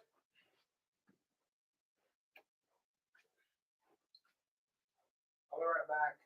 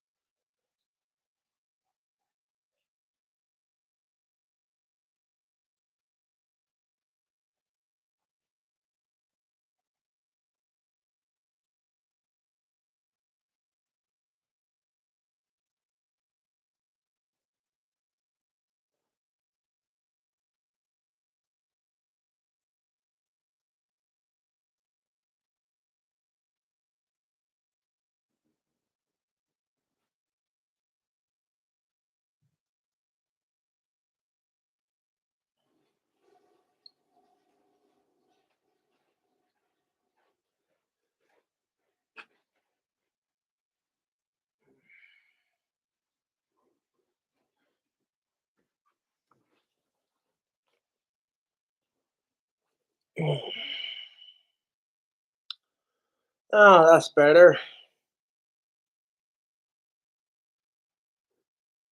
Oh.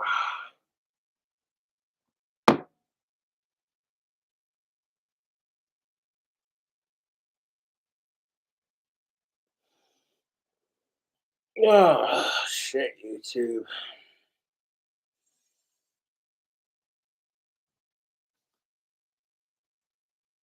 Yeah, I'll stay on the camera until I finish my wine. This cup at least.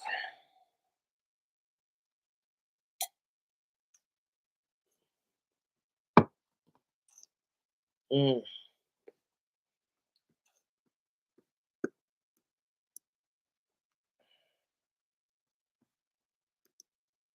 It's 4 hours, man. My, how the time flies.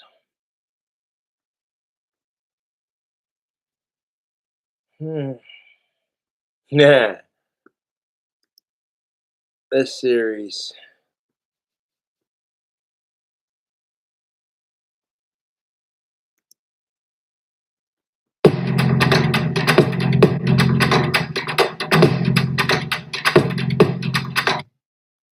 Subscribe and join the notification squad. Leave your best Yo Mama jokes in the comments below, and we may animate them.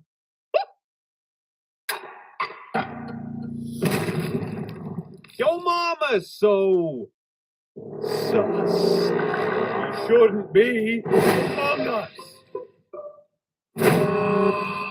Okay, some of these references I don't understand because I am a millennial from the 90s.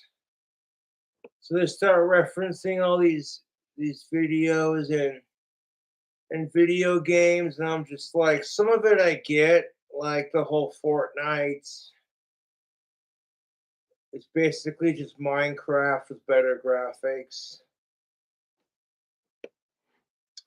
Yeah, that's what is true. It's like Fortnite is just Minecraft with better graphics. Don't really care who that pisses off. That's just how I feel about it. And I'm not talking trash because I like Minecraft. Of course, you like Minecraft. You're autistic.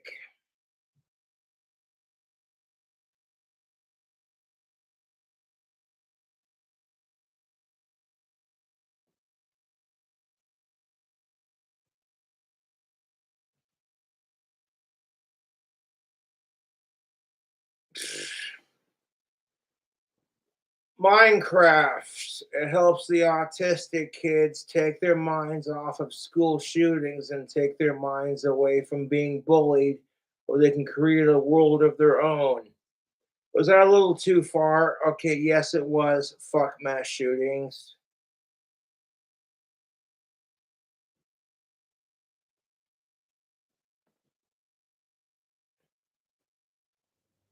You know, when I found out that Elliot Rogers was autistic and then they had Asperger's, I freaking lost my shit. I was like, come on! Really? I don't need this representation in the autistic community. Seriously? God damn it. That being said, people who worship Elliot Rogers and can't get laid, here's a thought. Why don't you go fuck Elliot Rogers' corpse and just get it out of your system? Seems how you can't get laid and you worship the ground he walks on, you piece of shit incel faggot fuck. You hate women so much and worship the ground Elliot Rogers walks on. Ugh.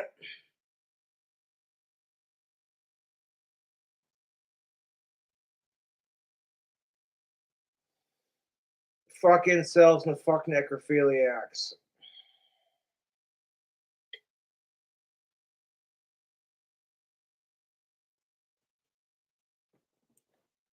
But you do realize that incels are the product created because there's all these bitchy women on social media who talk about how much they hate men and they get away with it. So men, of course, feel threatened by that. So then they go off on social media and it's just like, well, fuck all of you cunts and blah, blah, blah. And then that in turn creates more bitchy women who hate men, and the cycle never ends. Just this big circle jerk of the genders hating each other.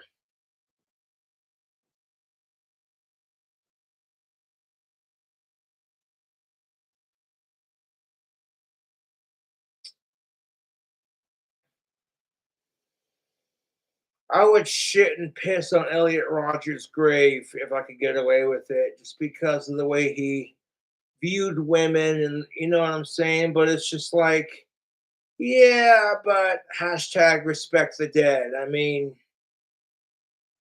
that's, yeah, like fuck Elliot Rogers kind of thing.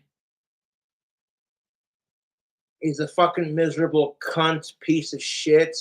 I'm like, dude, if you're driving around in sports cars and you can't get laid, that's on you, dude.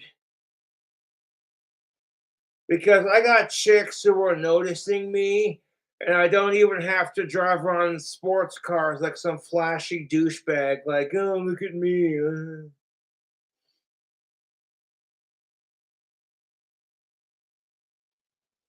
And you know what kills me about it is if Elliot Rogers would have waited patiently, that fucking psycho blonde that's obsessed with him, that would have been his future girlfriend. The perfect blonde for his dreams. But he got all impatient and he let society fucking brainwash him into the whole sex is a need bullshit. This is why we have to stop treating sex like it's a need. Look at Elliot Rogers. Dude, I hate to use that, but it's the truth. Sex is not a need, it is a want. People want to get laid, and when they're pressured to get it, when they can't get it, it makes them feel worse about not getting it in the first place. All these fucking whiny ass fucking cunts who are sitting there going, why can't I find someone to get married to? Why am I always the last one to catch the bouquet? Where?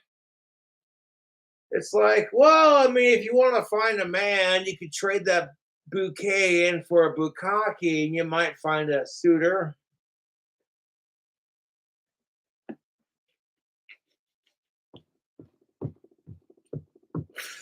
I'm going to hell for that joke. God, that was horrible. So instead of catching the flowers, you're just catching a face full of jizz.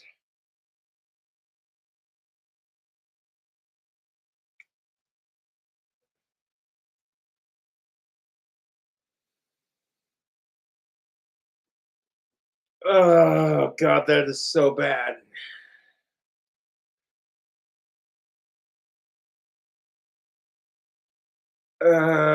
Don't take, okay, if you get offended by that, I'm sorry. That was, I mean, I haven't had sex in 4 years, almost 5, so I gotta laugh at the lack of sex in my life by making jokes like that. I figure that's a lot healthier than just sitting here on camera like every other whiny ass female on Tinder, like, why can't I find somebody decent?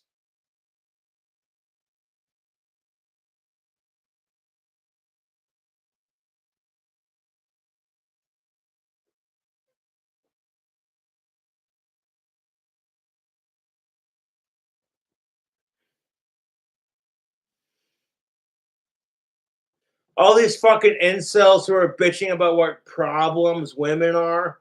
And I'm like, dude, you think there ain't some crazy ass cat lady who's bitching about men like you? Like, seriously? You ought to make a dating website for feminazis and incels to hook up. It's just like straight up dating website called peoplesuckatdating.com. And like,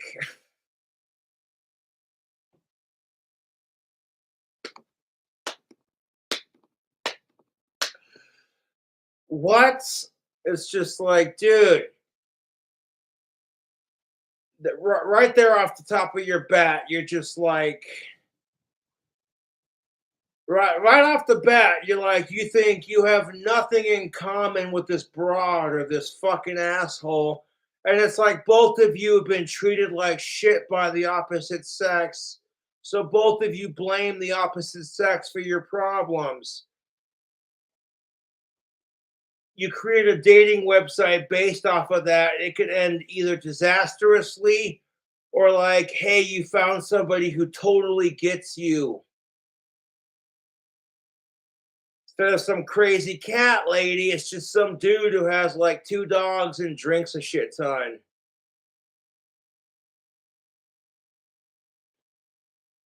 Like, yeah, this is my dogs, Turner and Hooch. These bitches, okay, Hooch is my bitch and Turner's my boy. And these dogs are more loyal to me than any other. You think that the crazy cat ladies aren't saying the same shit about their cats being more loyal to them than some freaking dude? And the dude on the opposite end of that spectrum is not going, well, this female dog, this bitch has been more loyal to me than any other bitch, and blah, blah, blah, wham.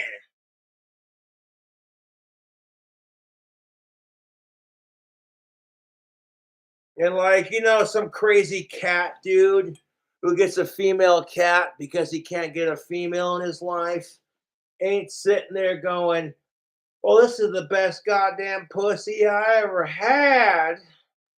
And that pussy's more loyal to me than any other, you know what I'm saying? Like, get out of here, dude.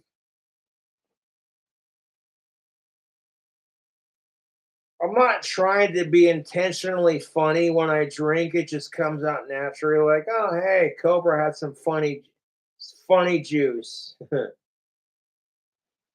People who are naturally funny when they drink are like super funny when they're sober. That's just how it is.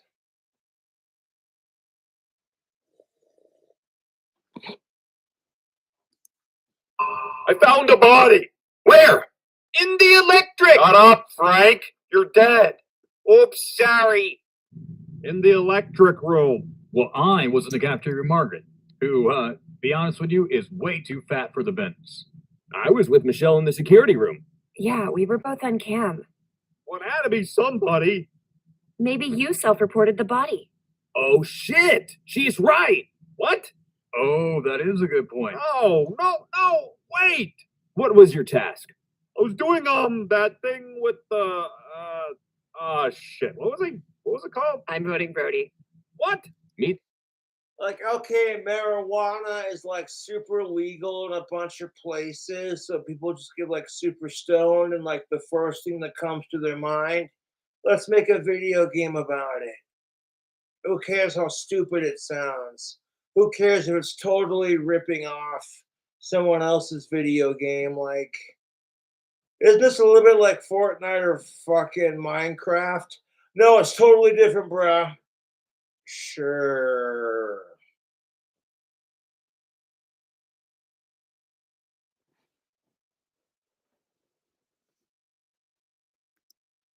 Yep, gotta vote for somebody. Damn it, you fools! You fools! Well, if it's not Brody... This is Blankos, the free-to-play multiplayer game where you... What the fuck is Blakos? Unlock, earn, and sell NFTs in-game. Oh my god, fucking skip. All right, bros, there is a chungus among us. One of us is not who we seem. Could it be yo mama? Dude, it's totally you. No, it's not. We can see the ears, pal. Ah, shit. Hang on. Need to restart the lobby.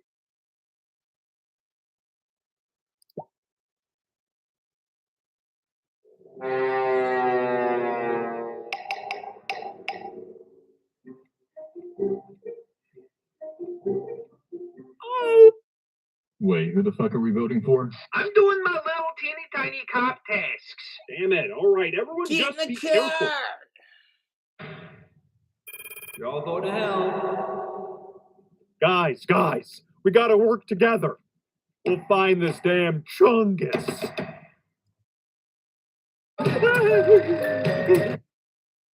Serious?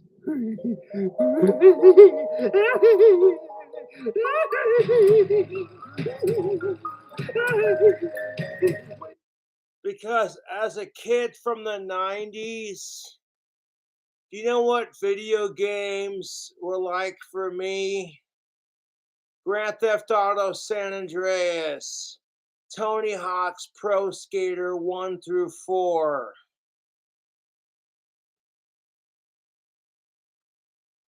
Playing Rocket Power and South Park on the PlayStation 1, like,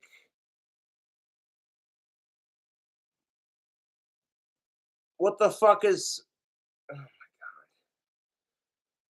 At some point, it's just like, you realize, of course, that today's video games are taking a small chunk from some other video game and adding it, and then combining a bunch of those chunks to make a whole new video game when it's just a bunch of chunks ripping off other video games. And people are like, oh my God, have you heard this new game? It's just the greatest. And I'm like,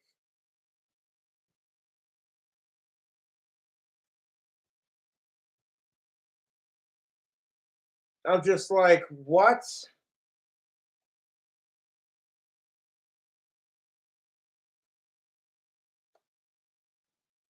Dude, when I first saw Grand Theft Auto 5 when it first came out, I was like, bruh, the graphics, oh, the glorious.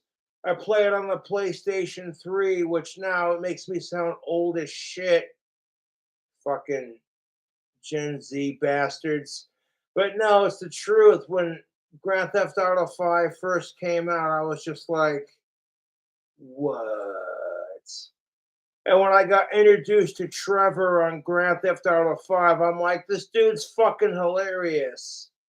Of course, looking back on it now, your boy Cobra is so bald that I make Trevor from Grand Theft Auto 5 go, I feel your pain, brother.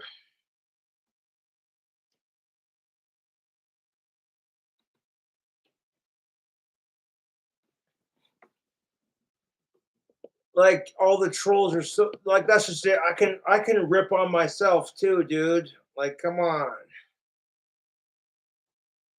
Cobra hasn't been laid in almost 5 years. If he wants to get his dick wet, he'll just have to take a shower. At least they got a good sense of humor about it. That's better than, you know what I'm saying? I have attractive qualities despite certain things. And I would rather laugh at my dry spell than just sit here and fucking bitch about it all the time. Like, oh, poor me, poor me. Fuck that. There's so much bigger problems, YouTube. It's the truth, dude. There are bigger problems in the fucking world. And if you want to throw a little autistic bitch fit because you haven't been laid in almost 5 years, to quote Terrence Pop, a wham. So I try to look at it from that perspective. I'm like, you know what? There were children in St. Jude's Children's Hospital dying of stage 4 cancer, and you want to throw a bitch fit because you haven't been laid by an adult woman in like almost 5 years? Fuck sickos, and fuck you for whining about it. It could be worse. That's that's an extreme example, but you know what I'm saying, YouTube? Like, it could be worse.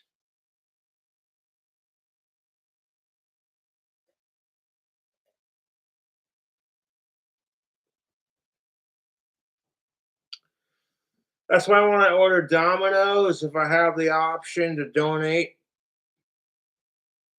yeah, Domino's is pretty sweet because if you're ordering Domino's online, they give you the option to donate to St. Jude's. Like, would you like to donate 89 cents to St. Jude's to help save a child's life?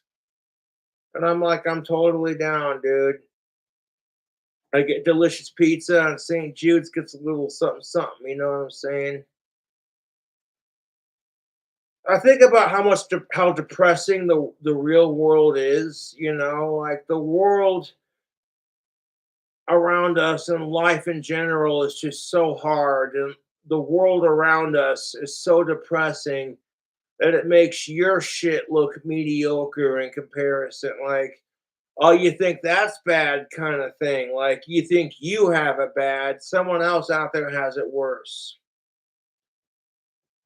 Because to be truthful, I'd rather be single and kidless than being one of those parents who has a kid stuck in St. Jude's going, oh God, I hope they make it. Sitting there praying to their stupid fucking sky god for a fucking bullshit miracle. It's like modern medicine and cannabis will fix that. I'm not trying to be an asshole about religion, but that's the freaking truth. You got some parents whose kids dying in St. Jude's of stage 4 childhood cancer, and they're sitting there sucking Jesus Christ's dick, hoping for a fucking miracle. And it's like, well, I could pray to Jesus Christ that I get a Lamborghini. Doesn't mean it's going to happen. That being said, I hope every child in St. Jude's has a cure and it becomes cancer free. But religion makes people do some really dumb shit. That's all I'm saying.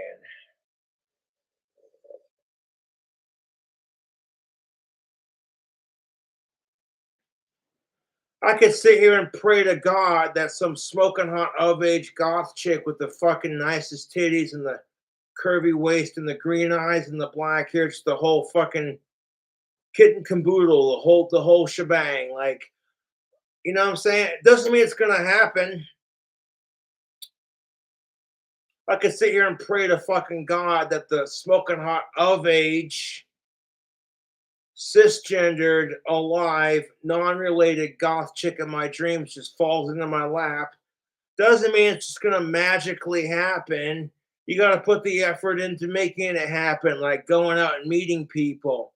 That's the power of the mind. It subconsciously distracts you from the bullshit of our society. You want to sit there and believe that, like, oh, hey,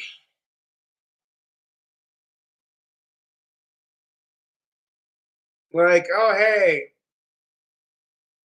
not trying to crap on anyone's spirit, but just because you pray to Jesus that your kid gets cured of cancer doesn't mean it's going to happen. It's unpredictable whether or not that's going to happen. That's being realistic about it. That being said, I hope your kid gets cured. Like, dude, that's the kind of crap that makes me want to drink even more. Like, you think my trolls are depressing? You think my trolls are depressing? Children dying of childhood cancer was more depressing than my YouTube trolls. And that's saying something because my YouTube trolls suck.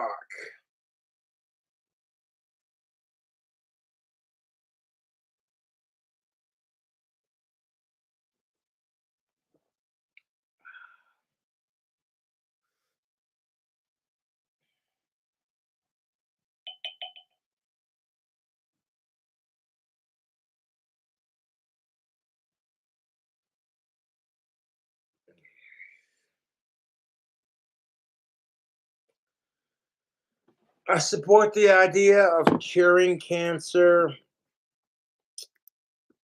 I really do. It's just one of those things that I want to change, but I can't.